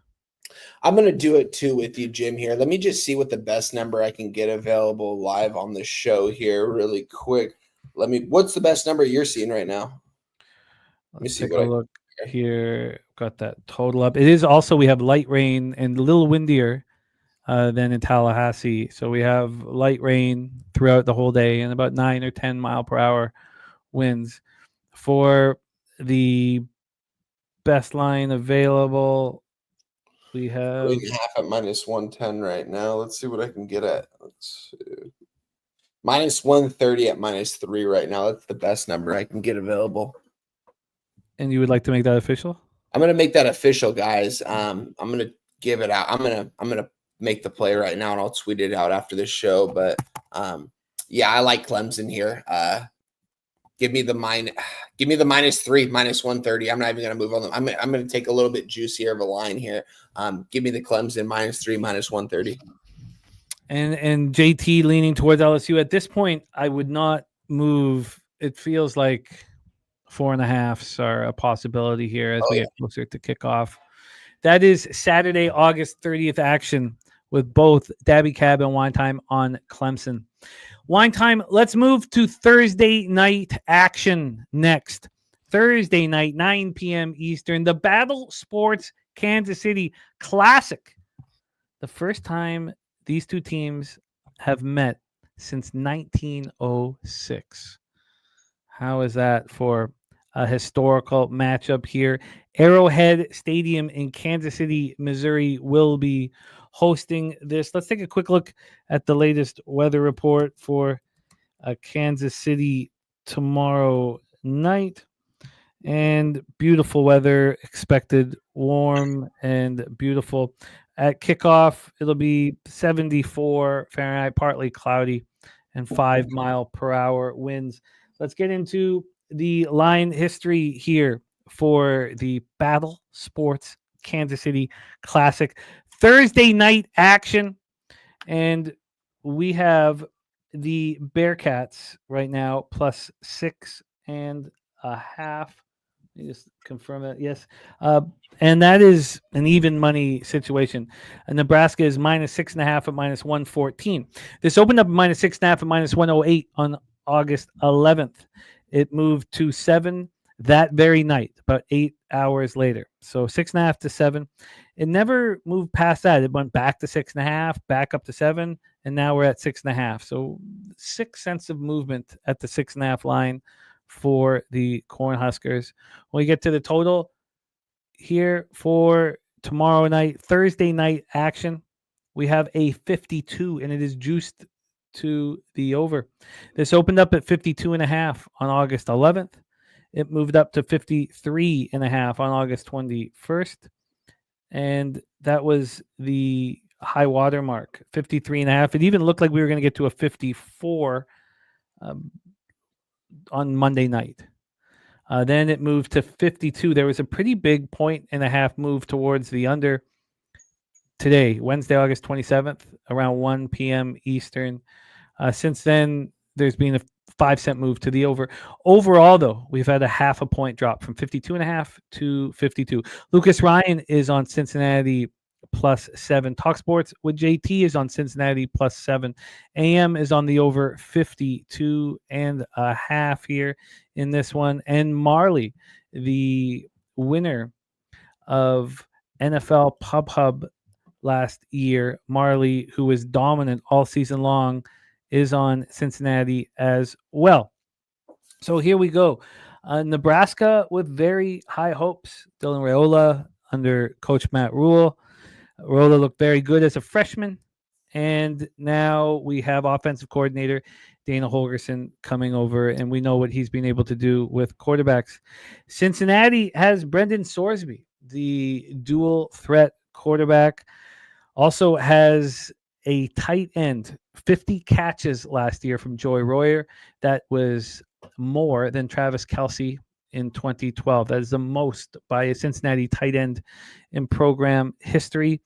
And dating back to 2015, Cincinnati is 8-4 against power conference teams in conference play. Wine Time Sports, Nebraska, Cincinnati, Thursday night at 9 p.m. Eastern. Take it away. Shout out to my guy Marley Betts right there. My guy. Shout out to him and Coach. Got to kick it with him in San Antonio this last year. Those two guys are class acts, man. Good people to hang around. Shout out to you guys. Hope all is well over there in Houston, Texas, where you guys are from. So shout out to you guys.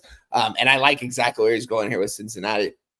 Biggest play of the week, guys. And I didn't tweet it out until today because I thought I swear I tweeted out a couple days ago. I guess I didn't. You can still get the same number available. It hasn't moved. Cincinnati +7, -120 here in this spot. Scott Scatterfield kind of on the hot seat in here. He's got his OC and wide receiver coach and Brad Glenn, who, what did he do this last offseason? He grabbed Jeff Caldwell. 6'5", 210-pound wide receiver from FCS Linwood. He was 5'9" his senior year in high school. He was playing soccer at the time. He grew 4 inches and decided to pursue football. Ends up going to Linwood. He won Offensive Player of the Year in the FCS last year. This guy, if he would have gone to the NFL Combine this last year, he probably would have gone in the first round if you didn't look at his tape because of his freak of nature type of abilities. And what does Brad Glenn go out and do? He's a former wide receivers coach. He's an OC. He runs the wide receiver room. He goes out and grabs this guy. It was a great addition to this wide receiver room that's already looking impressive so far this season. I want to pull these guys up here really quick if I can. But with that being said, I just have so many tabs open right now. While you pull it up, I did not give the cash flow information, which is helpful here. So I can do that while you're pulling up and setting it up. 63% of the tickets on Nebraska and 71% of cash on them. 78% of tickets on the under and 80% of cash. Yeah, and as I look at this wide receiver room, what do? They bring in Jeff Caldwell. They also bring in Cyrus Allen from Texas A&M, Caleb Goody. They absolutely upgrade their wide receiver room. And what else do they do, guys? They grab my guy, Towie Walker, out of Wisconsin last year. This guy probably could have gone in the NFL, wouldn't have gone super high in the draft, probably in the 6th or 7th round, just because of the depth at the running back position going into this draft. Ends up coming back for another year. And what does he do? He comes over to Cincy. He's going to share the backfield with Evan Pryor, another good explosive back. These guys are going to be a good duo out of the backfield. I like everything that Cincinnati has brought. I like Scott Scatterfield, that he's kind of on the hot seat going into this season. They lost the last 5 games of the season going into last year. What does Nebraska do? All the hype around them this year, guys. All the hype. What have you guys seen in the reports? Matt Rule, Dylan Raiola being compared to Patrick Mahomes. Come on, Dylan Raiola is not that good. This guy is not that good of a quarterback. He's making $3 million this year. We're going to see him, what he does under pressure today against a team that isn't going to really necessarily erupt in the pass rushing game, but they've got some good corners that they're going to test Dylan Raiola in one-on-one situations. And I'm going to see what Dylan Raiola can do here at Arrowhead Stadium. This isn't in Cincinnati, guys. This is a mutual field game. It probably favors more of Nebraska. Why is Nebraska the team that Dylan Raiola, they asked him, what are your expectations going into this year? National championship or bust? What the heck is he saying as a true sophomore, going out there with the team that he has around him this season? This Nebraska team is overrated. I don't understand what everyone is overhyping this team about. It kind of makes me mad talking about, because I don't get it. I look at the roster, and I don't really see a team that wins more than 6 or 7 games this year. Cincinnati is going to be a team that's going to compete in the Big 12. I think they're going to be able to take care of business today. I don't just think they cover this spread. They win this game outright. I have them on the money line. I'm not going to give it to you guys on the money line. I'm going to give it to you on the +7, -120. But I just know this. Cincinnati will win this game here on a Thursday night at Arrowhead. Everyone's counting them out. Scott Satterfield said that. He said, Matt Rule's kind of already talking smack about like your wide receiver core. And what does Satterfield do? He kind of just brushes it off and says, we'll see what happens out there on the field. You got to play the game still. Matt Rule in his press conferences, very loosey-goosey, very chill. Not a vibe that he really has had in his whole entire career coaching. Year 3 is the year where he takes off. My opinion, year 3, this is the year where they kind of go down. I see this team winning 6, maybe 7 games this year. Cincinnati wins this game outright. Who's going to guard Jeff Caldwell on this secondary for Nebraska? I have no idea. No one's going to be able to guard this guy. This guy is 6'5", 210 that was clocked out at 23 miles per hour in spring camp. Sorsby, all you got to do is get the ball in this guy's hand. Give me Cincinnati +7, -20. They win this game outright. Wine time locked in on the dog. Cincinnati Bearcats +7 at -120. The final college football game that we will be capping today is also Thursday night action. We have Miami of Ohio Redhawks at the Wisconsin Badgers. We're in Camp Randall Stadium, Madison, Wisconsin. Beautiful weather for tomorrow night's football game. And these teams have played one time. That was back in 2015. And it was a 58-0 victory for Whiskey. Let's take a look at the line history and the cash flow here. We have a very low total sitting at 40.5. This opened up at 39.5 on August 11th. And it took until August 27th for it to go up to 40.5. So we have a 1-point move to the over. It is juiced to the over, so we're expecting 41s. I see 41s and 41.5s at some book. So this total is climbing. Let's take a look at the spread here for Thursday night, August 28th action. We have Whiskey -17.5 at -111. They opened up -17.5, -108, and it actually went down to 16.5 on Monday. And then it's climbed back up to 17.5 from where we started. 3 cents of movement now. When we get to the cash flow, we have 77% of the tickets and 92% of the cash on the Wisconsin Badgers. It's a lot of money on them for this line not to be moving. 50% of tickets on the over, 74% of cash on the over, and we do see that moving. We have AM on the over 39.5 here at -110. So Badgers have, let's start with the Red Hawks here. We watched them in the MAC championship the last 2 years. They're a good football team. In comes DeQuan Finn. He 3 seasons with the Toledo Rockets, and then last year with Baylor. We only saw him for a cup of coffee. He got hurt, and he's been gone. We've trusted the Red Hawks defense in MAC play. The question is, can you trust them against Whiskey? Whiskey lost 5 games to close out last year, and we're just 3-6 in Big Ten play. A very disappointing season for Luke Fickell. No bowl game. They add a bunch of transfers. They bring in new offensive coordinator Jeff Grimes, and they bring in new quarterback Billy Edwards Jr., who played the last 3 seasons at Maryland. Take it away for us, Wine Time. Red Hawks, Badgers, and Camp Randall. Yeah, I thought I had this cap nailed, guys, until I woke up this morning and saw a 1.5 difference in the line from not only from the last couple of days, from probably the last couple of weeks when I posted my tweet. I'm on the under 4. I just want to double check this really quick. Under 40.5. Let me just double check here, guys. Apologies for that. Let me pull this up here.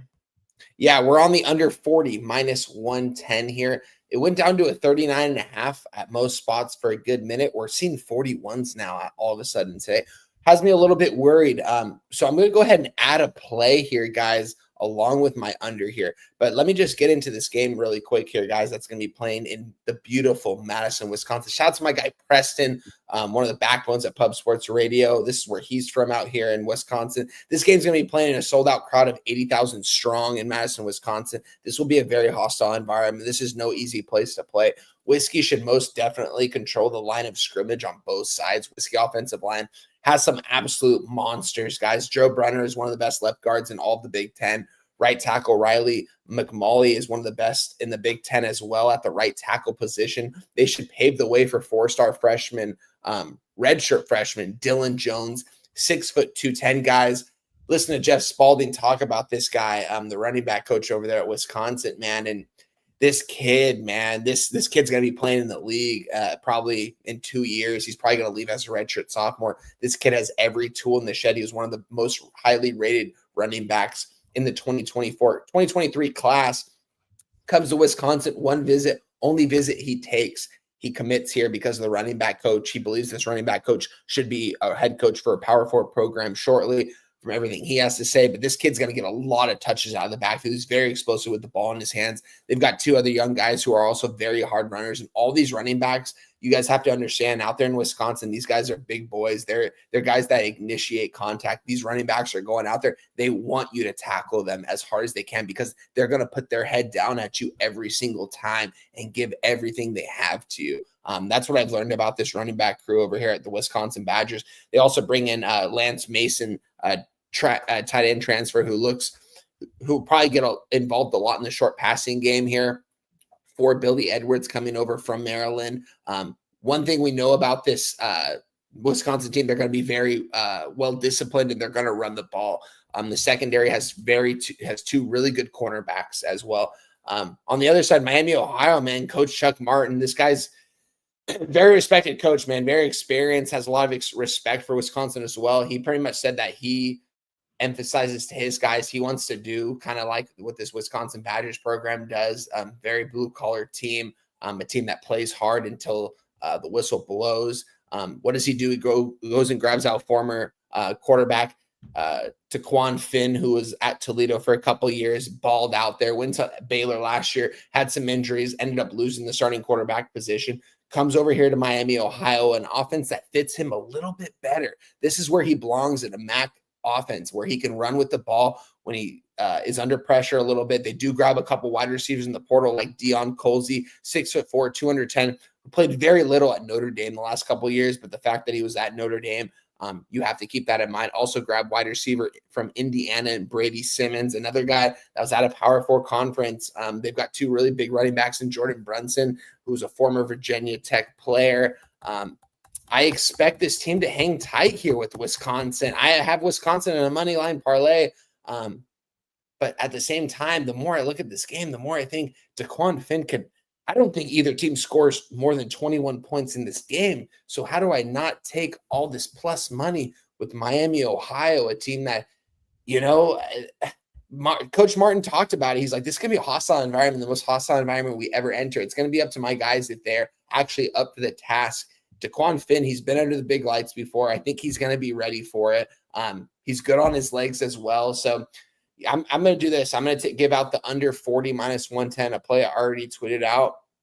I'm also going to add Miami, Ohio plus 17.5 minus 110. I think there's no reason why they can't at least stay within a couple scores of this program. I know it's going to be a hostile environment, but I think that it's going to be a backdoor cover kind of spot to where this is going to go under. It's going to be like a 21-10 type of ball game. And I think that easily covers.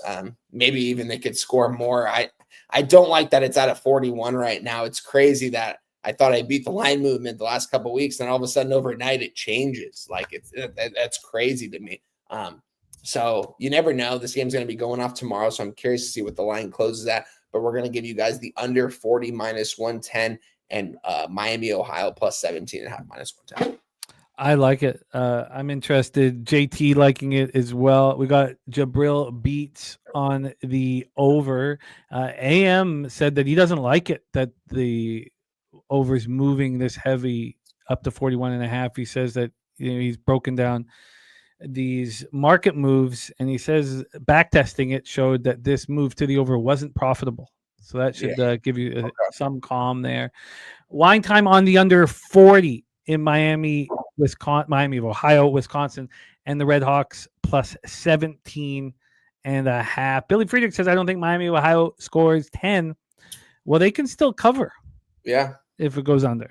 Like I said, I don't even know if Wisconsin can put up more than 20 points in this game because Miami, I didn't even touch on some of their defensive guys too that they grab from Power 4 conferences that don't have a lot of experience, but the fact that they're at those programs, I just think this Wisconsin team is, don't get me wrong, I like what they did and I like Tyree Walker. I think they win this game. I think it's going to be closer. Finn, I just think it's going to surprise some people in this game. I think since he didn't play last year, a lot of people don't really know who he is. But he's going to show them here on a Thursday night. So, Wine time. Thank you for your hard work, your angles, and your breakdowns. That is our college football breakdowns for Wednesday, August 27th. In review, we have wine time on the over 56.5 in Auburn Baylor, and Baylor plus 3 at minus 125. Cabby is on the first half, Baylor plus half minus 110, and the full game money line plus 117. Then we have both of our cappers on Alabama Crimson Tide minus 13 at minus 110. Both of our cappers on Clemson. Wine time took the minus 3 at minus 130. Cab took the minus 4 at minus 110. I'm going to definitely be investing in that one. Then we have our Thursday night dogs for wine time. Cincinnati plus 7 at minus 120. The Red Hawks plus 17.5 at minus 110. And the under 40 for wine time sports. Kong says, I just want to add that I believe the Alabama line would have went through that 14 had Jam Miller not gotten injured. That's their leading starting running back. That's not going to be playing. And there we go. Wine time. Thank you so much for all your hard work. What a day you put in. I hope that you are richly rewarded for all your hard work. We talk about how long it takes, to cap these games and break it down from all the angles. It takes a long time.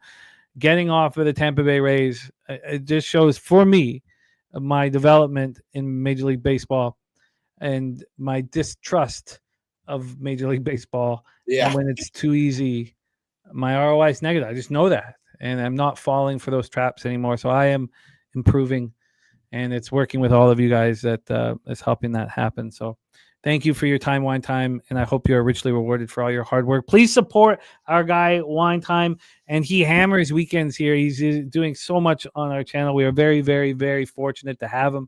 You can catch him Saturday on the tailgate and Sunday on walk-off wagers. I'm the Pop is X handle in the chat. Wine Time, any last words for the cappers supporting the show? Hey, I'm fortunate enough to be here with you guys, man. Love breaking down the card with you guys always, man. Those weekends, they're fun, man. Saturday and Sunday. We only got one Sunday left of walk-off wagers, so please tune in, guys, but also tune into the tailgate every single Saturday. Repeating the same show we did last week where we do best bets, bring in the best cappers that we can. Hosted by Daby Cab, myself, and Moose Money. Guns is going to be in there. Kongs is going to be in there. Stacks is going to be in there. All the fellas that want to be in there are going to be in there. And we're going to give you guys winners this season. It was already a really good start to the season. I mean, Kong went in there, swept the board 6-0. We all pretty much had a good day. So just blessed to be here with you guys, man, and to break down the card and hear everyone's opinions, man. Wouldn't want to be anywhere else. So shout out to you guys. And good luck to you guys on all your guys' bets this weekend, man. I'm going to see you guys again on Friday. Looking forward to that. Friday, Saturday, Sunday, baby. Let's go. We've got a long weekend ahead, but a lot of money to make, guys. So shout out to you guys. Good luck to everyone. Let's those bookmakers. There he is. Wine Time Sports in the house. We have 2 games left on today's show. It is time to get into the WNBA. Was I guess I've undervalued the Phoenix Mercury at times this year, and I did that last night.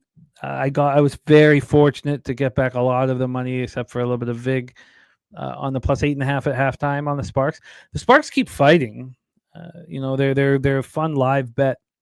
So here we go. 7:30 p.m. Eastern. We have the Las Vegas Aces, 25-14, 11-9 on the road at the Atlanta Dream, 24-13, 12-5 at home. We're at Gateway Center in College Park, Georgia. And we have the star of the Locker Room Talk podcast and star of all things hoops on our channel. Please welcome Billy Brisbane to the show. Brizzy, what's good, man? How are you? Doing all right. A little bit of some sweats going on right now. So if you see my head turning, I'm watching the U.S. Open. I love it. Let's get after it, my friend. Aces Dream Gateway Center, College Park, Georgia.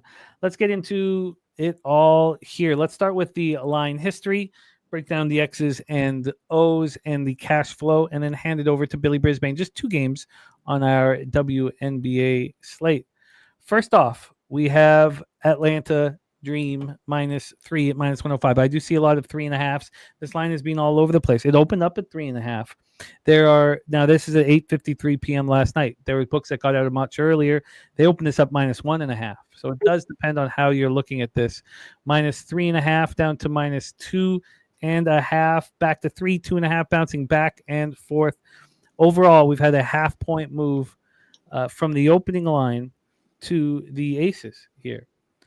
So let's get to the total in this one. From a total standpoint, we have a 162.5. It's -109 to the over. This opened up at 162.5, dropped down to 161. Now it's back at 162.5.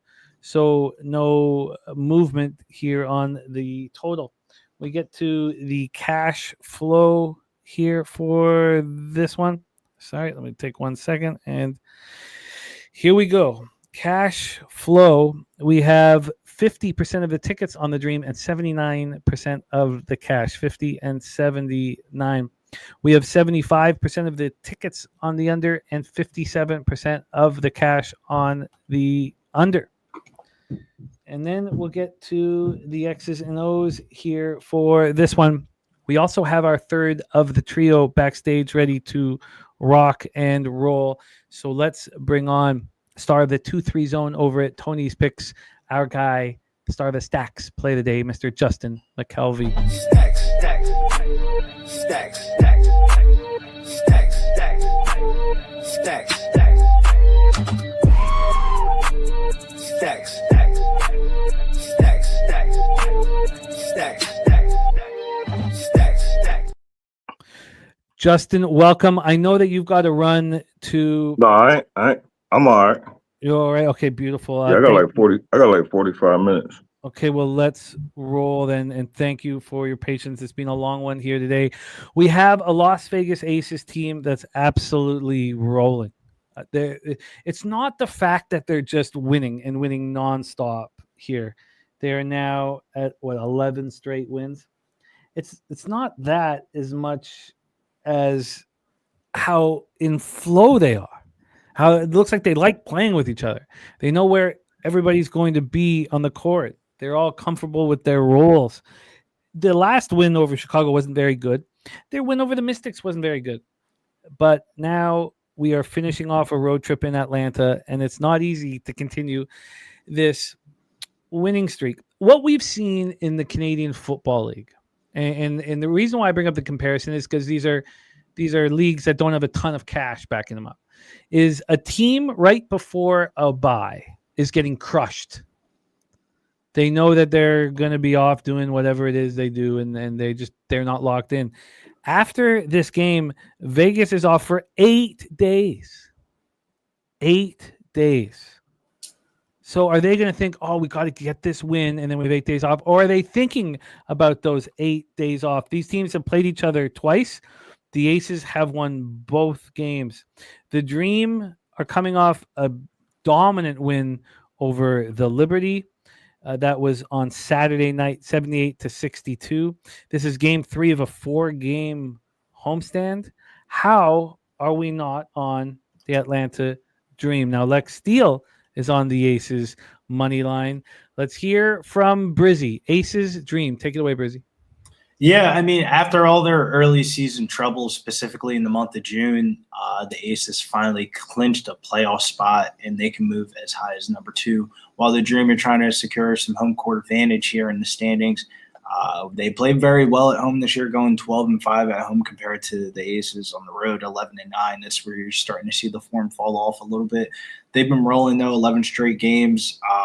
They've owned the head-to-head meetings. 4-1 last 5 games, 2 games this year, 74-72, pretty close, 87-72, very comfortable win. Atlanta's paint presence and slower pace of play should really help the field goals attempted here, which will kind of put pressure on the Aces in the late game situation. They've been able to hold their own, but I think Atlanta's presence inside, though, is going to play off dividends, and we might see a calmer Asia Wilson game than what we've seen in the last couple of weeks. Both totals this year have gone under 163 with a 159 and 146 total. So kind of lean towards the under, but the market kind of gives me an over feel vibe. I like Atlanta here. I ended up moving on Atlanta minus the 3.5, minus 114. I want to hear from Justin before I completely agree with you, because again, I'm getting a little caught up. in and also, but sorry, one last thing here. If you haven't posted this on X, I can get you a better line than that. So let's start there.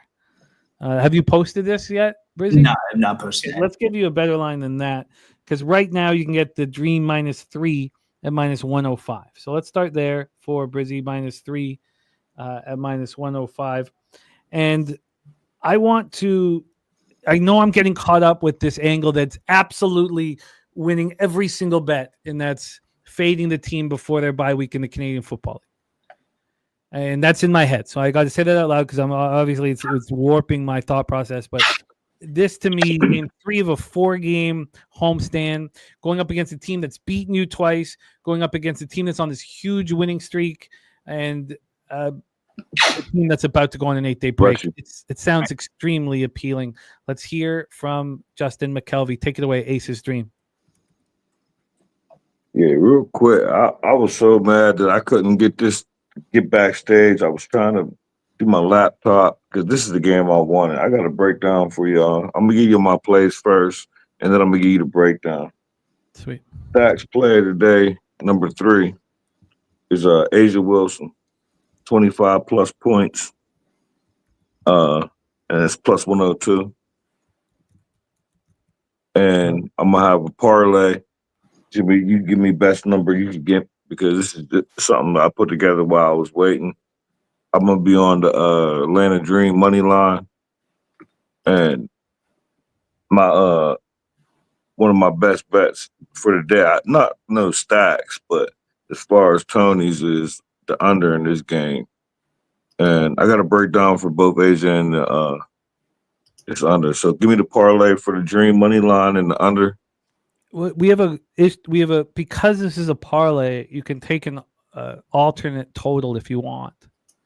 So we're using the Dream at -155 on the money line, but you could use a 163 flat at -115. You could use an under 163.5 at -121. You could use an under 164 at -129, because you're putting a parlay together. What's 160? How about 164.5? I can't get you that one unless I go. Okay, I'll take. Give me the money line and under 164. And let's do that right now. That gives you. So the money line's -155. The under 164 is -129. And they're not letting me put this into a parlay here at this book. Interesting. Okay. Interesting. Maybe because it's an alt line.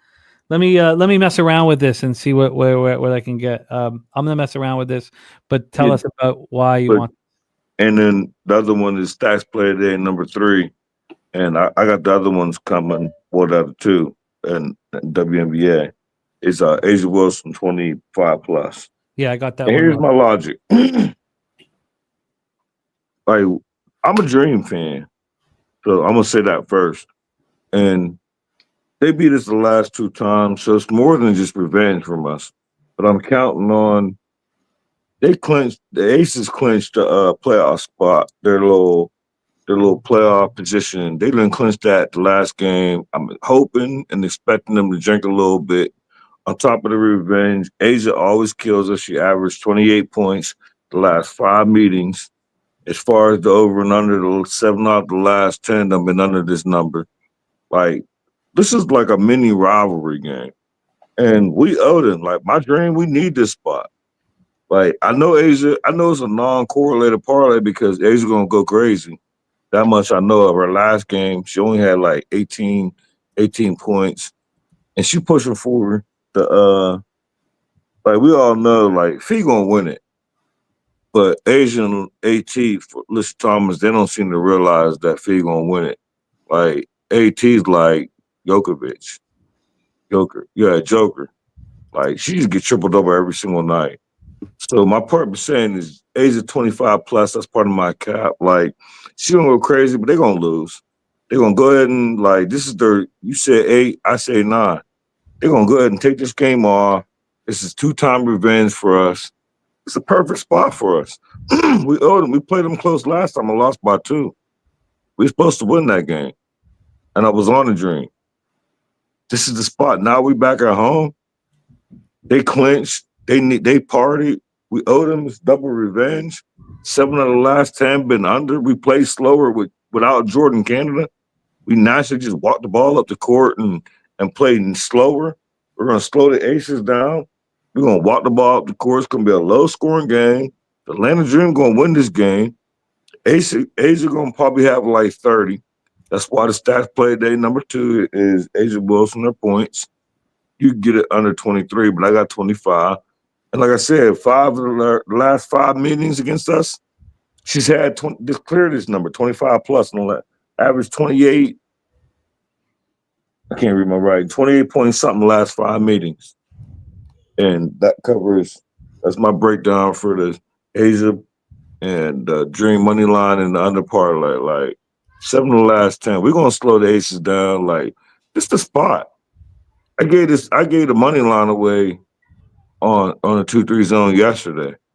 And I sent them a little dream thing. Anybody who watched it. I text Ramon and Ron and sent them the little dream with the pom-poms like, yeah, this the spot. Like, we're going to win this game. I'm telling y'all we're going to win this game. I don't take a nap because I'm an old man, and I want to watch this whole game from tip to end. Like, we're gonna beat the Aces tonight. Oh, I like it. I like it a lot. Now, Will Johnson is on the other side. He's been crushing WNBA, but this from a situational factor, it's perfect. But it's not comfortable. It's like fading the Brewers. So you're right. You know what I mean? When they was on their win streak, nobody want to get in front of the Aces, and I get it. You're right. And I'm a Dream fan, so no one's going to take me serious, and I get it. But this is where I'm at with it. Like, to me, this the spot of all spots. 8 days off after this. How in the world are they not thinking about what the hell? How did that in their heads make this 9 days off and punt this game? They just celebrated. So now they got 9 days off after celebrating. Oh, I'm 2-time revenge. I'm right with you. I want to bet the double result, but I can't because it could very easily be a great first half for the Aces. And then they're a half away from 8 days off and whatever they're going to do, and they just don't show up in the second half.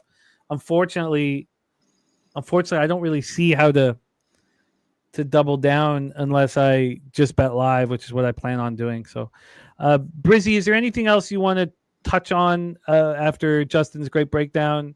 Brizzy on the Dream -3, -105. Oh, by the way, the SGP turning into an SGP worked. The Atlanta Dream money, a different book. The Atlanta Dream money line and the under 164 is plus 180.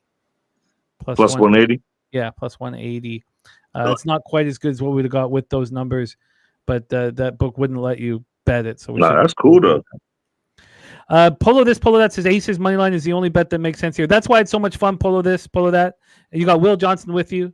To me, it doesn't, but that's the fun of it. So there's nothing wrong. You know, you can be on your spot and that's I don't like to push back, so I'll say respectfully first. But to me, that's the opposite. Like saying the Aces money line is the only thing that makes sense. Like I'm not even. This is like my first week of having like serious breakdowns about my plays because I'm gonna start being more passive. I got my brains beaten for like 6 days straight.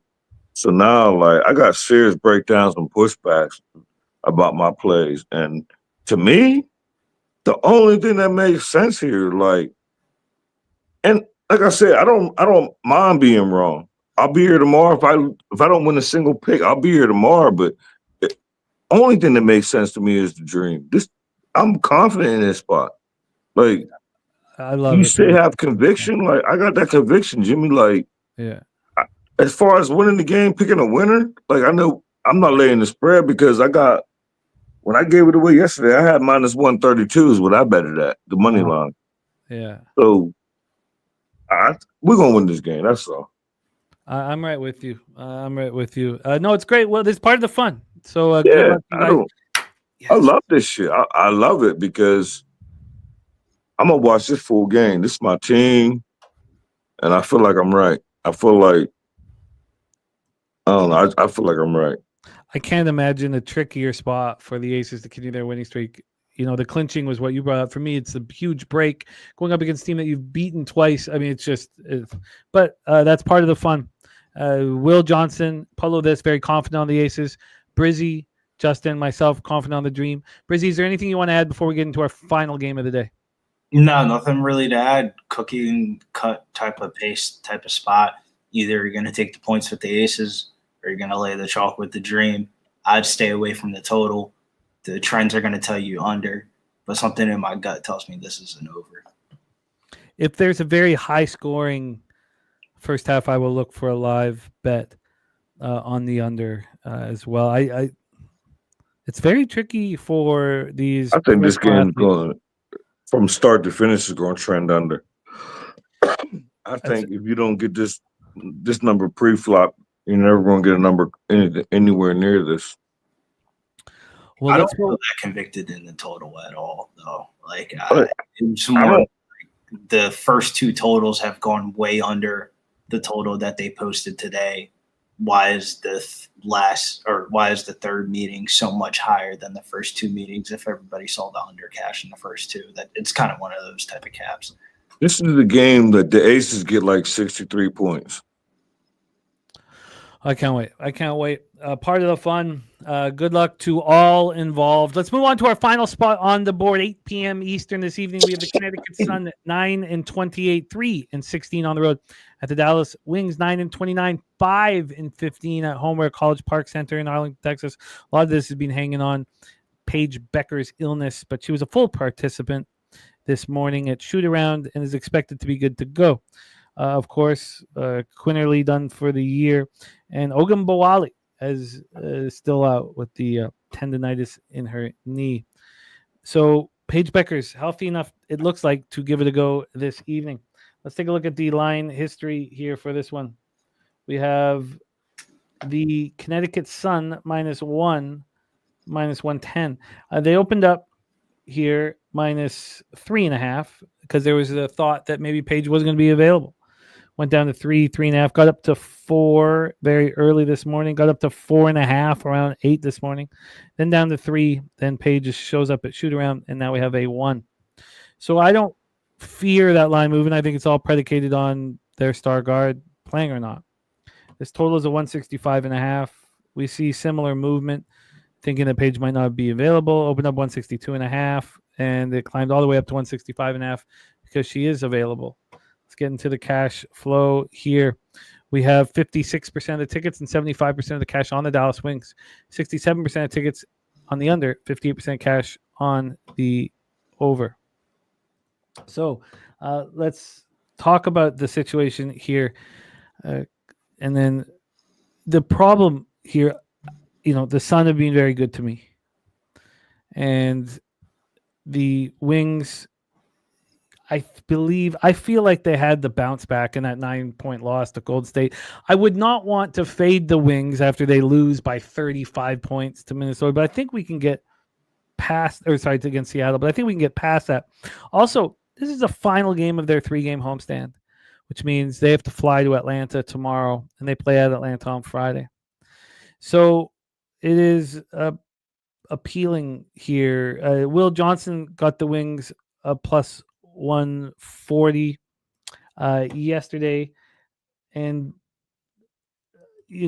I guess this is very. I'm not on Connecticut yet, but I sure like fading these teams at the end of a homestand. Connecticut minus 111 right now, so it was a great job getting the plus 140 from Will. They opened up at plus 136 at 8:51 p.m. When it looked like Page was not going to play. It got up to plus 155 at 7:30 this morning, and now the Wings are minus 105. And again, if we look at the cash flow, and this is all over Dallas, and it is, 56% of the tickets. So not public, I need over 60, but 75% of the cash, big bets being placed. I wonder if some of these bets were looking for a middle, knowing that Page would be in. And then 67 on the under, 58 on the over. Justin McCelvy, take it away. Connecticut Sun, Dallas Wings. Yeah, when I kept this game, I posted my play. I seen she was game time decision, and then after I kept digging more into it, talking about Paige Beckers, I see she was questionable. But then since I posted everything, I got better news. But my first thought is like Connecticut Sun. Like I understand they're like 6-3-1 in the last 10 ATS. Like this is like a newborn. Tina Charles is old. When I bet on her, she acts like she old. Then when I don't bet on her, all of a sudden she's not old no more. So like I don't get her. So I stopped betting her. But Stacks play day number 2. I'm on Paige Beckers 20+ points. I got that at plus 105. Her last 2 games against Connecticut Sun, she averaged 21. Not even average, 21 both games. And she's coming off a 9-point game. We talking about the Connecticut Sun. Like I don't look at the point spread when it moved for the page, but when we did this yesterday on the video, the spread was like Connecticut minus 2.5. Like, I don't want the Sun as no favorite. I know they hot right now. They covering at the end of the season. This is a toilet bowl game. 2 teams not going to the playoffs. Dallas done won the last 2, the first 2 meetings in this game. One of them was a blowout. And my thing, like, what? I don't understand why the Sun is. I don't want the Sun, but I also don't want the Wings. But I do want Page. I want Page 20+. I got that. Stacks played at number 2, 20+, plus 105. Like, and I lean towards the Wings. Like, I want the Wings. I want the over. I gave out the over on the. Why do you lean towards the Wings? Huh? Why do you lean towards the Wings? Oh, by the way, Priester not pitching today. Wow, Spooner. Huge spot. My thing, as far as why I lean towards the Wings, is we can't treat this like the NBA, and because it's a 3-time revenge. They beat them twice. One of them was a blowout. This Connecticut Sun team, all of a sudden at the end of the season, like they covering everything.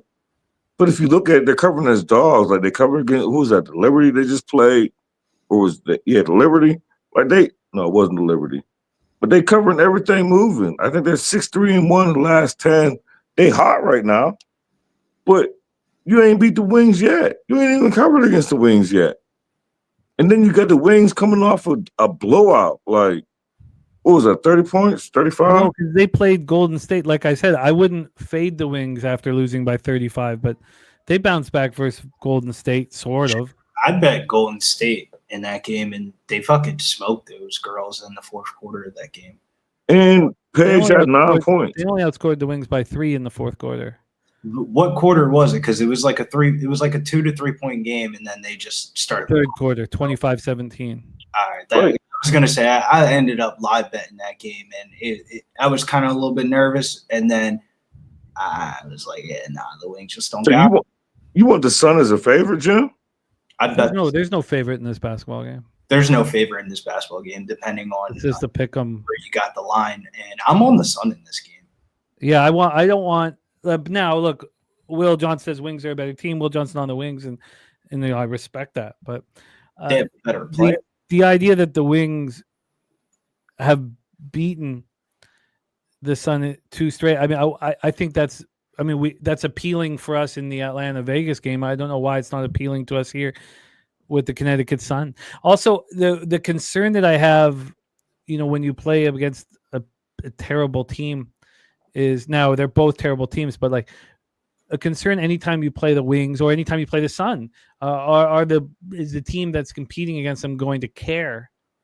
I think the Sun care about winning this basketball game, and I think the Wings do too. I don't think there's like a difference there, but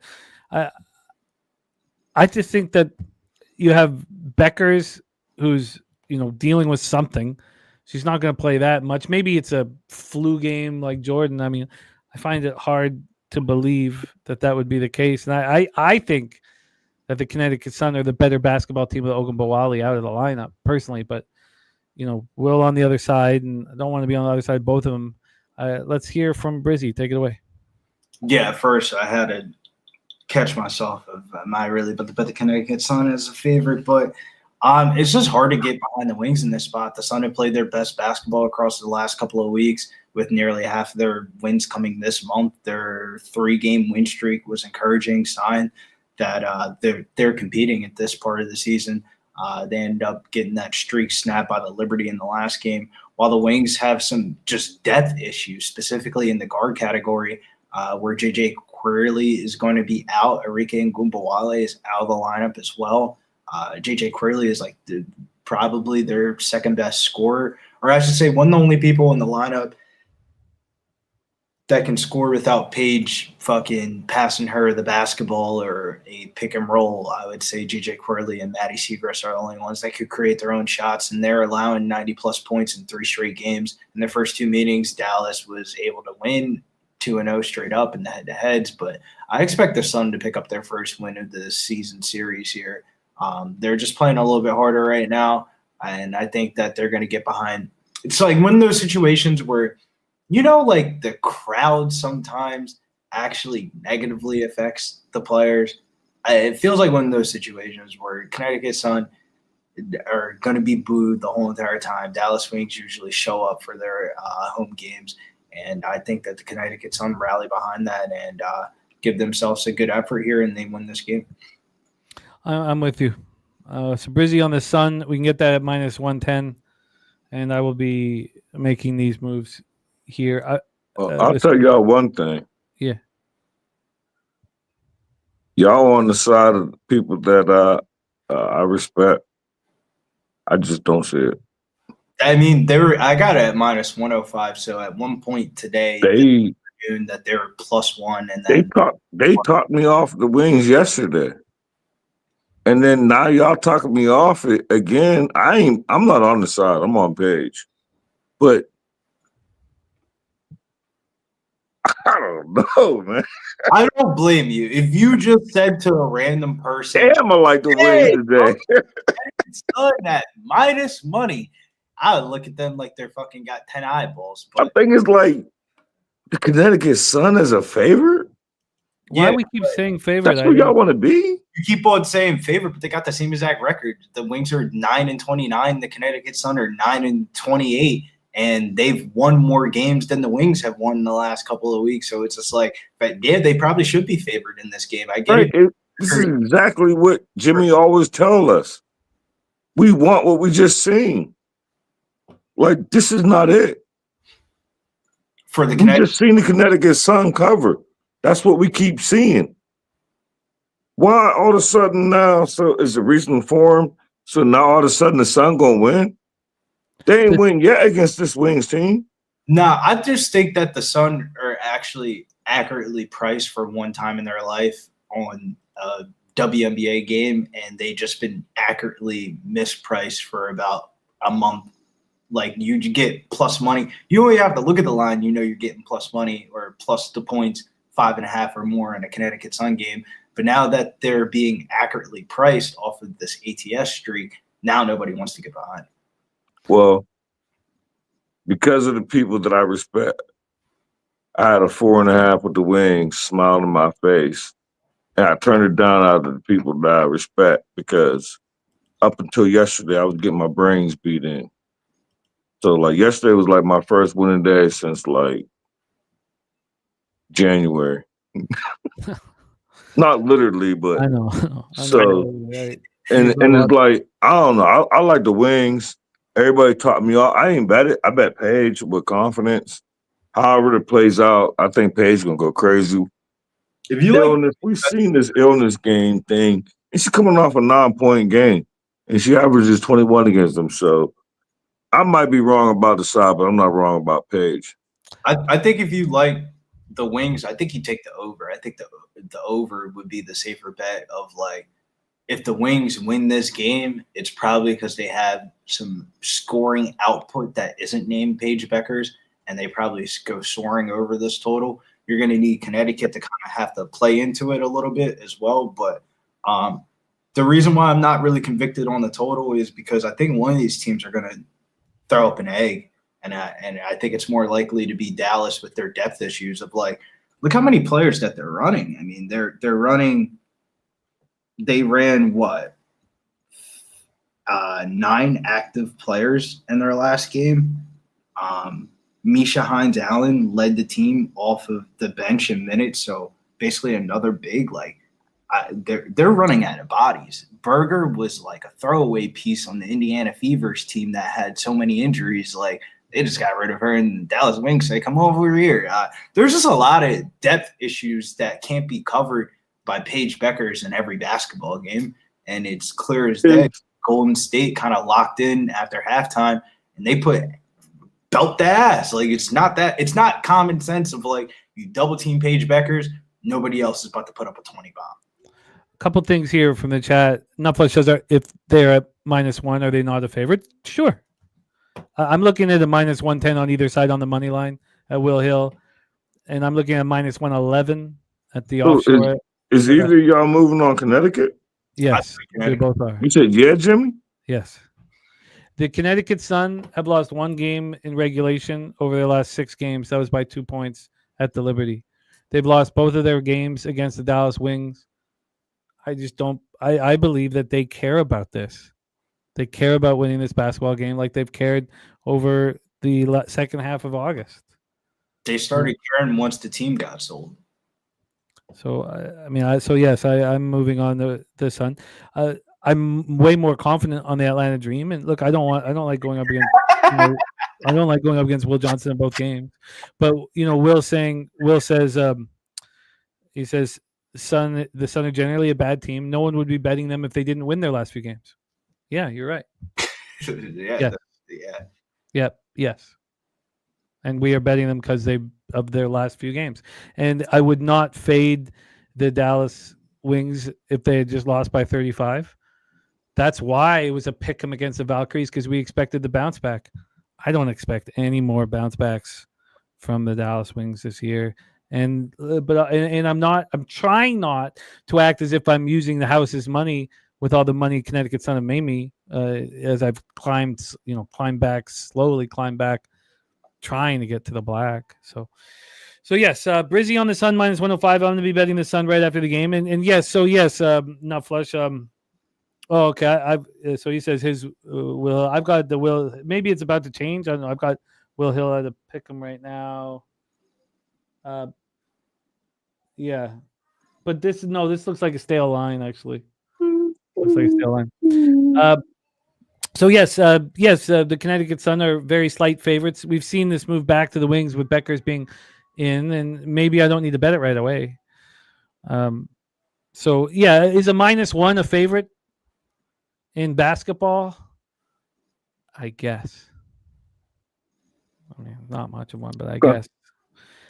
So that is our WNBA breakdowns for Wednesday, August 27th. Justin McKelvey on Beckers, 20 or more, +105. Brizzy on the Connecticut Sun.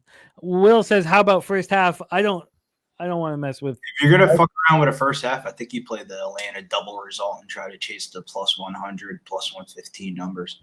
Yeah, definitely. I'm not going to, because I still believe even if the Aces are up at the half, I'm going to live bet. I'm going to live bet the Dream, because it is tricky to have your longest break of the entire season coming up after this game to end the road trip. Like this is not an easy thing. As easy as if the Aces are up at halftime, I ain't gonna back the truck up, but I'm gonna back the car up. Oh yeah, and MMA Locker Room also with the Page Becker's prop. And in game one, we have Brizzy on the Dream -3, -105.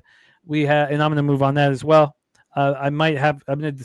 There's 3s, 3.5s. So I got to figure stuff out. And then Stacks is Asia Wilson 25 or more plus 102. Also Becker's 20 or more is the Stacks, and he has put together an SGP for the Aces Dream game. Atlanta money line in the under 164 at plus 180. Very quickly here. Oh, but I can't. I got to. My man Justin's got to rock. Justin, I'll keep Brizzy here for a second. But Justin, thank you so much for all that you do for our show and all the hard work that you put in. Oh yeah, I'm about to say, I got a couple minutes. I got like 15 more minutes. Okay, beautiful. Beautiful. Then we have a question for our guy Brizzy from our friend Voodoo Ranger. He says thoughts on Ben Shelton under 3.5 sets at -130.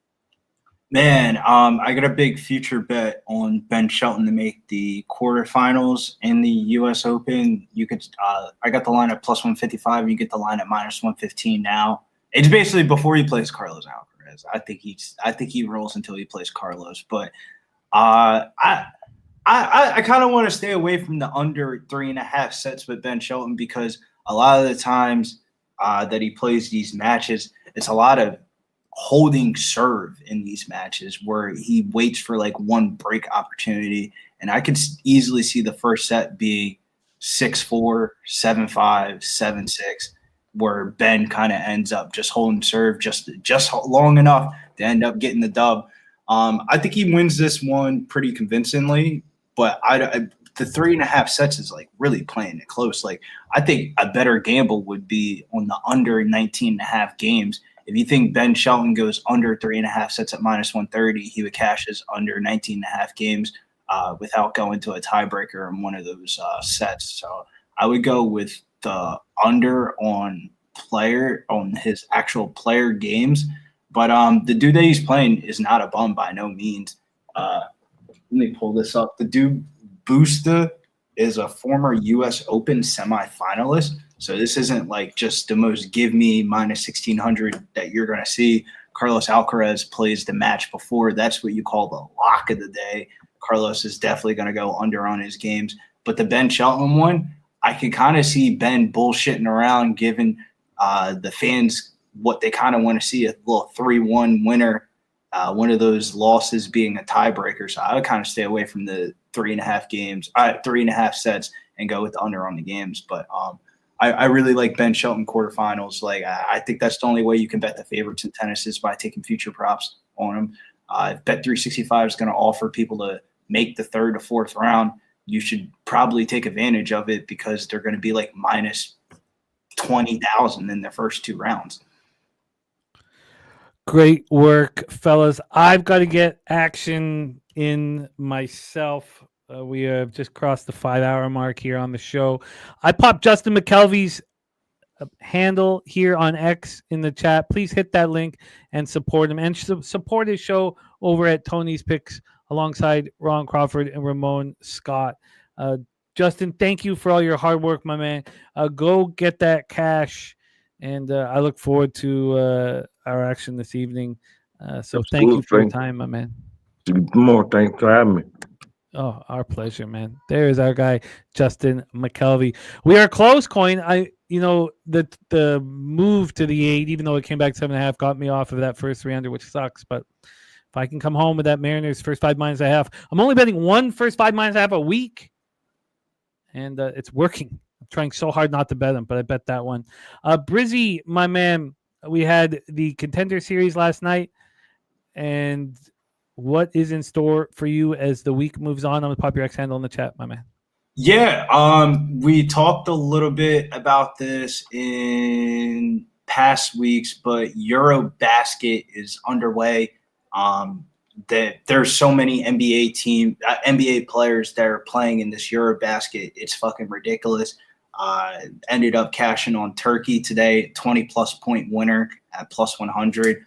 I think there's a lot of edge to be had in these Eurobasket games. A lot of these teams are being overvalued due to the NBA players being on the team. Like Latavia was a favorite today with Kristaps Porzingis in the lineup. we remember what the fuck we saw from Kristaps Porzingis in his last couple games for the Celtics, and they got blown out. Alfred Sengun, I think you back Turkey. Like, Turkey is one of the teams that people are sleeping on. Their head coach is their head coach of the big Turkish team that they have. They ended up getting former American Shane Larkin. I don't know how they finessed that, but Shane Larkin, starting point guard of the team. They have Alfred Sengun, Cedi Osman, like Furkan Korkmaz, all had a cup of tea in the NBA. I mean, I think the team's pretty stacked. I think the fade team of the tournament is Slovenia. Slovenia plays Poland tomorrow. You can get Poland at +4.5. Slovenia, obviously, the big news for Slovenia is Luka Doncic is on the team and he's playing for the national team. But it's the other counter pieces that I think that Slovenia is going to miss out on. Their rim protector, lob threat guy, like their big center, big athletic guy. He dunks all. Like, if you ever watch Slovenia's national basketball team, Lucas throwing alley-oops to this guy all the time. He's not playing in the tournament. Their second best player on the team for scoring in their last little go-around, he's not playing in this tournament as well. Both of them have club negotiation things where their club is not allowing them to play. And then thirdly, Goran Dragic's little brother, he got cut from the team. I think Slovenia is in a world of hurt. They lost one of their last expedition games by 20-plus points, and the market is still favoring them over Poland. I think Slovenia is a fade. I think we see Luka Doncic play one of these halves for Slovenia, and he's going to hit the coast. The LA Lakers are going to call and say, keep that boy on the bench. I mean, he played one expedition game to start it off, and he ended up almost getting fucking annihilated in the first quarter of the game. I think they're going to have bubble wraps on Luka Doncic, and we're not going to see a whole bunch of Lukas. So that's going to be a fade. And then the other game was I like the under in the France-Belgium game. France does not have Wembanyama in the lineup, and they don't have Rudy Gobert in the lineup. This has to be one of the youngest teams ever in like Eurobasket history. I mean, you have Zachary Richichet, rookie from the Atlanta Hawks. He's going to be like their star player on the team. Alex Sarr is going to be the starting center of the team. Gershon Yubasale from the Olympics last year, he's going to be the starting power forward of the team. And the dude Cormier last year, who ended up having that hot Olympics. I think France goes far, but I also think they're being overvalued. They're a 19.5-point favorite tomorrow, and the total is 157.5. In hindsight, that's the lowest total posted on the whole entire Eurobasket card tomorrow. I think France blows out Belgium, and we don't really see none of the rookie stud players play in the second half. And I think that game goes way under the total. And then the other sleeper team is Israel. I think Israel has a good run at this. Maybe not a good run at this, but they're going to – you see 11.5 points on a fucking Israel line. It's definitely a shell shocker, but I think Israel covers that 11.5 line. Just some Eurobasket stuff that pops off tomorrow. All those games pop off before noon, so it's a little bit of morning action to put some money in your pocket. And if the bookies are going to just hang out with fucking fat lines on all these favorites and stuff like that, dogs are going to win, and they're going to get paid very handsomely. Like, Greece is a minus 5.5 point favorite tomorrow against Italy. Italy has multiple NBA players on that team as well. I would lean towards Italy plus the points, plus 5.5. I would fade the big star teams outside of Serbia. Nikola Jokic and company are winning the Eurobasket. They're by far the deepest team that I've ever seen Serbia put out there. Other than that, fade the rest of these favorites. Like Spain at minus 9.5 tomorrow is a fade. They don't have one NBA player on that whole entire team. So there's just money to be had tomorrow on Eurobasket. It might not be your favorite cup of tea, but if it's paying, you got to play it. Absolutely. If it's paying, you got to play it. Our guy, Billy Brisbane in the house. I popped his X-handle in the chat. Please hit that link and support our guy. Brizzy, any last words for the Capper supporting show? Yeah, let's get this cash. A lot of cash to be had in these sports, man. The dog days of summer are over, and it's almost time for us to rejoice and bask in the end zone. It's almost football season, college football this weekend. I'm excited. My Notre Dame boys are back on the docket, and anytime it's Notre Dame time, you know it's Jeremiah Love anytime touchdown season. I love it. There is our guy, Billy Brisbane. Oh, sorry, Billy Brisbane in the house. That is our show for today, Wednesday, August 27th, and it is 4-0 Mariners. Damn it. That sucks, actually, because we need Nate to close out this first 5 under 4. Well, let's get that to be the push. Isn't it spectacular? The longer we've been doing this, let me move this over here, how the ability for us to read the market and to read the situations is so vastly improving. Last night, and my instinct was, Darvish, this is a spot for him. It's a run-suppressing ballpark, even though it's much warmer on the West Coast. I wanted to back him. I've made money off of him. But wow, was Woo such a big favorite in a minus 165 on the first 5. That's just we are getting better and better and better and better. And if we don't, we lose everything. This is what has to happen. And the stakes are very high, and we need to succeed. And we're doing it. We've been doing it for a while now, and it feels really good. And it's also a tremendous relief. That is our show for today. Let's do a quick review of action here. We have Stacks play day number 1, Pete Alonso over 1.5 bases plus 105. Number 2, Paige Beckers 20 or more. And number 3, Asia Wilson 25 or more. Pig Milk play today is Mark Vientos over 1.5 bases. Spooner got paid with the Braves money line, then got paid with the Rays Guardians under 8. He's heating up. He's on the Padres Mariners under 8. The Diamondbacks Brewers over 8. Phillies Mets over 8.5. Royals money line and Cubbies money line. Talk sports with JT. Drake Baldwin over 1.5 hits, runs, and RBIs. Junior Caminero over 1.5 as well. I'm not sure how that worked out. Turnbuckle Tommy Easy Cash play of the day is Philly New York Mets under 8.5 at minus 105. And it is time for a birthday pick for Lamont Williamson flank steak. I've got it here. 101. Okay, thank you. And there's Swizz and Naz. What up, Swizz? I don't know if we're going to be able to get to all of them, AM, because now, it's 5:15 p.m. Eastern. I've got to get my action in, do the video description, and next thing you know, it's going to be 6:30, and I haven't been a dad at all. I got to go be a dad for a bit. Then I got to prep, hopefully by 8 o'clock. I'm only a dad for an hour and a half, as sad as that sounds. And then, so I've got to put it all together here. The birthday pick from Wine Time Sports is Baylor plus 3. So if we're going to put together a friends and family parlay, and Baylor plus 3 being part of it, my birthday pick is the Atlanta Dream money line that will be added to whatever Mr. Bouquet delivers here. Jose, what is yours?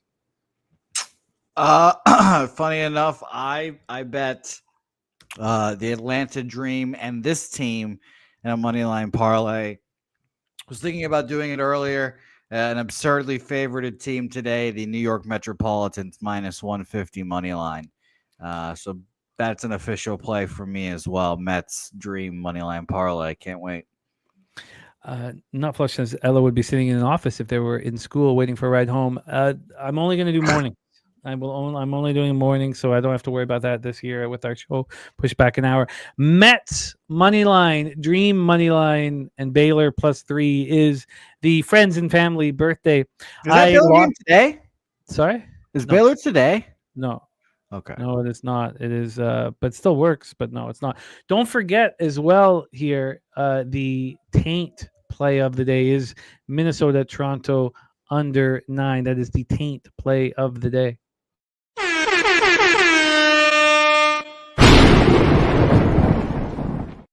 I lost with the first 3 under Washington, New York Yankees. It hurt, but climbed out of it with the Braves first 5. Jose watched me stay off the Rays Guardians. That again, like the whole mentality around that is so difficult to explain. It's so difficult to explain because you sound crazy saying this is too easy. It all works. It's just like, all like, it's just, it's one of those things that's actually it's probably going to mess me up more than it's going to help, but again, I'm going to try to keep it only to baseball here. Okay, thank you, no flush. So then Mariners first 5 minus a half. That's gonna, it's 4-0 right now. We got to come home with it. We don't want any more runs first 5 so that Nasty Nate can still close out the parlay with a push here. The Orioles are very appealing to me. Jose being on the Twins full game, I think it's part of the fact that he's a Red Sox fan and he wants the Jays to lose. But it's What? also No. like a very sharp bet. No. I don't think I'll get to that first 3 under. Oh, the parlay's plus 430 beauty. Diamondbacks, Brewers, I'm off. We have both our guys on the White Sox. It's not a spot that I'm off, but going to double up on that under. I expect to as soon as I'm done this in Pirates, Cardinals. I got a lot of action to get in. We have wine time on the Angels. Cuban Connect is on Nemo over hits, runs, RBIs, and same with Springer. He's also on Texas, LA over 8.5, Milwaukee, Arizona over 8.5, and Caro of the White Sox hits, runs, and runs, RBIs. Then the over, and it might be a double up in Cubs Giants. I'll figure that all out now. And then I think Jose probably got me off that Athletics first 5. He's on the Tigers full game. I'll let him review all his action, but I really like the way you cap that. And as Peter has taught us, it listens. You must listen. Then in college football, wine time on the over 56.5 in Baylor, Auburn, and Baylor plus 3. That's his birthday pick. Cabby on Baylor first half plus a half in the full game plus 117. Alabama, Florida State. I'm very interested in Florida State. I'm going to be watching this line like a hawk. I'm very interested. If it doesn't move up, if it doesn't hit that 14 or go through it, I'm going to move on Florida State. 94% of cash right now in Alabama. Then the Clemson look. I need to get in on that as soon as possible. Then wine time. Oh, they're both on Clemson. Cab -4 -110. Wine time Clemson -3 -130. Then we have wine time on Cincinnati +7 at -120. Wine time on the under 40 in Miami of Ohio and Wisconsin, and the Red Hawks +17.5. Both those dogs are very appealing. Brizzy on the Dream -3 -105. I'm going to join him. Justin McKelvey on Stacks. Stacks is Asia Wilson, as I said, 25 or over. He did the same game parlay Dream in the under 164 at +180. He's on Becker's 20 or more. Brizzy's on the Sun. I'm going to join him on the Sun. That is all of our action here for today. Jose, can you please review your MLB action for Wednesday, August 27th? Yep, Twins money line +167, and it's definitely not because I stare at the Red Sox to win the division at +390. 3.5 games back, by the way. And Jimmy, I just want to remind you, think last series of the year is Boston-Toronto, I believe, as well. Let's hope it's meaningless. Oh, yeah, the pearls. Clutch my pearls. That feels like so long ago. Like a different show. Felt like so long ago, TJ. The Pearls play of the day. Twins money line +167. White Sox money line first 5 +105. Angels full game money line +139. The over 8.5 -115 in Cubs Giants. Tigers full game money line -123, and the New York Mets dream parlay for me as well. So shout out to that. I said Jose, I don't want to give you too many college football games to cut up. Like I can, because he's got no one helping him. The Jose works nonstop for Pub Sports Radio, and I'm like, oh man. So I'm hoping 6 won't be enough. And he's like, it's the 5-hour shows that are the most painstaking. Those are the most. And I was like, come on, it's a Wednesday. We're not going to go 5 hours on a Wednesday. 5 hours and 20 minutes later, here we are. Yeah, and I have to run downtown for something here soon, so I've got to get to cutting. Okay, well, let's get out of here. Thank you, Jose, for all your hard work. Thank you to everybody in the chat. Talk Sports with JT, LaForty, Wine Time. Thank you for all that you do for us. Not Flush, Allen, Old E, AM. Thank you guys, man. Truly, truly, thank you. We had Swizz in the house. Lex Steele, Mally Mal. We had Coin, Gorky. Thank you for the donos. Means a ton to us. Will Johnson, thank you for your breakdowns. MMA Locker Room rocking with us. Yo D pumping us up. Voodoo Ranger. Jason Meyer, the El Dorado custodian. So many of you guys helping out so much. Philly Eagle Flyer, Polo this, Polo that, who says Aces money line is the only bet that makes sense here. It's so much fun. It really is fun that we see a situation and see it so differently. And it doesn't mean we need to be, deal with any anger about it. We just see it very differently. and I can't wait to see the results. So let's go out there, get that cash. Jose, can you please bless our action and leche us into the future? Yes, we have a busy day today, so let's get after it and let's leche Elos Bookmaker. The NFL is finally back. And so are the Cappers contest and Survivor pools. Congratulations to our Season 3 champion, Nunya, who joins the Pub Sports Radio Wall of Fame alongside our Season 2 co-champions, Guillermo Zertucci and Sharpie, and our inaugural champion, Peter Loshak. And we're back for year 4. The Cappers contest lines come out every Thursday at 1 p.m. Eastern. You pick your favorite 5 bets against the spread. Picks must be in by Saturday night at 9 p.m. Eastern. You get 1 point for a win, half a point for a push. The victor at the end of the season is the one with the most total points. $100 to enter each contest, of which 4% go to covering credit card fees, and the top 10% get paid.